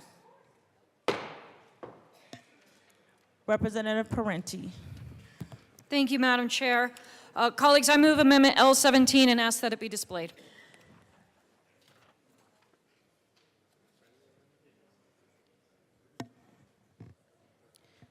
The amendment has been properly displayed. Please proceed, Representative Parenti. Thank you. Colleagues, I really want to thank the bill sponsors and the Department of Transportation for their collaboration. You've heard me say several times over the past few days how disappointed I am with our movement to bring lots of money into transportation without adequate oversight. This amendment got me to a yes on this bill by providing more provisions and security into where this money was going to be used and how it would be prioritized by the department, and I encourage an aye vote. Thank you. Representative Lindstedt. Thank you, Madam Chair, and I just want to thank the good representative from Erie for working with us for the last week on getting this language right. We also encourage an aye vote. Representative Wilson. Thank you, Madam Chair. This bill or this amendment doesn't actually do anything. CDOT already takes into considerations the areas with the most accidents and the most issues. So how would this change what they already do? Representative Lindstedt. Thank you, Madam Chair, and I'm sure my good colleague would like to weigh in. It actually isn't all in statute, so that's what this would do, is it will put statutory requirements on the procedure that CDOT is currently doing. Representative Parenti. Thank you, Madam Chair. Ditto. This just puts into statute a best practice to ensure that the money goes to projects that will reduce the highest number of VRU fatalities and injuries and take a little bit more of the wiggle room out. So we urge an aye vote. Representative Holtorf. Thank you, Madam Chair. This appears to be a good amendment. You know, many of us in eastern Colorado have little faith in CDOT doing their jobs right and really fixing those roads that are unsafe. I've literally been on a road, traveling at a high rate of speed, trying to get to a very important meeting and about to come off the road in my 4x4 Chevy Silverado. And that's not safe. So, I'm glad that we have to tell CDOT to fix the dadgum roads and make them safe, and maybe we need more prescriptive language for them to do their jobs. I wish they wouldn't waste so darn much money. That's my big concern. We throw so much money at CDOT and get so little return for our investment as a state. I'm not afraid to say that. Come out and run Highway 59, Highway 61, Highway 63 south of Akron, Highway 50. Highway 50 down in the good representative from Montrose's backyard. Get the dadgum roads fixed and quit jacking around. And we give you all the money in the world, and you don't spend it effectively, and you don't fix roads. So you know what? I'm supporting this. In fact, maybe they need more prescriptive language. Now I want the CDOT legislatively liaison to unplug his ears now. I know he's out there somewhere. Maybe he didn't show up to work today. Her ears. Yeah, unplug your ears. Won't be any specific pronoun. I don't want to get in trouble. Unplug your ears, because CDOT is not fixing the roads. And there are so many unsafe roads that literally people are coming off of. In some cases, you got to drop your speed 20, 30 miles an hour of the speed limit just to get somewhere safely. It's that bad in Colorado.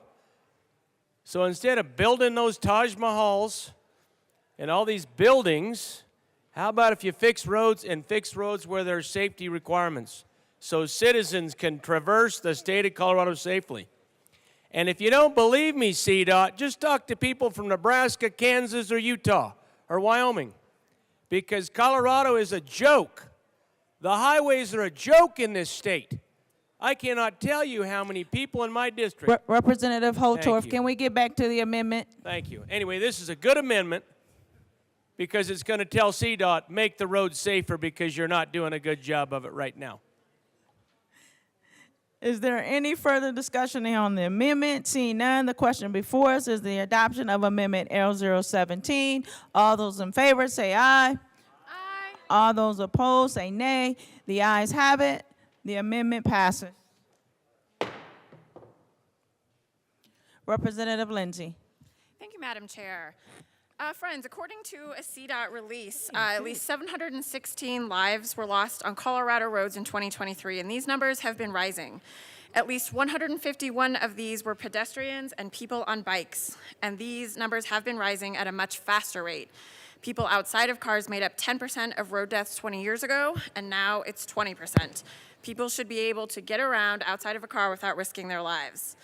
The Federal Highway Administration advocates for a so-called safe systems approach, which is based on the principle that humans make mistakes and that human bodies have limited ability to tolerate crash impacts, so we should anticipate human mistakes by designing and managing road infrastructure to keep the risk of a mistake low, and when a mistake does happen and leads to a crash, the impact on the human body doesn't result in a fatality or serious injury. Some of these things, these corrections, are as simple as better lighting and visibility enhancements at crosswalks, bike lanes that put, distance between the bikes and the cars.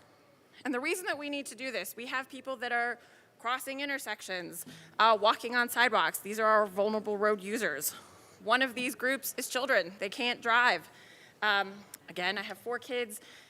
As they've grown up, they love riding their bikes. Every time they do it, I'm a nervous wreck because I worry about kids being hit by cars while they're riding their bikes. My husband rides his bike to work occasionally, although he has stopped because he's had too many near misses by being hit by a car. Obviously, many seniors are not able to drive. Disabled folks are not able to drive, and sometimes they're rolling across intersections. We need to make our built infrastructure safe for these folks because everybody deserves a safe and dignified way to get around and live their life. So this is a common sense plan that will help protect vulnerable road users like pedestrians and bicyclists while giving people more options on how to go around, and I urge an aye vote. Representative Lindstedt. Thank you, Madam Chair. And last year, we actually had a decline in vehicle-on-vehicle crashes, but we saw a 30% increase in bicycle deaths and a 15% increase in pedestrian deaths. And to me, that's unacceptable. And we need to be using all the policy levers we have to address that challenge, including ensuring that our infrastructure dollars are being spent on protecting vulnerable road users from those situations. So this is a really good bill. The bill has gone through several different iterations during the legislative process, and I think we've landed in a place that will save lives and ensure that our infrastructure is still well maintained and protected. So I urge an aye vote. Is there any further discussion? Seeing none, the question before us is the passage of Senate Bill 195. All those in favor, aye. Aye. All those opposed, no. The ayes have it. Senate Bill 195 passes.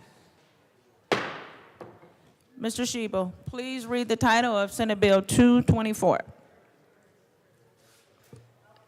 Senate Bill 224 by Senators Bridges and Kirkmeyer, also Representatives Byrd and Taggart, concerning mechanisms to manage technology lifecycle costs. Representative Byrd. I move Senate Bill 24224 and the Appropriations Committee. To the committee report. In the Appropriations Committee report, we added Amendment L002, which exempts the Legislative Department cash fund from the bill and clarifies that it does not apply to several other cash funds with state constitutional or federal restrictions on being allocated to annual depreciation lease equivalent payments. We ask for a yes vote. Is there any further discussion on the committee report? Seeing none, the question before us is adoption of the Appropriations Committee report. All those in favor say aye. Aye. All those opposed, no. The ayes have it. The Appropriations Committee report passes. Representative Byrd. Thank you, Madam Chair. Members, this is a bill to just get our state in a better place with respect to planning for how we manage and invest in continuous maintenance and improvement of our OIT infrastructure, similar to how we manage and care for our state hard infrastructure. This bill is the beginning of that same sort of planning with respect to our IT infrastructure. So we ask for a yes vote. Representative Taggart? No? The question before us is the passage of Senate Bill 224. All those in favor say aye. All those opposed, no. The ayes have it. Senate Bill 224 passes. Mr. Shebo. Majority Leader Duran. I'm sorry. It's Saturday. Thank you, Madam Chair. No problem. I'd like to move Senate Concurrent Resolution 002 to the end of the special orders calendar. Senate Bill, that's not a Senate bill, that's a resolution. Senate Concurrent Resolution 002 Senate Concurrent Resolution 002 will be moved to the end of the special orders to calendar. the end of the special orders calendar. Mr. Shebo, please read the title of Senate Bill 64. Senate Bill 64 by Senators Mulligan and Marchman, also Representative Byrd, concerning requiring the Judicial Department to make residential eviction-related information available to the public and in connection therewith, making an appropriation. Representative Byrd. I move Senate Bill 64. To the bill. Representative Byrd. Thank you, Madam Chair, and it's such a delight and an honor to serve with you. It's an honor to serve with you. So, members, we know that we are at an all-time high in this state for number of eviction filings, and it is a state crisis. This is terrible for families, our most vulnerable, and it's a scary problem that we need to do everything we can to try to understand why this is happening and take that data, take that information, and use it to inform good public policy to try to end evictions or mitigate and help stop them before they start. So what this bill does is it helps us work with our judicial department and use data on, or collect data rather, based upon the filings for which they track, eviction data, use that opportunity that we have, collect that data, and hopefully make good use of this so we can create good public policy interventions to stop evictions Representative before they Byrd, can start. you hold on 1 second? I'm sorry. Members, can we quiet the conversation so I can hear up here? Thank you. Representative Joda. Oh, go ahead. Representative Byrd. I will just say that I was done saying everything, and I'm so pleased to be joined by my good colleague from Aurora and would love for her to further explain. Representative Joda. Thank you, Madam Chair. The only other thing I wanted to add was that the information that will be collected is aggregated in a way that protects the party's personal information, which is super important, And it will also require annual reporting on eviction data collected and reported in the previous year through a SMART Act hearing process, and I ask for an aye vote. Representative Holtorf.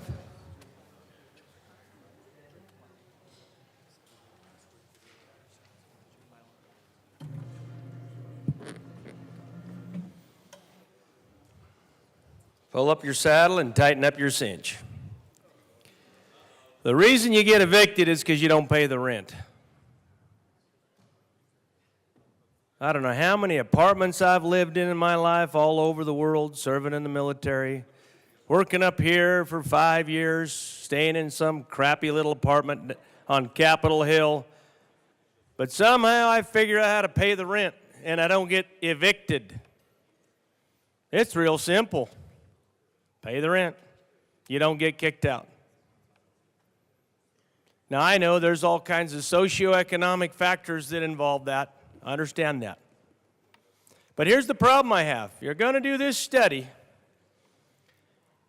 and then you're going to enact good public policy in the future. To do what? How about if we work on getting a better economy, lowering the cost of living in Colorado, improving the economy so all ships rise in a rising economy? That doesn't mean we devalue the dollar. That doesn't mean you have to go to the grocery store and spend half your rent just to get food. Now, I'm going to tell you a little country wisdom. My granddaddy said this. Cheap food and cheap fuel make this country great. Think about it. And then you know what? You might have a little extra money to pay the rent. Now I'm going to stick to the bill because I do understand I'm drifting a little bit. I won't go on to talking about how we're rising energy costs and doing so many things to increase electricity, fuel, gas, diesel, oil, heating oil, and every other thing. Thank you, Representative Holtorf. To the bill. Thank you. I appreciate your leadership. Now, I wasn't going to talk about that, and I'm not. What I am going to talk about is how now this study, and we're going to spend money on this study, and yeah, that rhymes, money on this study, so we can figure out how to take more tax money from the tax base to subsidize more low-income folk that can't pay the rent.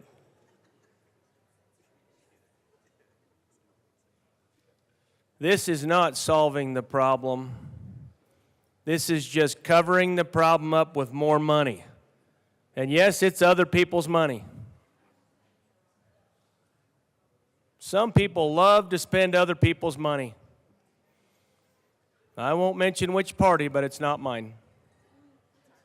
Representative Holtorf. To the bill. Yes, ma'am.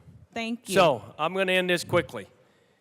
I don't support this type of predetermining legislation that wants to get to a report that's going to figure out a way to take more money from the tax base, incur and do more Tabor thievery, and take more money from the good tax-paying citizens of Colorado.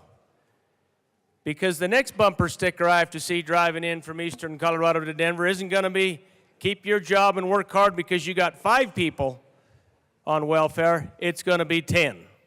I'm a no. Is there any further discussion? Seeing none, the question before us is the passage of Senate Bill 64. All those in favor, aye. All those opposed, no. The ayes have it. Senate Bill 64 passes. Mr. Shebo, please read the title of House Bill 1471. House Bill 1471 by Representatives Young and Bradfield, also Senator Michelson Janae, concerning the conditions when electroconvulsive treatment may be performed on a minor. Representative Young. Representative Young. It is an honor to serve with you, Madam And it's an Chair. honor to serve with you. I move House Bill 241471. To the bill. Representative Young. Or Representative Bradfield. Oh, I'm prepared not. give me a moment, please, while... If you want, I'll just go ahead. Representative Young. And then you can do it. What this bill is doing very succinctly is addressing a significant clinical need for some of our youth under the age of 16. They are youth who don't have a background and history of mental health disorders, but sometimes are very quickly impacted by catatonia. My co-prime will read some testimony about this, but in a matter of days, youth can become incontinent and unable to speak, and as a result, they need treatment. There are two treatments for this currently. One is a depressant, and it works in many cases, but often it does not. And then what is required is ECT. And electroconvulsive therapy has really made great strides in the last few years, and this population is especially responsive to it.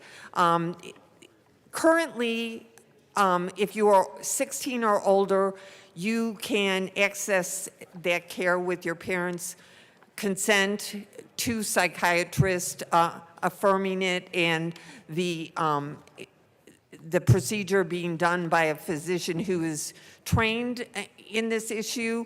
But those under 16, even with parental consent, cannot access this treatment. And put simply, what this bill does is allow that treatment to be available, because what is happening now is youth who need this treatment have to be flown to a nearby state where this kind of treatment is available, resulting in delays in treatment, lots of pressures on family who have to take off work, travel to another state, while we have the psychiatrists who are able to do this work in our state. Representative Young, Representative Bradfield. Thank you, Madam Chair. Obviously, I just have too many piles of papers on my desk, so this testimony fell into the black hole of one of those piles. I do want to share with you a real life experience of a young lady who received ECT, and her life is much better. And this is in the words of her mother, Emily Warblowski, and who is the mother of a 16-year-old Allie. 2 years ago, I received a call from my daughter's Spanish teacher. She said Allie wasn't making much sense and couldn't finish her test. I asked the teacher if she had a migraine, and the teacher said yes. So I went to school and picked Allie up. When we got home, Allie started freaking out. She was not making sense, and I knew it was more serious. So I took her to a hospital in Wyoming and had her checked out. They ran blood tests. Everything came back normal, but Allie still wasn't herself. Things got worse. Over the weekend, she started yelling, acting out of character. I called her pediatrician. We went into our pediatrician's office. He checked her out, ordered an MRI. We did the MRI. Then we got an EEG, and we were referred to a specialist in Fort Collins. Nothing was working to stop the seizures. Allie just got worse. She stopped talking completely, no sleeping, and the Keppra she was prescribed gave her what was called the Keppra crazies. Mother says I could go on and on about failed treatment nightmare that they were experiencing. Finally, Allie went to a pediatric hospital in Colorado, and we met with a whole bunch of new doctors, particularly Dr. Bowe and Dr. Cassie. They explained that Allie had catatonia, and she needed an ECT, which is the words that Representative Young has explained, and to not look it up on the internet because it would scare us. Well, we did anyway, and it did scare us. And then we found out ECT was illegal in Colorado. By now, Allie was in a PICU, which is critical care, and we couldn't get an ECT in Colorado, so a medical flight took her to Salt Lake City, and there's where she got treatment. The treatment saved Allie. After a couple of treatments, she started talking, and we hadn't heard her talk in months. Allie is now fully recovered, back to her straight A self, working hard in school, has a part-time job at Wendy's, has her driver's license, wants to become a pediatric neurologist, and life is back to normal. So this is a treatment that saves lives. It's the last resort for some of these kids, and it's important that we not have to spend a great deal of time and money to send these kids out of state for a treatment that is absolutely can be done right here. We ask for a yes vote. Is there any further discussion? Seeing none, the question before us is the passage of House Bill 1471. All those in favor, aye. Aye. All those opposed, no. The ayes have it. House Bill 1471 passes. Mr. Shebo, please read the title of Senate Bill 116. Senate Bill 116 by Senator Buckner, also Representative Judah, concerning health care billing for indigent patients receiving services not reimbursed through the Colorado Indigent Care Program and in connection with making appropriation. Representative Joda. Thank you, Madam Chair. I move Senate Bill 116 and the appropriations report, committee report. To the committee report. Thank you. To the bill. I'm sorry. To the bill, Representative Joda. Just the bill. Thank you. I apologize. Just to the bill. So this bill actually builds on a bill that I passed in 21, and it is a great bill that is discounted. Excuse me for a second, Representative Joda. Members, can we please quiet down? It's getting a little loud in here.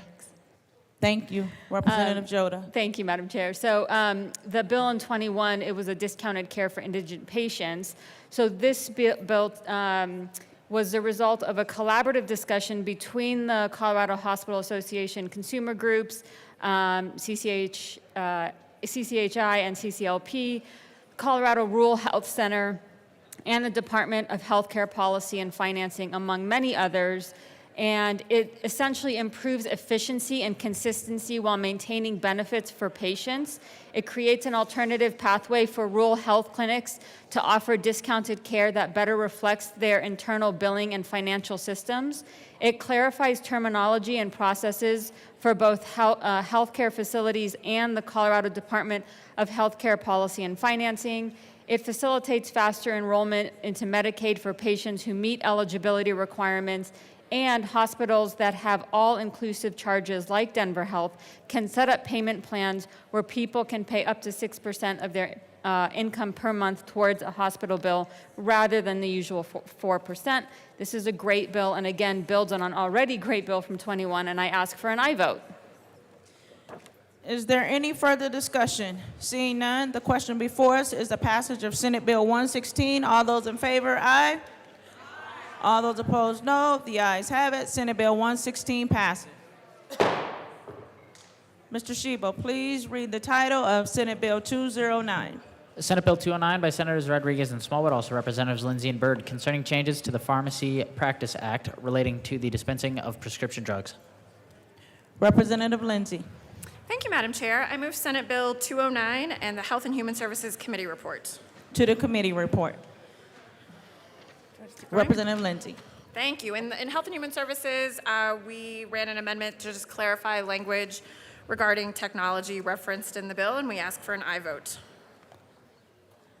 Is there any further discussion? Seeing none, the question before us is an adoption of the Health and Human Services Committee report. All those in favor, aye.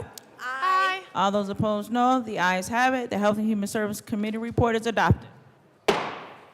Representative Lindsay.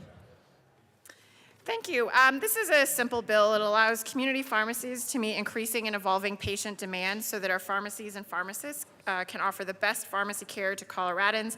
We ask for an aye vote. Thank you.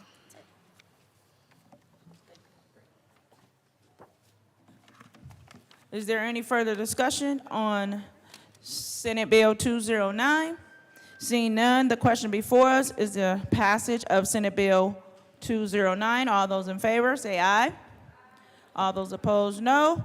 The ayes have it. Senate Bill 209 passes.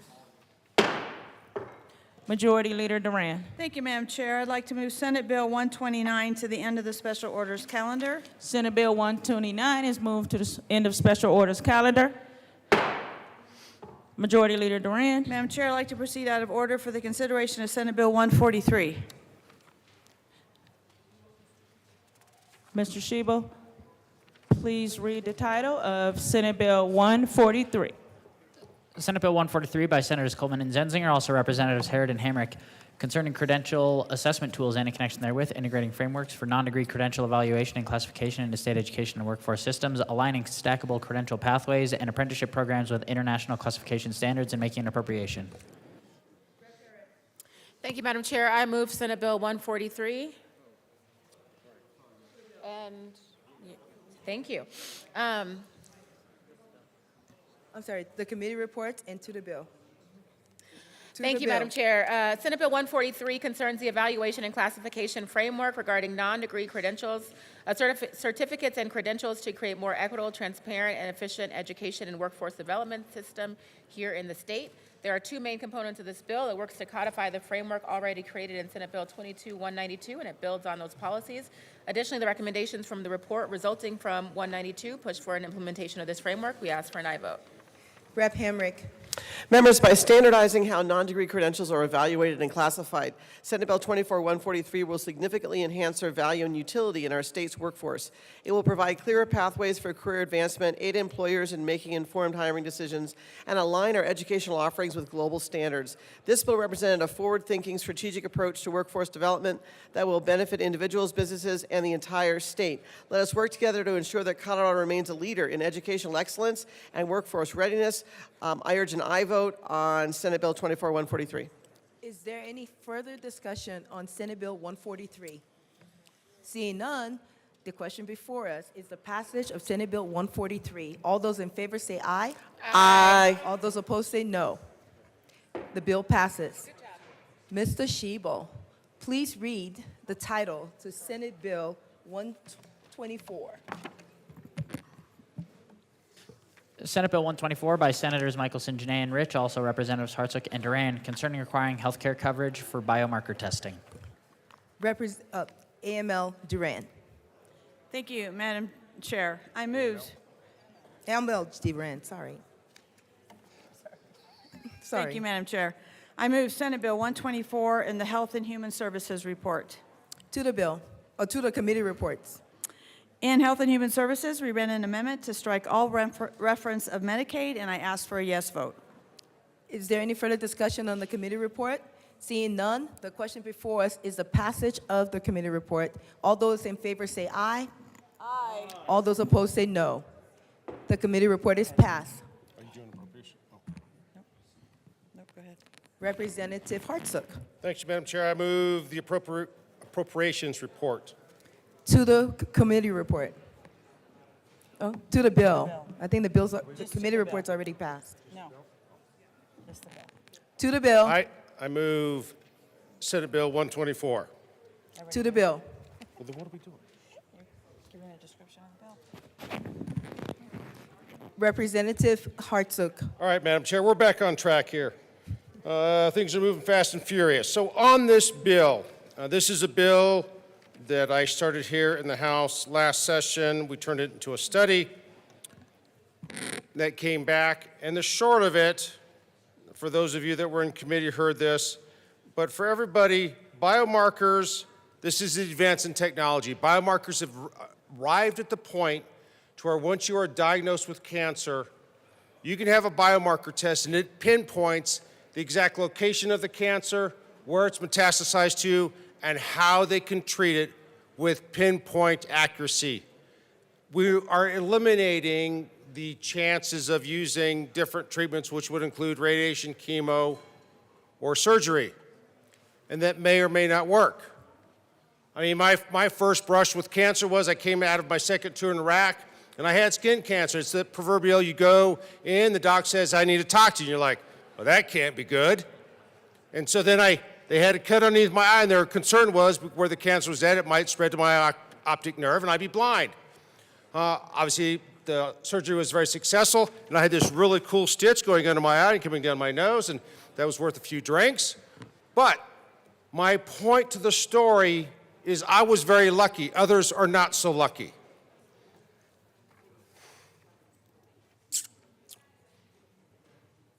The purpose of this bill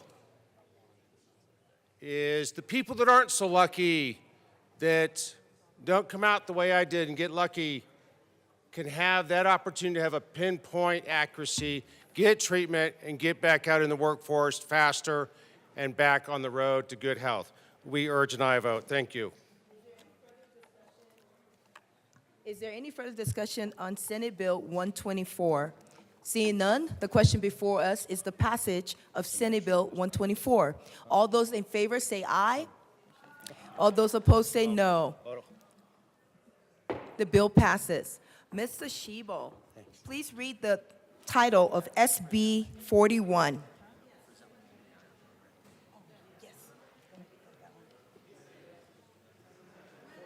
41.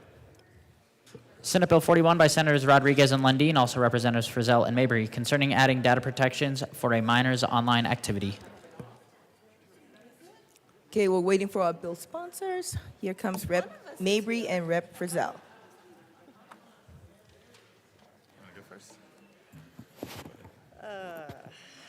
No, I don't. Who wants to go first? Rep. Mabry. Thank you, Madam Chair. I move Senate Bill 41 and the committee report, the Business and Labor Committee report. To the committee report. Thank you, Madam Chair. In the Business and Labor Committee, we clarified one of the definitions on where harmful release of data for children could occur. And it was a technical amendment, and we asked for an aye vote on the committee report. Is there any further discussion on the committee report? Seeing none, the question before us is the passage of the Business Affairs and Labor report. All those in favor say aye. Aye. All those opposed say no. The ayes have it. To the bill. You want to go? No, go ahead. Okay. Representative Mabry. Thank you, Madam Chair. So, members, what we're doing here is we are updating the Colorado Privacy Act and the Colorado Consumer Protection Act to add protections around the processing of the data of children. As we continue to be reliant on the internet and technology, and that's happening at earlier and earlier ages, I bet everybody here in this chamber has had an experience with a 1 or 2 year old relative of theirs knowing how to use a smartphone and being on the internet. Kids are getting a digital footprint much younger, and we need to make sure that their privacy is protected. And so what we're trying to do is say that entities are not allowed to process minors' data in certain ways unless the minor or their guardian has consented. And I can turn it over to my co-prime sponsor. Is Representative Frizzell. Thank you, Madam Chair. Members, I had the great fortune to attend a conference last summer, and I learned a lot about this topic, and candidly, it alarmed me a great deal. I was really shocked to learn that in 2022, 1 million children in the United States fell victim to identity theft, and that costs about $1 billion annually. This bill is really, I said in committee that it really has that special secret sauce, that in that it does not reach into the realm of parental control, parental choice. This really puts the onus on the companies to not track our kids, not push ads to our kids, not prey on them, and make sure that their data is safe. So it does not create any First Amendment issues. It doesn't create any parental notification or parental rights issues. All this does is tells these companies to leave our kids alone. Is there any further discussion on SB 41? So the committee report has been adopted, for the record. Is there any further discussion on SB 41? No, we just Seeing asked for your none, aye vote. the question before us is the adoption of SB 41. All those in favor say aye. All those opposed say no. SB 41 is adopted. Mr. Shebo, please read the title of SCR 002. Senate Concurrent Resolution 2 by Senators Fenberg and Pelton B, also Representatives Brown and Frizzell, submitting to the registered electors of the state of Colorado amendments to the Colorado Constitution concerning the modification of certain deadlines in connection with specified elections. Rep. Brown. Thank you, Madam Chair. I move SCR 24002. To the resolution. Thank you, Madam Chair. Today, we bring to you Senate Concurrent Resolution 24002, submitting to the registered electors of the state of Colorado an amendment to the Colorado Constitution concerning the modifications of certain deadlines in connection with specified elections. This bill, or resolution as it were, will submit an amendment to the Colorado Constitution that will help provide additional flexibility to our county clerks. As our ballots get more and more complicated, it's important that we give our clerks and those who are administering elections the appropriate flexibility that they need to administer them. And that I'll turn it over to my co-prime sponsor. Rep. Frizzell. Thank you, Madam Chair. So, members, as you are likely aware, Colorado state ballots continue to get longer and more complicated, and with that, our county clerks are really asking for a little additional time between the Secretary of State's deadline to certify ballot order and content.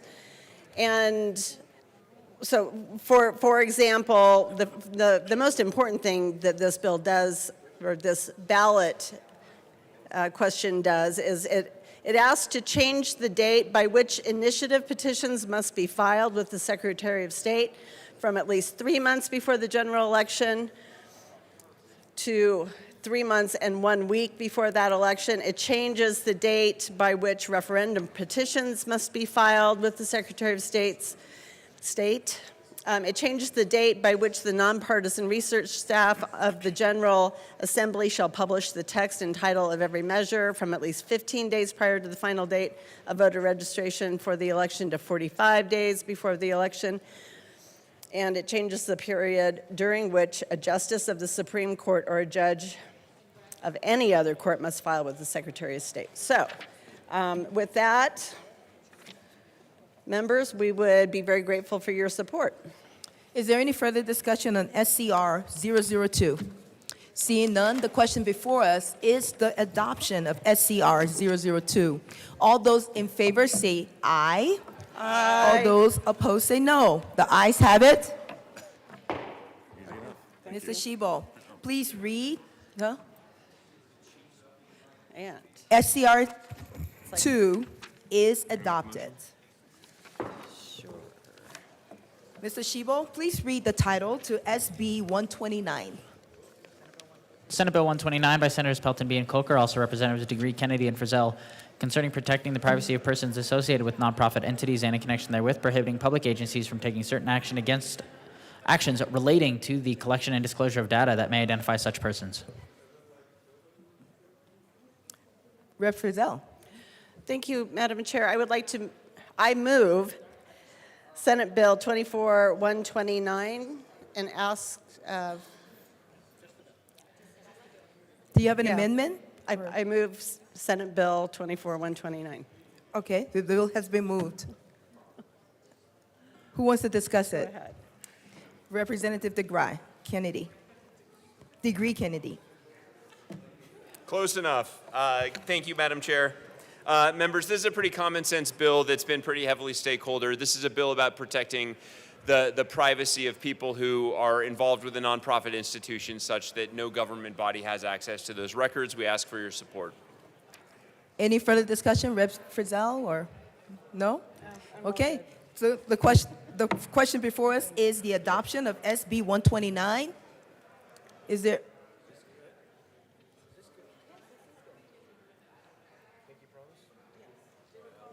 I pinky promise. Okay, so all those in favor of SB 29, say aye. All those opposed?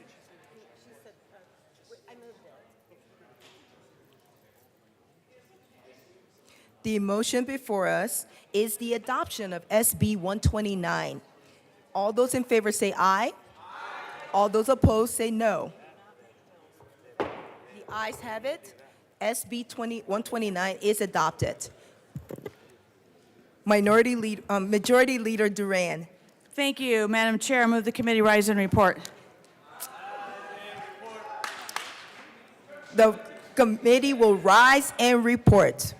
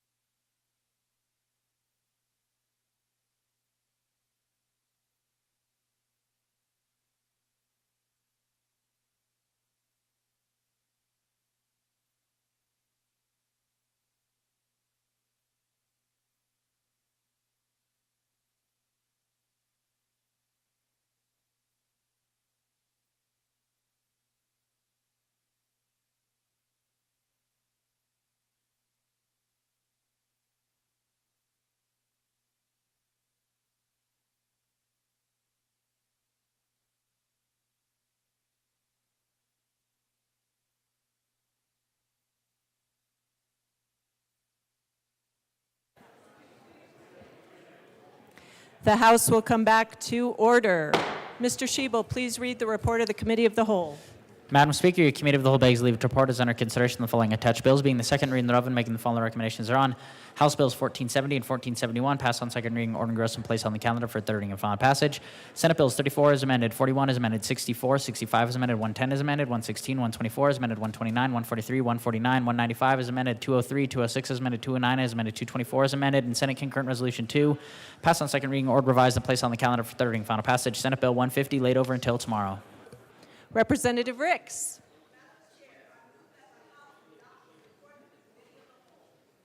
Members, you have heard the motion. We have no amendments at the desk.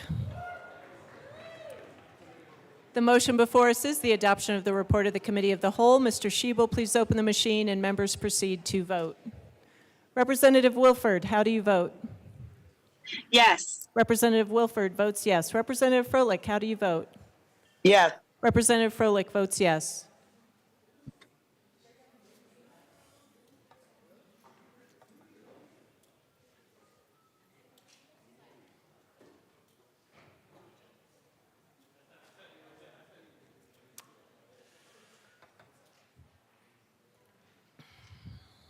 Armagost, Epps, Hernandez, Parenti, Rootnell.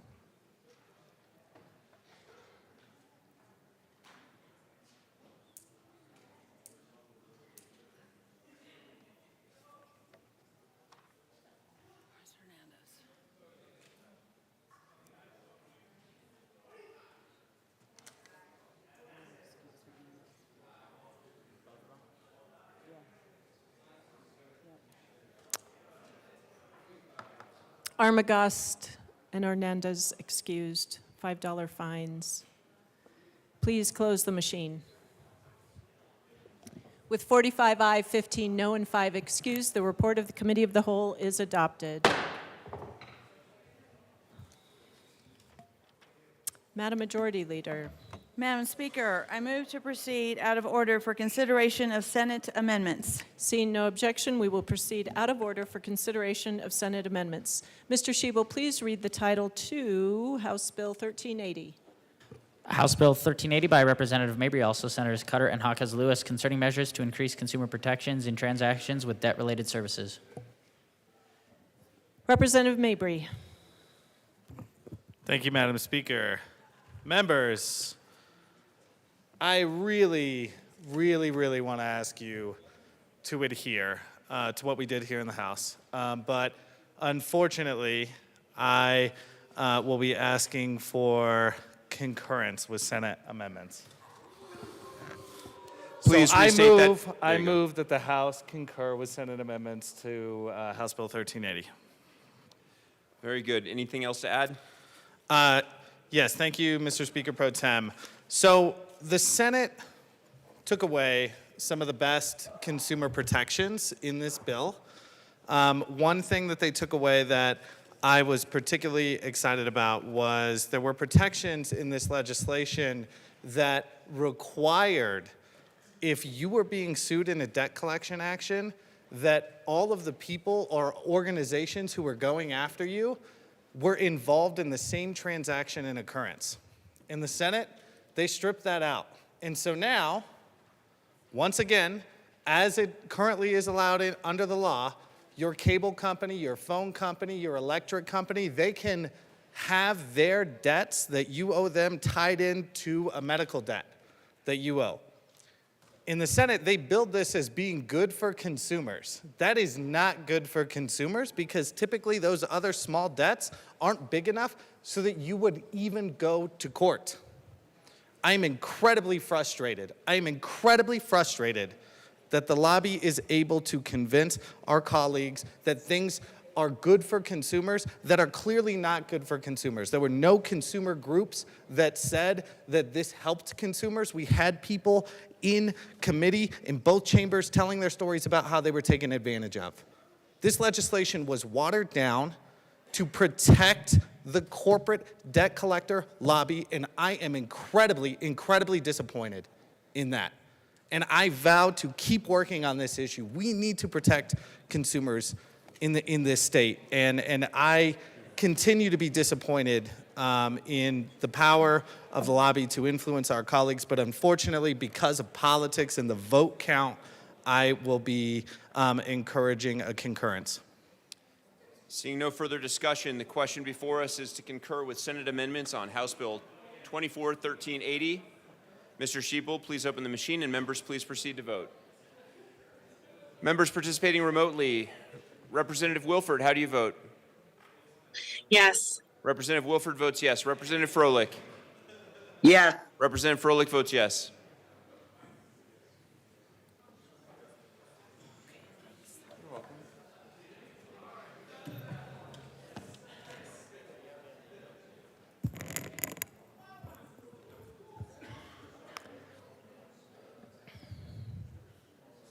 Garcia, Rick, Snyder, Story. Please close the machine. With 50 aye, 10 no, and 5 excused, the motion to concur is adopted. Madam Majority Leader. Madam Speaker, I move for the repassage of House Bill 1380 as amended. The motion before us is the repassage of House Bill 1380 as amended. Mr. Schiebel, please open the machine and members proceed to vote. Representative Wilford, how do you vote? Yes. Representative Wilford votes yes. Representative Froelich, how do you vote? Yes. Representative Froelich votes yes.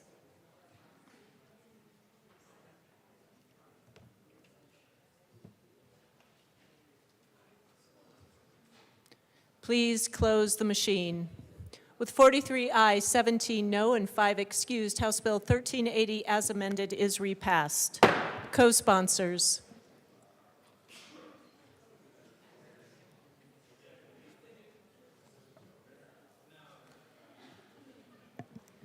Please close the machine. Mr. Schiebel, please read the title to House Bill 1294. House Bill 1294 by Representatives Basenecker and Velasco, also Senator Cutter, concerning mobile homes that are located in a mobile home park and in connection therewith, specifying legal rights and responsibilities relating to the sale, lease, and purchase of such homes and making an appropriation. Representative Basenecker. Thank you, Madam Speaker. It's an honor to serve with you. And an honor to serve with you. Members, we legislators under this golden dome know that a mobile home is a worthy home. And so it is proper to take the time to clear the air and move this good bill out of the hopper, even if the Senate thought it needed a little repair. And so with that, we move to concur with Senate amendments to House Bill 24-1294. Would you like to provide a brief explanation? The amendments that we ran in the Senate were largely to clarify rent-to-own, lease-to-own agreements in mobile home parks. They were mutually negotiated. Pleased to report that the Rocky Mountain Homeowners Association, which is the lobby group for mobile homeowners, remained neutral on the bill. We think we did a good job with this one. We're pleased to accept their changes. Seeing no further discussion, the motion before us is to concur with Senate amendments to House Bill 1294. Mr. Schiebel, please open the machine and members proceed to vote. Representative Wilford, how do you vote? Yes. Representative Wilford votes yes. Representative Froelich, how do you vote? Yes. Representative Froelich votes yes.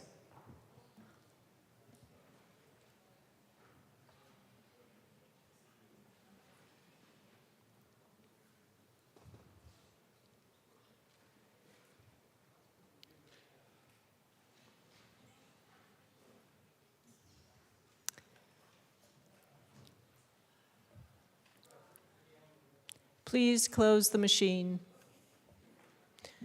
With 52 aye, 8 no, 5 excused, the motion to concur is adopted.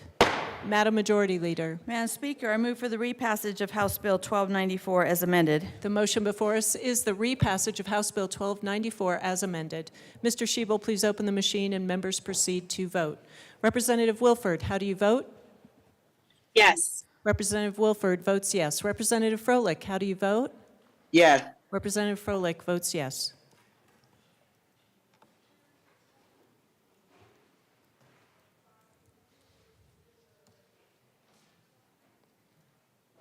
Please close the machine. With 44 ayes, 16 no, and 5 excused, House Bill 1294, as amended, is repassed. Co-sponsors.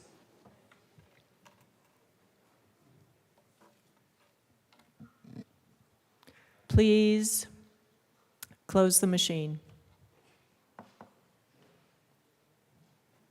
Mr. Shebel, please read the title to House Bill 1324.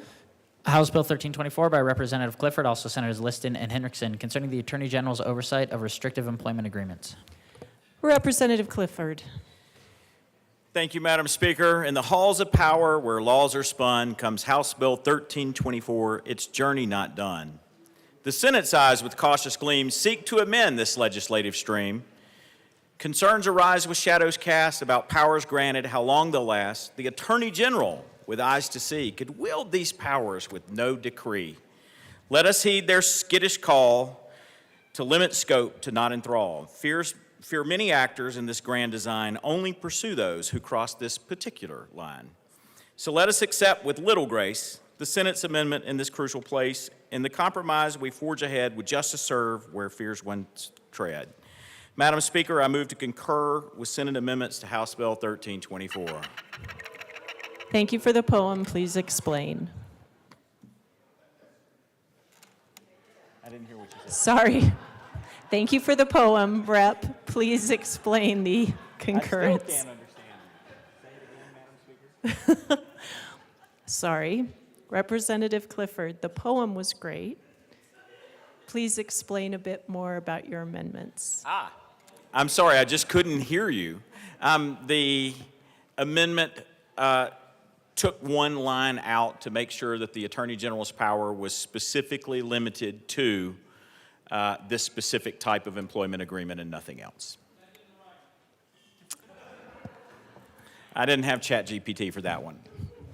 Thank you, Representative. Seeing no further discussion, the motion before us is to concur with Senate amendments to House Bill 1324. Mr. Shebel, please open the machine and members proceed to vote. Representative Wilford, how do you vote? Yes. Representative Wilford votes yes. Representative Froelich, how do you vote? Yes. Representative Froelich votes yes.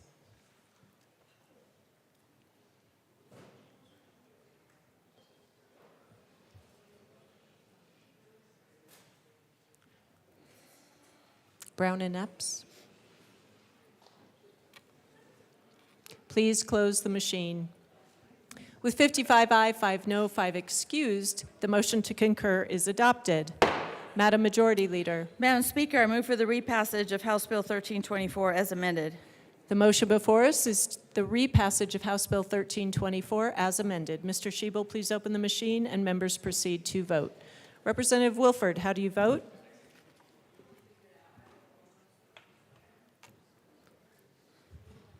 Yes. Representative Wilford votes yes. Representative Froelich, how do you vote? Yes. Representative Froelich votes yes.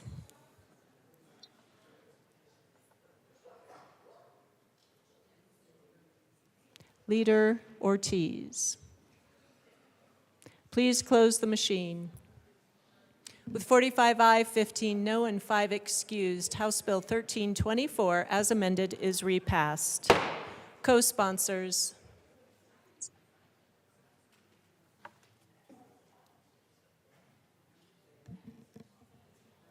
Please close the machine. Mr. Shebel, please read the title to House Bill 1334. House Bill 1334 by Representative Basenecker, also Senator Hansen, concerning the authorization of a broadband provider's installation of necessary broadband infrastructure in multi-unit buildings and in connection therewith, specifying legal obligations and rights relating to the installation of broadband infrastructure in such buildings. Representative Basenecker. Thank you, Madam Speaker. The Senate, my friends, is a wonderful place. I know. Hard to say with a straight face. To my bill, they made a change while on the Titanic, the deck chairs they seemingly rearrange. So let's give them a boost, tell them what a good job they're doing, but don't say it too loud, lest you interrupt their snoozing. With that, I move to concur with Senate amendments to House Bill 1334. Please proceed. The amendment that we adopted in the Senate, a couple amendments adjusting some time frames, some clarity around property access, and also clarifying that a resident should request service and make that request available to the property owner and the broadband provider. So we'd ask for a yes vote. Seeing no further discussion, the motion before us is to concur with Senate amendments to House Bill 1334. Mr. Shebel, please open the machine and members proceed to vote. Representative Wilford, how do you vote? Yes. Representative Wilford votes yes. Representative Froelich, how do you vote? Yes. Representative Froelich votes yes.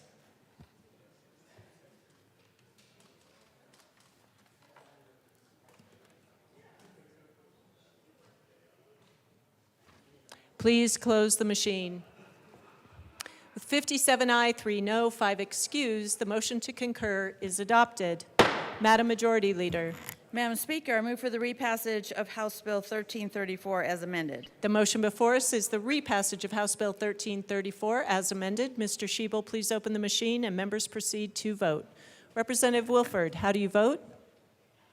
Yes. Representative Wilford votes yes. Representative Froelich, how do you vote? Yes. Representative Froelich votes yes.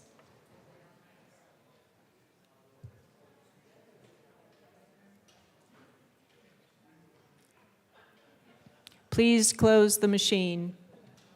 With 44 ayes, 16 no, 5 excused, House Bill 1334 as amended is repassed. Co-sponsors.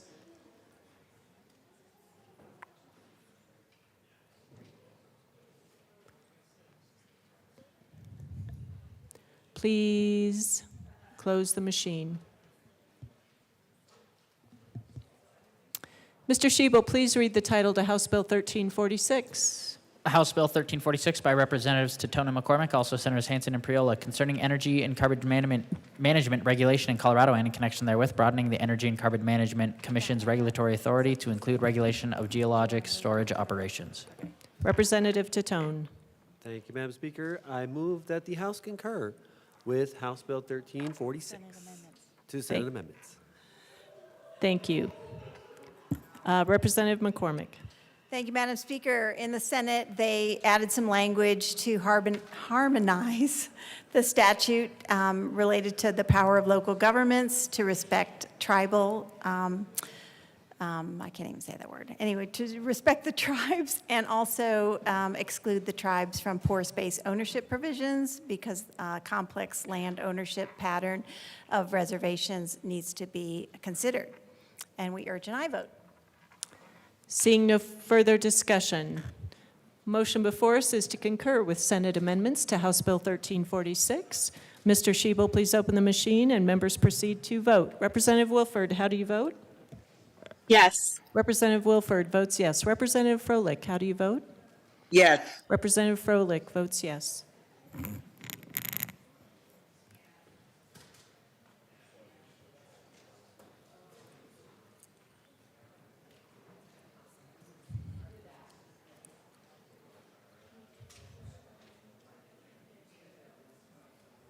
Hartsook Lindstedt Young.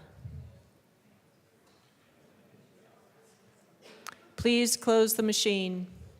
With 51 aye, 9 no, 5 excused, the motion to concur is adopted. Madam Majority Leader. Madam Speaker, I move for the repassage of House Bill 1346 as amended. The motion before us is the repassage of House Bill 1346 as amended. Mr. Shebel, please open the machine and members proceed to vote. Representative Wilford, how do you vote? Yes. Representative Wilford votes yes. Representative Froelich, how do you vote? Yes. Representative Froelich votes yes.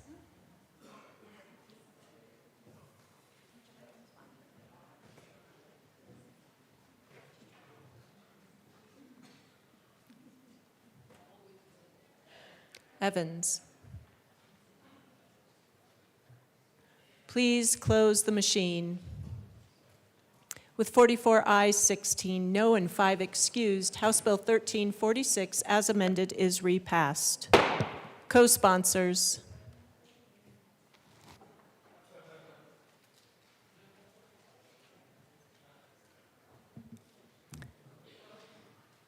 Please close the machine. Mr. Shebel, please read the title to House Bill 1080. House Bill 1080 by Representatives Parenti and Wilford, also Senators Danielson and Marchman, concerning requirements for youth sports personnel that improve the safety of the participants. Representative Parenti. Thank you, Madam Chair, and may the 4th be with you. And also with you. Thank you. Colleagues, it is with a heavy heart that I must ask you to concur with Senate amendments to House Bill 1080. Please proceed. Thank you. In the Senate, our colleagues continued stakeholding with some of the major sports providers in the state. They added some additional language at their request. Then they added all those components to Title 25 at the request of our municipalities and special districts.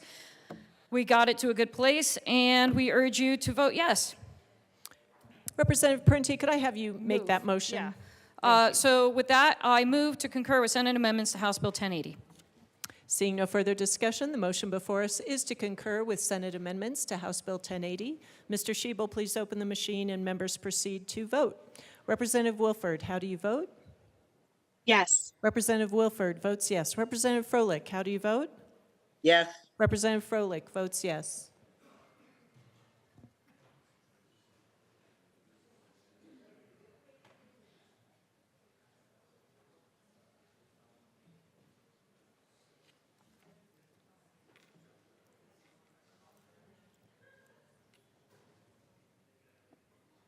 Please close the machine.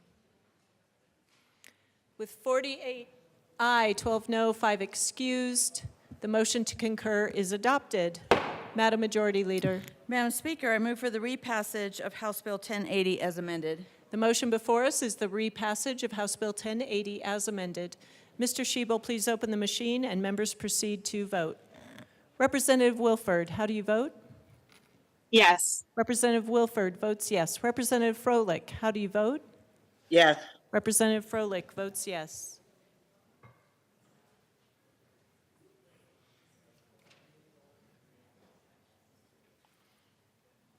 Ricks.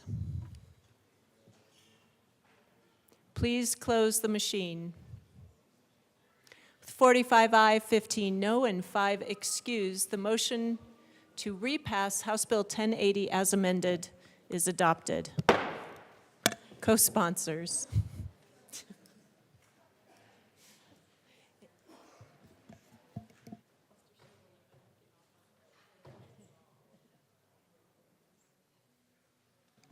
Please close the machine.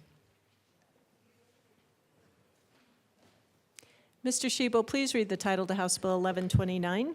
House Bill 1129 by Representatives Vigil and Mabry, also Senators Hendrickson and Priola, concerning protections for drivers engaged with delivery network companies and in connection therewith making appropriation.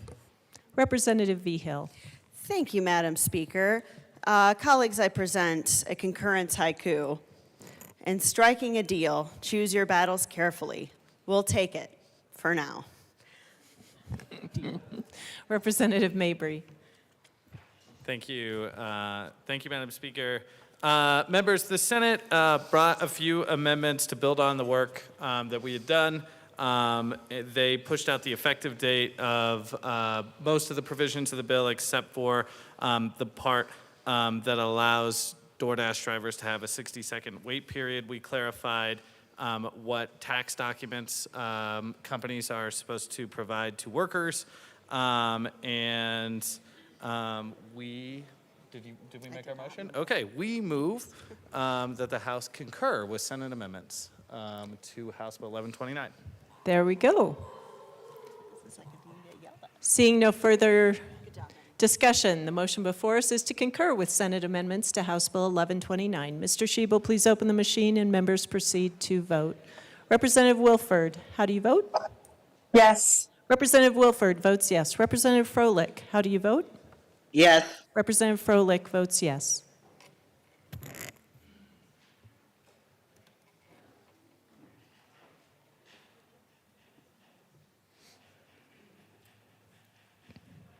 Holtorf and Winter. Please close the machine. With 45 aye, 15 no, and 5 excused, the motion to concur is adopted.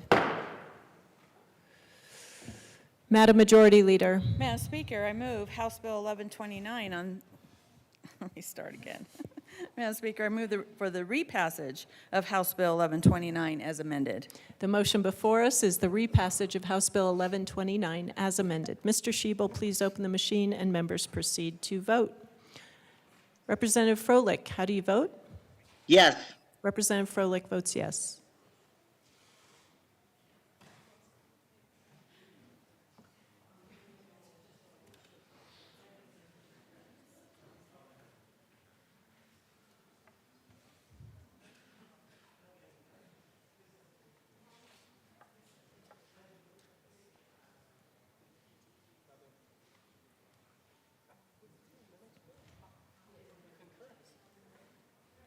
Ricks?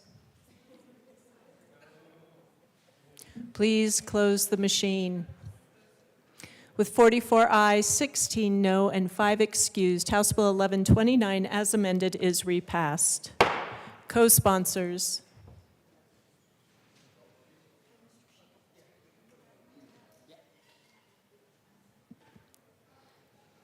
Please close the machine. Mr. Shebel, please read the title to House Bill 1336. House Bill 1336 by Representatives Parenti and Weinberg, also Senators Rodriguez and Priola, concerning the deployment of broadband through grants administered by the Colorado Broadband Office and in connection therewith, reducing an appropriation. Representative Parenti. Thank you, Madam Chair. I move that the House concur with Senate amendments to House Bill 1336. Representative Weinberg. Thank you, Madam Speaker. I move that the House not concur with amendment to 1336. No. That motion is out of order. I withdraw my motion, Madam Speaker. Thank you very much. Representative Parenti. Thank you, Madam Chair. The Senate really loves rural broadband. They didn't take too heavy a hand. They made amendments to orders to include more stakeholders, and I move that the House vote to concur. That's it. Representative Weinberg. Ditto. Seeing no further discussion, the motion before us is to concur with Senate amendments to House Bill 1336. Mr. Shebel, please open the machine and members proceed to vote. Representative Froelich, how do you vote? Yes. Representative Froelich votes yes.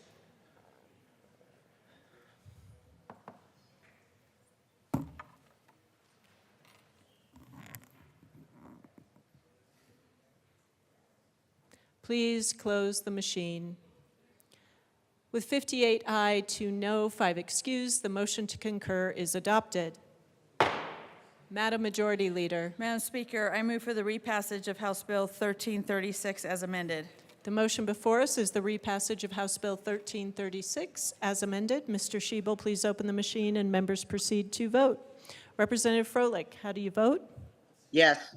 Representative Froelich votes yes.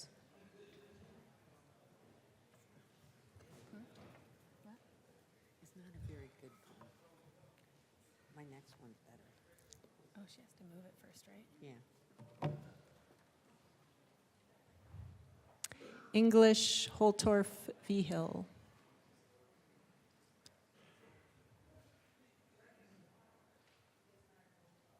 Rep v. Hill. Please close the machine. With 53 ayes, 7 no, and 5 excused, House Bill 1336, as amended, is repassed. Co-sponsors.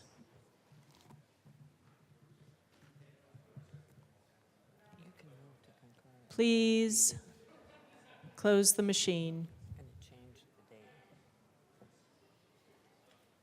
Mr. Shebel, please read the title to House Bill 1063.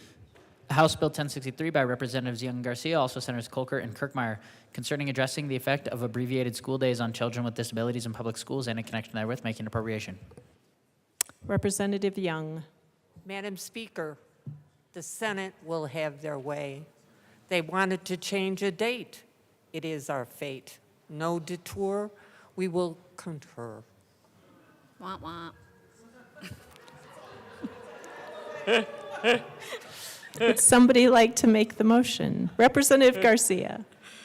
Madam Speaker, I move to concur to the Senate amendments for Senate House Bills 1063. Please explain. They changed the date, which is fine. We're okay with that. And we ask that you all be okay with that too. Seeing no further discussion, the motion before us is to concur with Senate amendments to House Bill 1063. Mr. Shebel, please open the machine and members proceed to vote. Representative Froelich, how do you vote? Yes. Representative Froelich votes yes.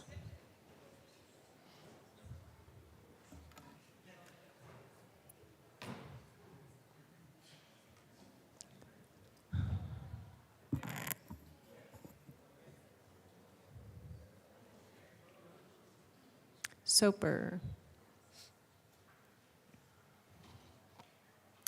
Please close the machine.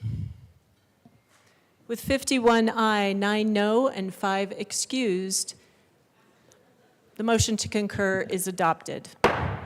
Madam Majority Leader. Madam Speaker, I move for the repassage of House Bill 1063 as amended. The motion before us is the repassage of House Bill 1063 as amended. Mr. Shebel, please open the machine and members proceed to vote. Representative Froelich, how do you vote? Yes. Representative Froelich votes yes.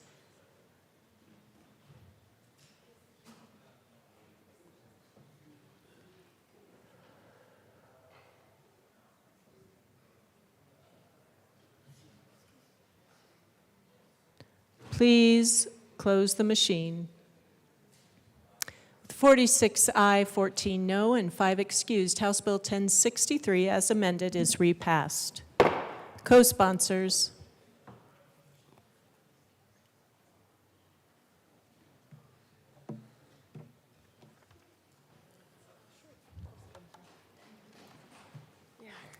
Please close the machine.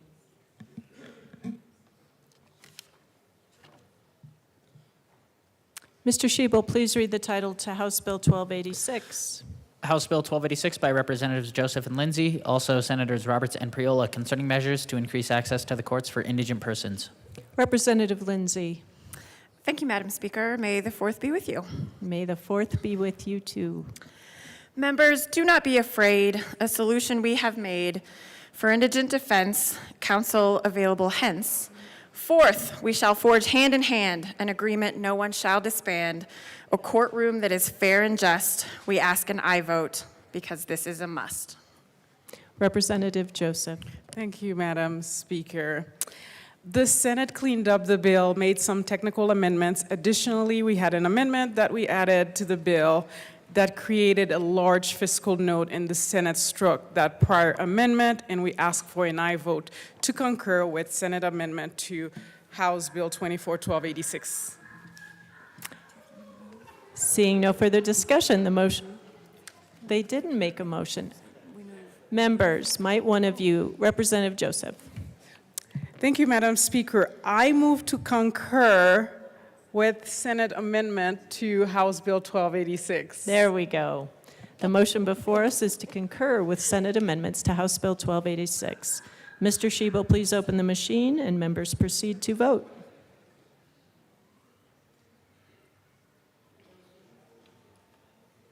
Representative Froelich, how do you vote?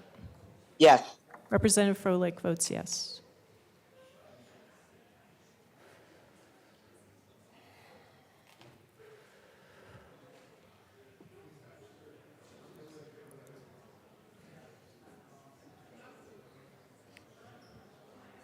Please close the machine.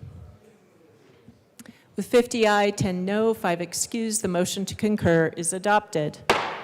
Madam Majority Leader. Madam Speaker, I move for the repassage of House Bill 1286 as amended. The motion before us is the repassage of House Bill 1286 as amended. Mr. Shebel, please open the machine and members proceed to vote. Representative Froelich, how do you vote? Yes. Representative Froelich votes yes.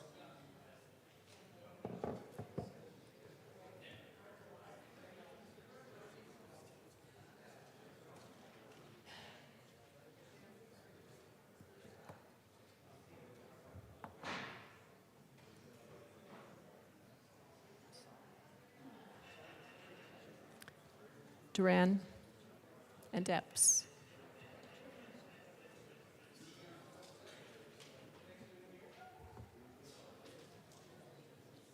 Please close the machine. With 44 ayes, 16 no, and 5 excused, House Bill 1286, as amended, is repassed. Co-sponsors.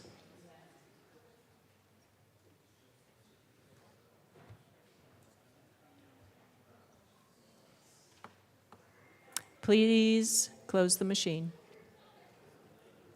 Mr. Shebel, please read the title to House Bill 1350. House Bill 1350 by Representatives Froelich and Story, also Senators Winter F. and Michelson Janae, concerning standards related to court proceedings for allocation of parental responsibilities to keep children safe. Representative Story. Thank you, Madam Speaker. I move to concur with Senate amendments on House Bill 1350. Please proceed. And may I defer to my co-prime on the wall? Representative Froelich. Oh, okay. Well, Rep. Story has my palm. She can read it. Representative Story. Okay, all the credit goes to my co-prime. What is happening in family court is unbelievably sad. But that doesn't mean what the Senate added was all that bad. So I'm asking for a vote to concur, although I do not agree that they are cooler. We can agree this chamber may be slower and that the upper is older. Oh, shoot. We can agree this chamber may be lower and that the upper chamber is older and slower. Well done. Do you want to briefly explain your amendments? They added an amendment that we wanted to add but didn't get it done. That'll do. It's a definition. Seeing no further discussion, the motion before us is to concur with Senate amendments to House Bill 1350. Mr. Shebel, please open the machine and members proceed to vote. Representative Froelich, how do you vote? Yes. Representative Froelich votes yes.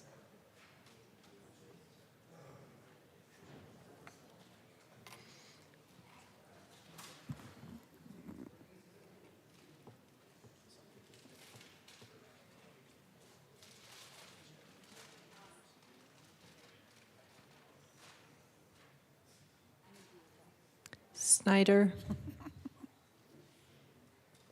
Please close the machine. With 44 ayes, 16 no, and 5 excused, the motion to concur is adopted. Madam Majority Leader. Madam Speaker, I move for the repassage of House Bill 1350 as amended. The motion before us is the repassage of House Bill 1350 as amended. Mr. Shebel, please open the machine and members proceed to vote. Representative Froelich, how do you vote? Yes. Representative Froelich votes yes.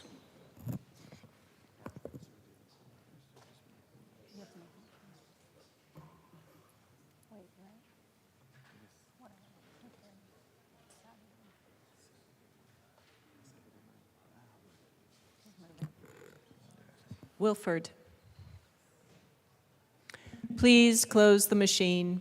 With 44 ayes, 16 no, and 5 excused, House Bill 1350, as amended, is repassed. Co-sponsors.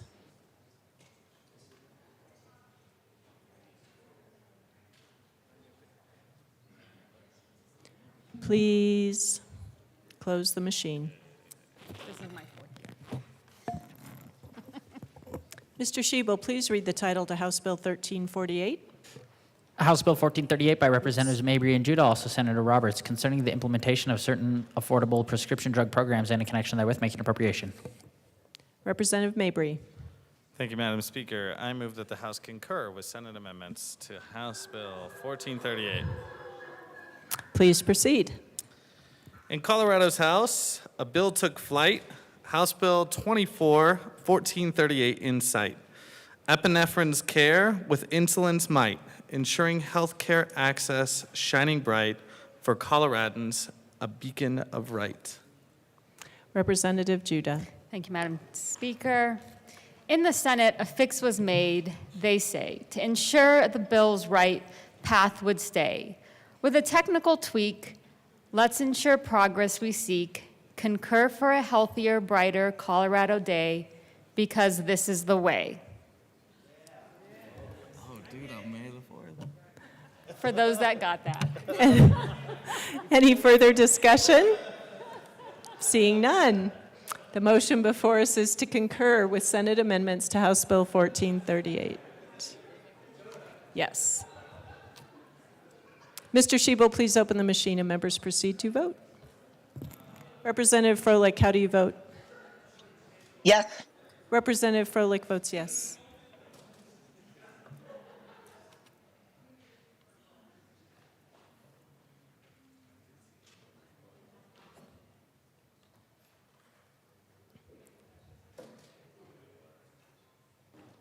McCormick. Please close the machine. With 44 ayes, 16 no, and 5 excused, the motion to concur is adopted. Madam Majority Leader. Madam Speaker, I move for the repassage of House Bill 1438 as amended. The motion before us is the repassage of House Bill 1438 as amended. Mr. Shebel, please open the machine and members proceed to vote. Representative Froelich, how do you vote? Yes. Representative Froelich votes yes.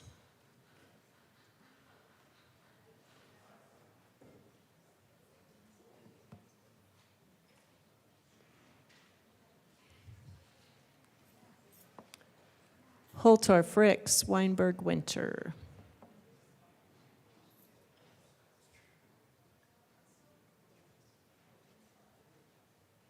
Please close the machine. With 45 aye, 15 no, and 5 excused, House Bill 1438 as amended is repassed. Co-sponsors.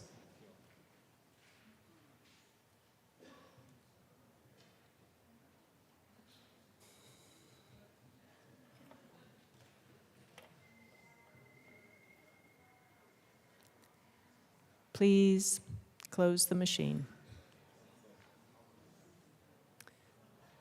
Mr. Shebel, please read the title to House Bill 1010.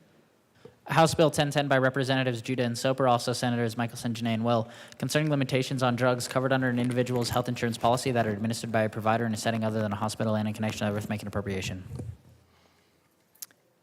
Representative Judah. Thank you, Madam Speaker. I move to concur with Senate amendments to House Bill 1010. Please proceed. Representative Soper. Thank you, Madam Speaker, and thank you, members. We aren't really poets, so we don't really have a poem for you.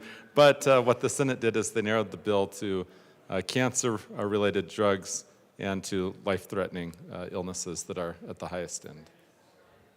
And ask for concurrence. Seeing no further discussion, the motion before us is to concur with Senate amendments to House Bill 1010. Mr. Shebel, please open the machine and members proceed to vote. Representative Froelich, how do you vote? Yes. Representative Froelich votes yes.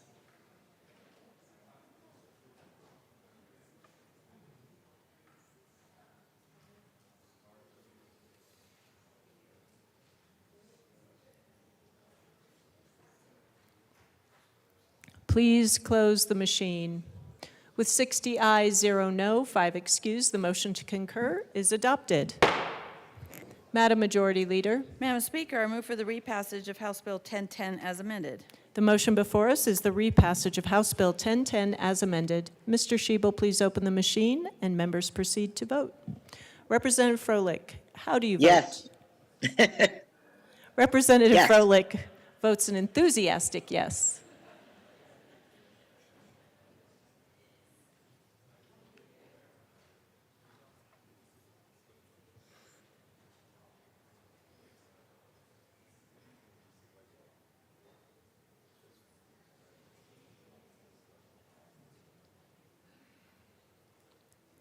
Ricks. Please close the machine. With 50 aye, 10 no, 5 excused, House Bill 1010 as amended is repassed. Co-sponsors.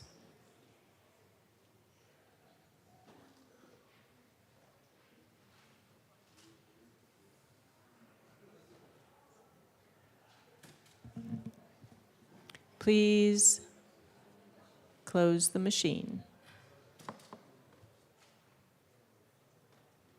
Mr. Shebel, please read the title to House Bill 1059. House Bill 1059 by Representatives English and Ricks, also Senators Hansen and Winter F., concerning compensation for state elected officials and in connection therewith, creating the independent state elected official pay commission and modifying the amount of per diem allowed to members of the General Assembly for expenses incurred during sessions of the General Assembly. Representative Ricks. Madam Speaker, I move that we concur with the Senate amendments to House Bill 1059. Please proceed. Representative English. The amendment, initially, we thought there was a constitutional prohibition to make changes during a term, but it looks like automatic CPI changes are okay. So when there's a CPI increase, it'll affect the General Assembly and the constitutional officers, and it'll be a level playing field because the GA will now be paid the same. Thank you. Seeing no further discussion, the motion before us is to concur with Senate amendments to House Bill 1059. Mr. Shebel, please open the machine and members proceed to vote. Representative Froelich, how do you vote? Yes. Representative Froelich votes yes.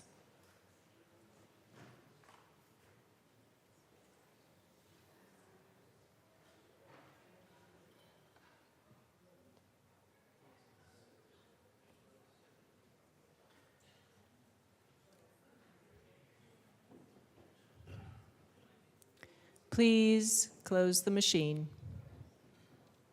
With 44 ayes, 16 no, and 5 excused, the motion to concur is adopted. Madam Majority Leader. Madam Speaker, I move for the repassage of House Bill 1059 as amended.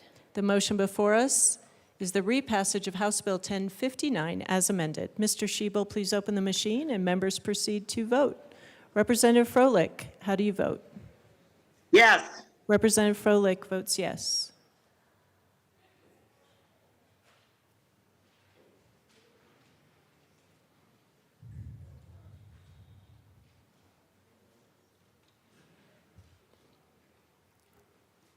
Please close the machine. With 38 aye, 22 no, and 5 excused, House Bill 1059, as amended, is repassed. Co-sponsors.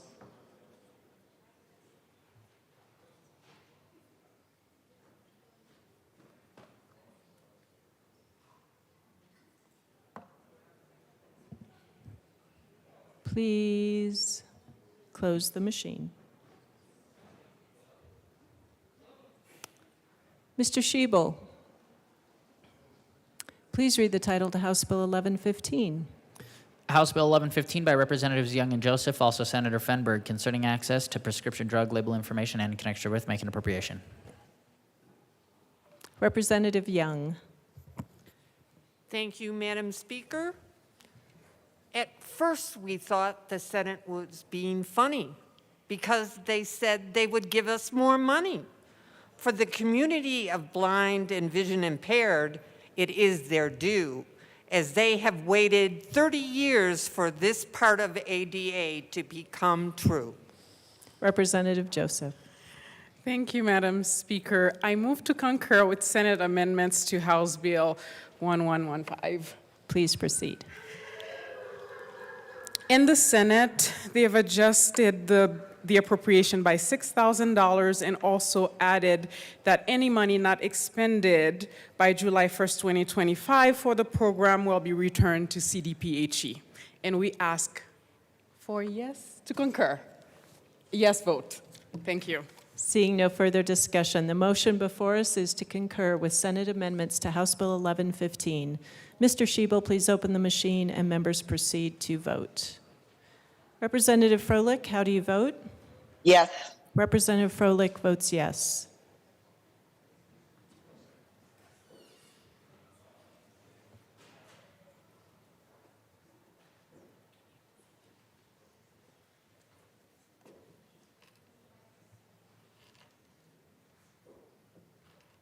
Please close the machine. With 47 aye, 13 no, and 5 excused, the motion to concur is adopted. Madam Majority Leader. Madam Speaker, I move for the repassage of House Bill 1115 as amended. The motion before us is the repassage of House Bill 1115 as amended. Mr. Shebel, please open the machine and members proceed to vote. Representative Froelich, how do you vote? Yes. Representative Froelich votes yes.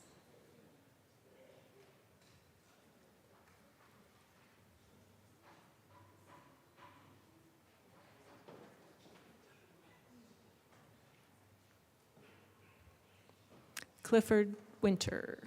Please close the machine. With 46 aye, 14 no, and 5 excused, House Bill 1115 as amended is repassed. Co-sponsors.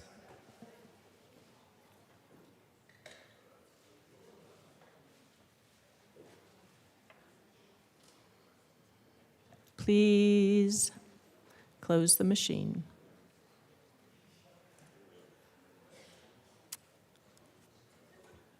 Mr. Shebel, please read the title to House Bill 1326. House Bill 1326 by Representatives Ricks and Brown, also Senators Smallwood and Zenzinger, concerning continuation under the sunset law of the licensing of certain games of chance, including bingo, and in connection therewith making an appropriation.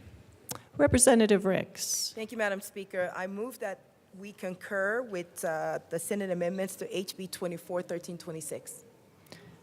That is a proper motion. There is no, there we go. Yeah, really. Representative Brown. Thank you, Madam Speaker.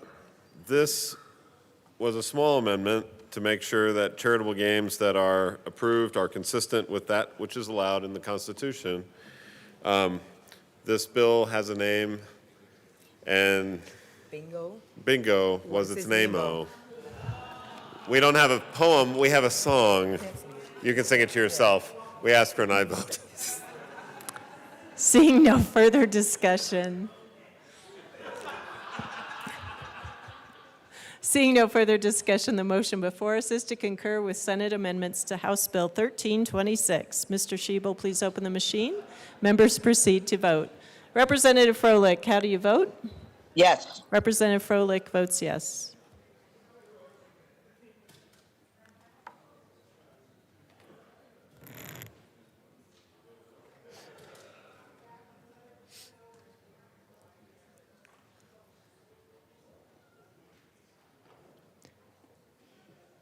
Clifford Epps.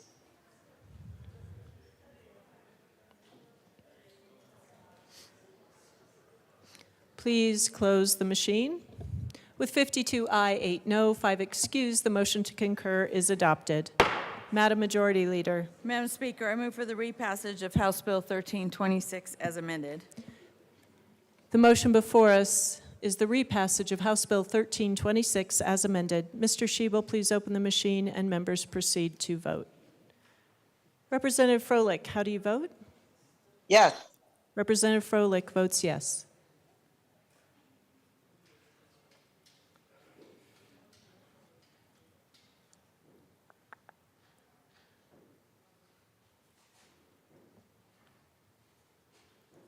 Clifford Judah.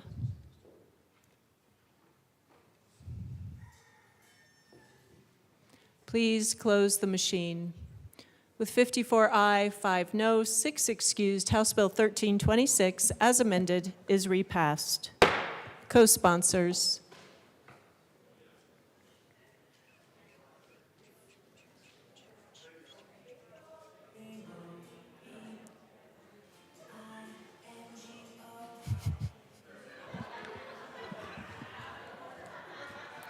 I don't know who the guilty party is.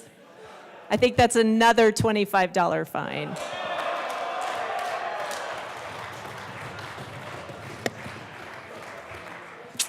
I'm glad you all support. Mr. Shebel, please read, please close the machine. Mr. Shebel, please read the title to House Bill 1344. House Bill 1344 by Representatives Leader and Ricks, also Senators Pelton, Bean, Fields, concerning the continuation of the State Plumbing Board and in connection therewith, implementing the recommendations in the 2023 Sunset Report by the Department of Regulatory Agencies. Representative Ricks. Madam Speaker, I move that the House concurs with Senate amendments to HB 1344. Please proceed. Representative Leader. Thank you, Madam Speaker. So this is very simple. The fiscal note misinterpreted the House amendment to move the license renewal cycle from plumbers from 2 to 3 years. So we adjusted the provision in the Senate to reflect the intent of the original House amendment. for the new renewal interval to start for the license renewed in March of 2027 instead of March of 2025. And as a result of this change, the additional cash revenue from the 3 license will not reflect until 2027 to 2028 for the 3-year. Thank you. I'm not a poet, I'm a poet and I don't know it. Seeing no further discussion, the motion before us is to concur with Senate amendments to House Bill 1344. Mr. Shebel, please open the machine and members proceed to vote. Representative Froelich, how do you vote? Yes. Representative Froelich votes yes.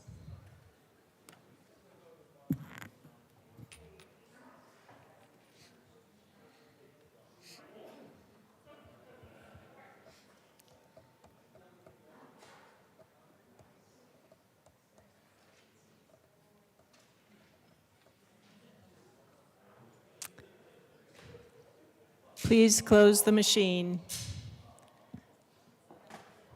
With 51 aye, 9 no, and 5 excused, the motion to concur is adopted.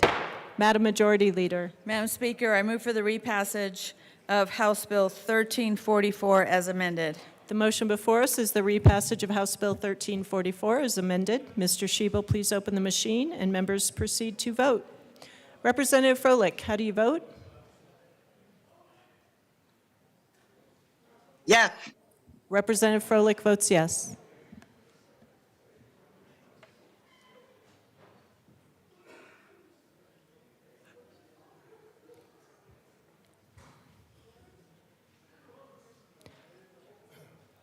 Brown. Please close the machine. With 50 aye, 10 no, 5 excused, House Bill 1344 as amended is repassed. Co-sponsors.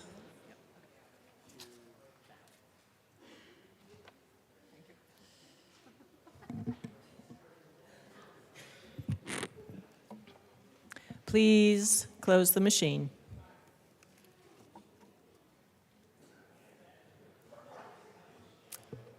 Mr. Shebel, please read the title to House Bill 1371.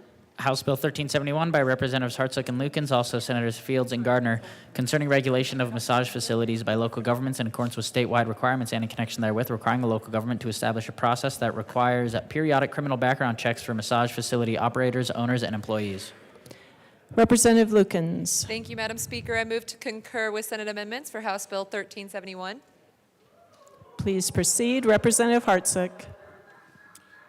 Madam Speaker, afternoon it is, and a poem have I. Rub-a-dub-dub. The Senate sat in a tub. They sat and pondered, what will we scrub? Whereupon they struck upon a deal, and what we have, we will not appeal. We urge an aye vote. Seeing no further discussion, the motion before us is the adoption of is to concur with Senate amendments to House Bill 1371. Mr. Shebel, please open the machine. Members proceed to vote. Representative Froelich, how do you vote? Yes. Representative Froelich votes yes. We are wrapping up in the nick of time.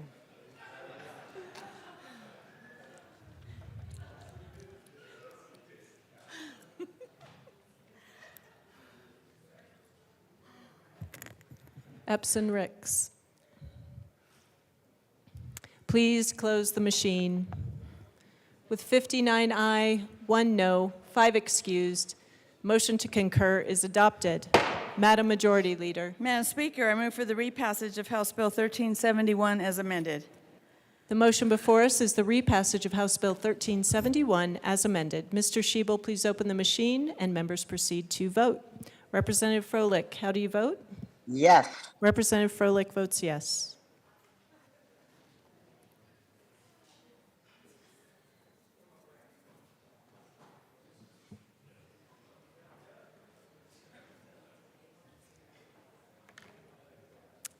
Please close the machine. With 55 aye, 5 no, and 5 excused, House Bill 1371, as amended, is repassed. Co-sponsors.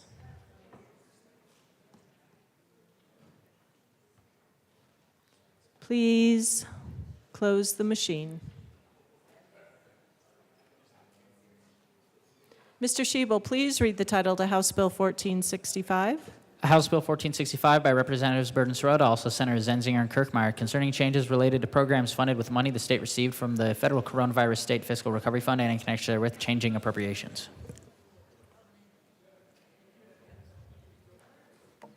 Representative Byrd. Thank you, Madam Chair. I'm requesting that we concur with Senate amendments made to House Bill 1465. Could you restate that motion, please? I move to concur with Senate amendments to House Bill 1465. Thank you. Please proceed. I know, this was a good one, though. In this bill, we made, the Senate added roll forward authority to an appropriation that was made for the Judicial Department for IT purposes. So this will be very helpful for our Judicial Department. I ask for a yes on concurrence, please. Seeing no further discussion, the motion before us is to concur with Senate amendments to House Bill 1465. Mr. Shebel, please open the machine, and members proceed to vote. Representative Froelich, how do you vote? Yes. Representative Froelich votes yes.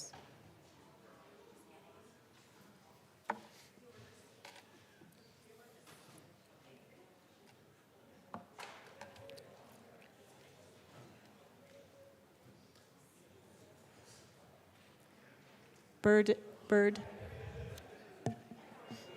Please close the machine.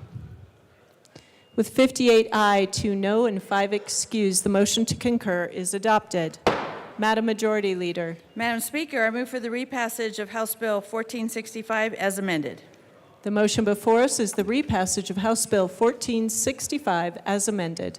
Mr. Shebel, please open the machine, and members proceed to vote. Representative Froelich, how do you vote? Yes for today. Representative Froelich votes yes.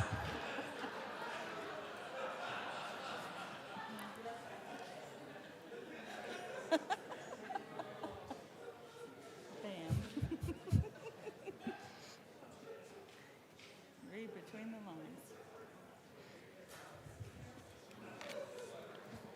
Lindsay and Ricks. Please close the machine. With 48 aye, 12 no, and 5 excused, House Bill 1465 as amended is repassed. Co-sponsors.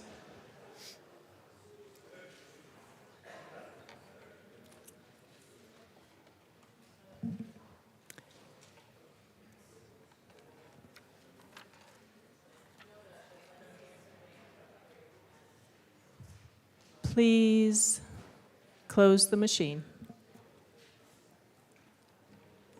Whew. That was a lot. Madam Majority Leader. Madam Speaker, I move to proceed out of order for consideration of conference committee reports. Seeing no objection, we will proceed out of order for consideration of conference committee reports. Mr. Shebel, please read the title to House Bill 1089.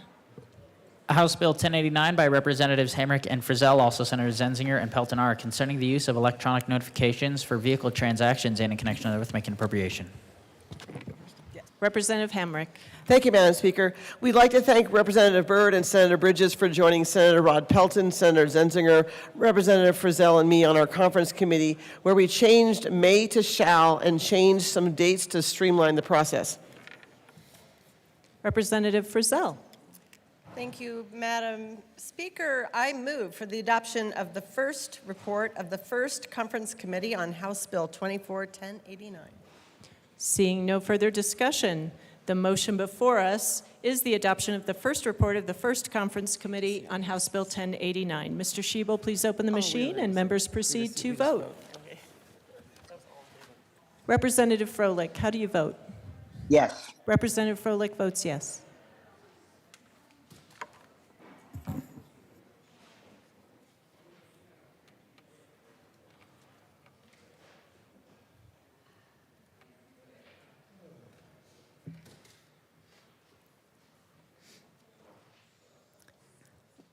Catlin, Hartsook, Lindsay, Ricks, Rutenell.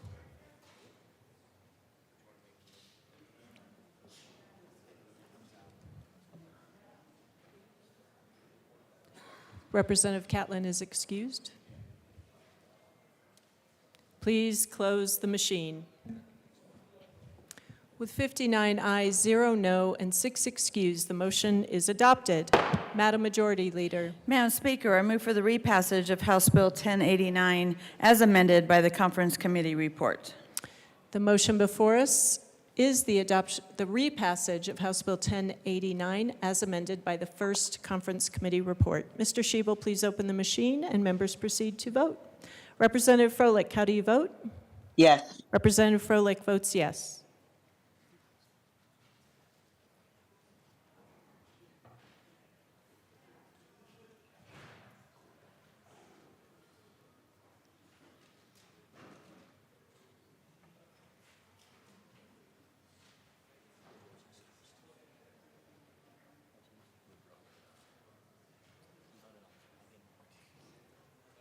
Please close the machine. With 59 ayes, 0 no, and 6 excused, House Bill 1089 as amended is repassed. Co-sponsors.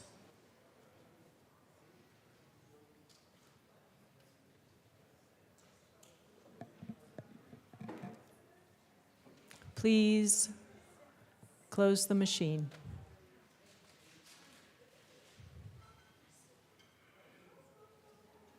Mr. Shebel, please read the title to House Bill 1037. House Bill 1037 by Representatives Epson, Degree, Kennedy, also Senator Priola, concerning reducing the harm caused by substance use disorders. Representative Epps. Thank you, Madam Speaker. I move the adoption. How about that? I move the adoption. I move that we adopt the first report of the first Conference Committee on HB 24-1037. Please proceed. Speaker Pro Tem Degree Kennedy. Thank you, Madam Speaker. Members, it was a unanimous decision out of the Conference Committee that we needed to fix a Senate amendment that dealt with what happens if someone is pulled over and they have Narcan, the overdose reversal drug, in their possession. We clarified the definitions to make sure that this language did not prohibit law enforcement officers from appropriately searching a car if there is evidence of something other than Narcan. Seeing no further discussion, the motion before us is the adoption of the first report of the first Conference Committee on House Bill 1037. Mr. Shebel, please open the machine and members proceed to vote. Representative Froelich, how do you vote?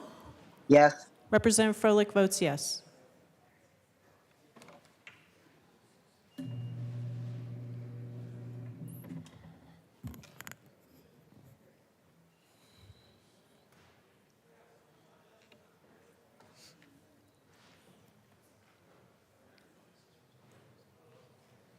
Woodrow is excused. Please close the machine. With 46 aye, 13 no, and 6 excused, the motion is adopted. Madam Majority Leader. Madam Speaker, I move for the repassage of House Bill 1037 as amended by the Conference Committee report. The motion before us is the repassage of House Bill 1037 as amended by the first Conference Committee report. Mr. Shebel, please open the machine and members proceed to vote. Representative Froelich, how do you vote? Yes. Representative Froelich votes yes.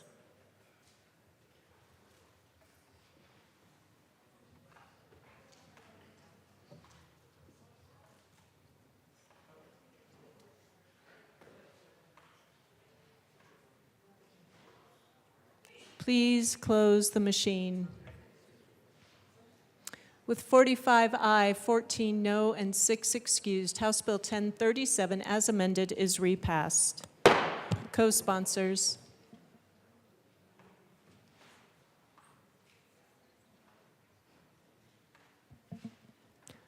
Please close the machine.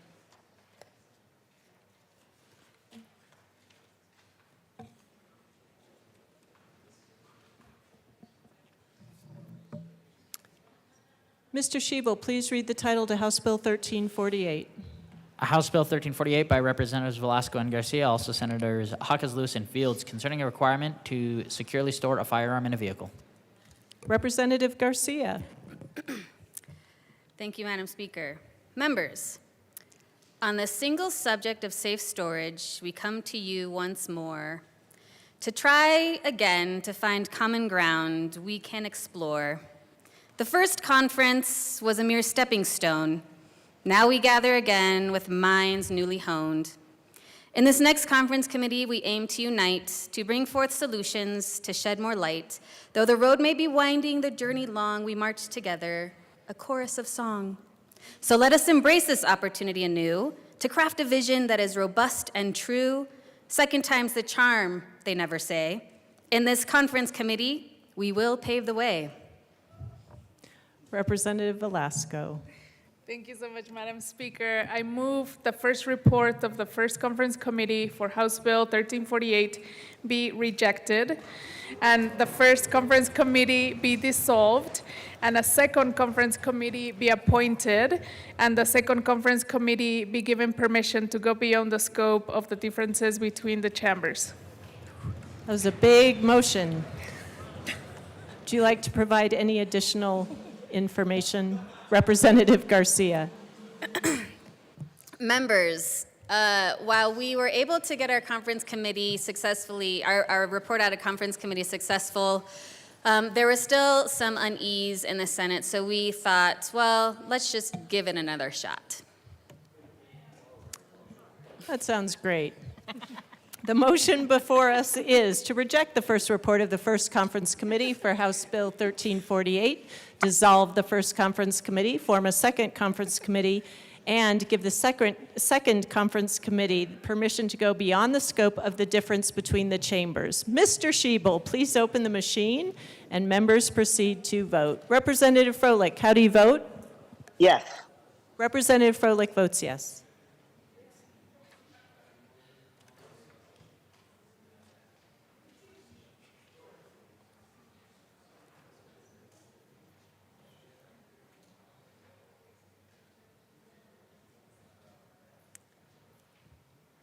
Garcia, Holtorf, Marshall, Vigil.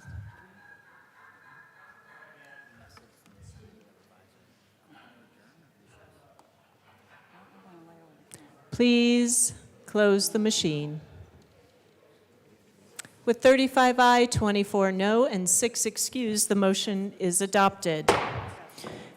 Representative Velasco as chair, Representative Garcia, Representative Armagost will serve on the second conference committee. Madam Majority Leader. Madam Speaker, I move to lay over the balance of the calendar to Sunday, May 5th, 2024 at 10 a.m. Seeing no objection, the balance of the calendar will be laid over until Sunday, May 5th, 2024 at 10 a.m. Announcements. Representative Snyder. Okay, folks, as a member of the House Services Committee, I feel it's my duty to tell you, there's a lot of names on this list of people that owe money into the jar. There's even one person that hasn't paid for their auction items yet. So starting Monday morning, the list of shame will be read aloud from this well right here. Thank you. Representative Snyder. House Finance will meet at 4:10 down in our good old room 112 to hear the following bills. Senate bills 181, 218, 229, 230, 136, 226, 223. Thank you. Thank you. Representative Weissman. Thanks, Madam Speaker. House Judiciary Committee is not meeting today. That's good. Representative Sirota. Thank you, Madam Speaker. Members, House Appropriations will meet tomorrow morning, 1 hour before the start of the House, to hear Senate bills 111, 167, 182, 218, 223, 226, 221, and any other bills that may be referred to appropriations could be heard at that meeting. Representative Basenecker. Thank you, Madam Speaker. Members, the House State Civic, Military, and Veterans Affairs Committee will meet 10 minutes upon adjournment. We have a number of bills on our schedule for today. I'm going to read them into the order that we're going to hear them, which is a little out of order from your calendar. We'll be hearing Senate Bill 153, Senate Bill 13, Senate Bill 214, Senate Bill 213, Senate Bill 227, Senate Bill 84, and we will move Senate Bill 205 to last. Representative McLaughlin. Thank you, Madam Speaker. Members, please thank Robin and Kathy and all the nonpartisan staff for lunch today. Thank you. Woo-hoo-hoo.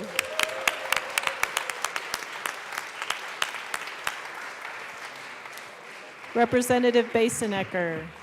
Thank you, Madam Speaker. And just a quick clarification, Military Affairs will be meeting in 107 in the basement. And Madam Majority Leader. Thank you, Madam Speaker. Members, just a reminder that the dress code is relaxed for tomorrow. And with that, I move that the House stand in recess until later today. The House will stand in recess until later today.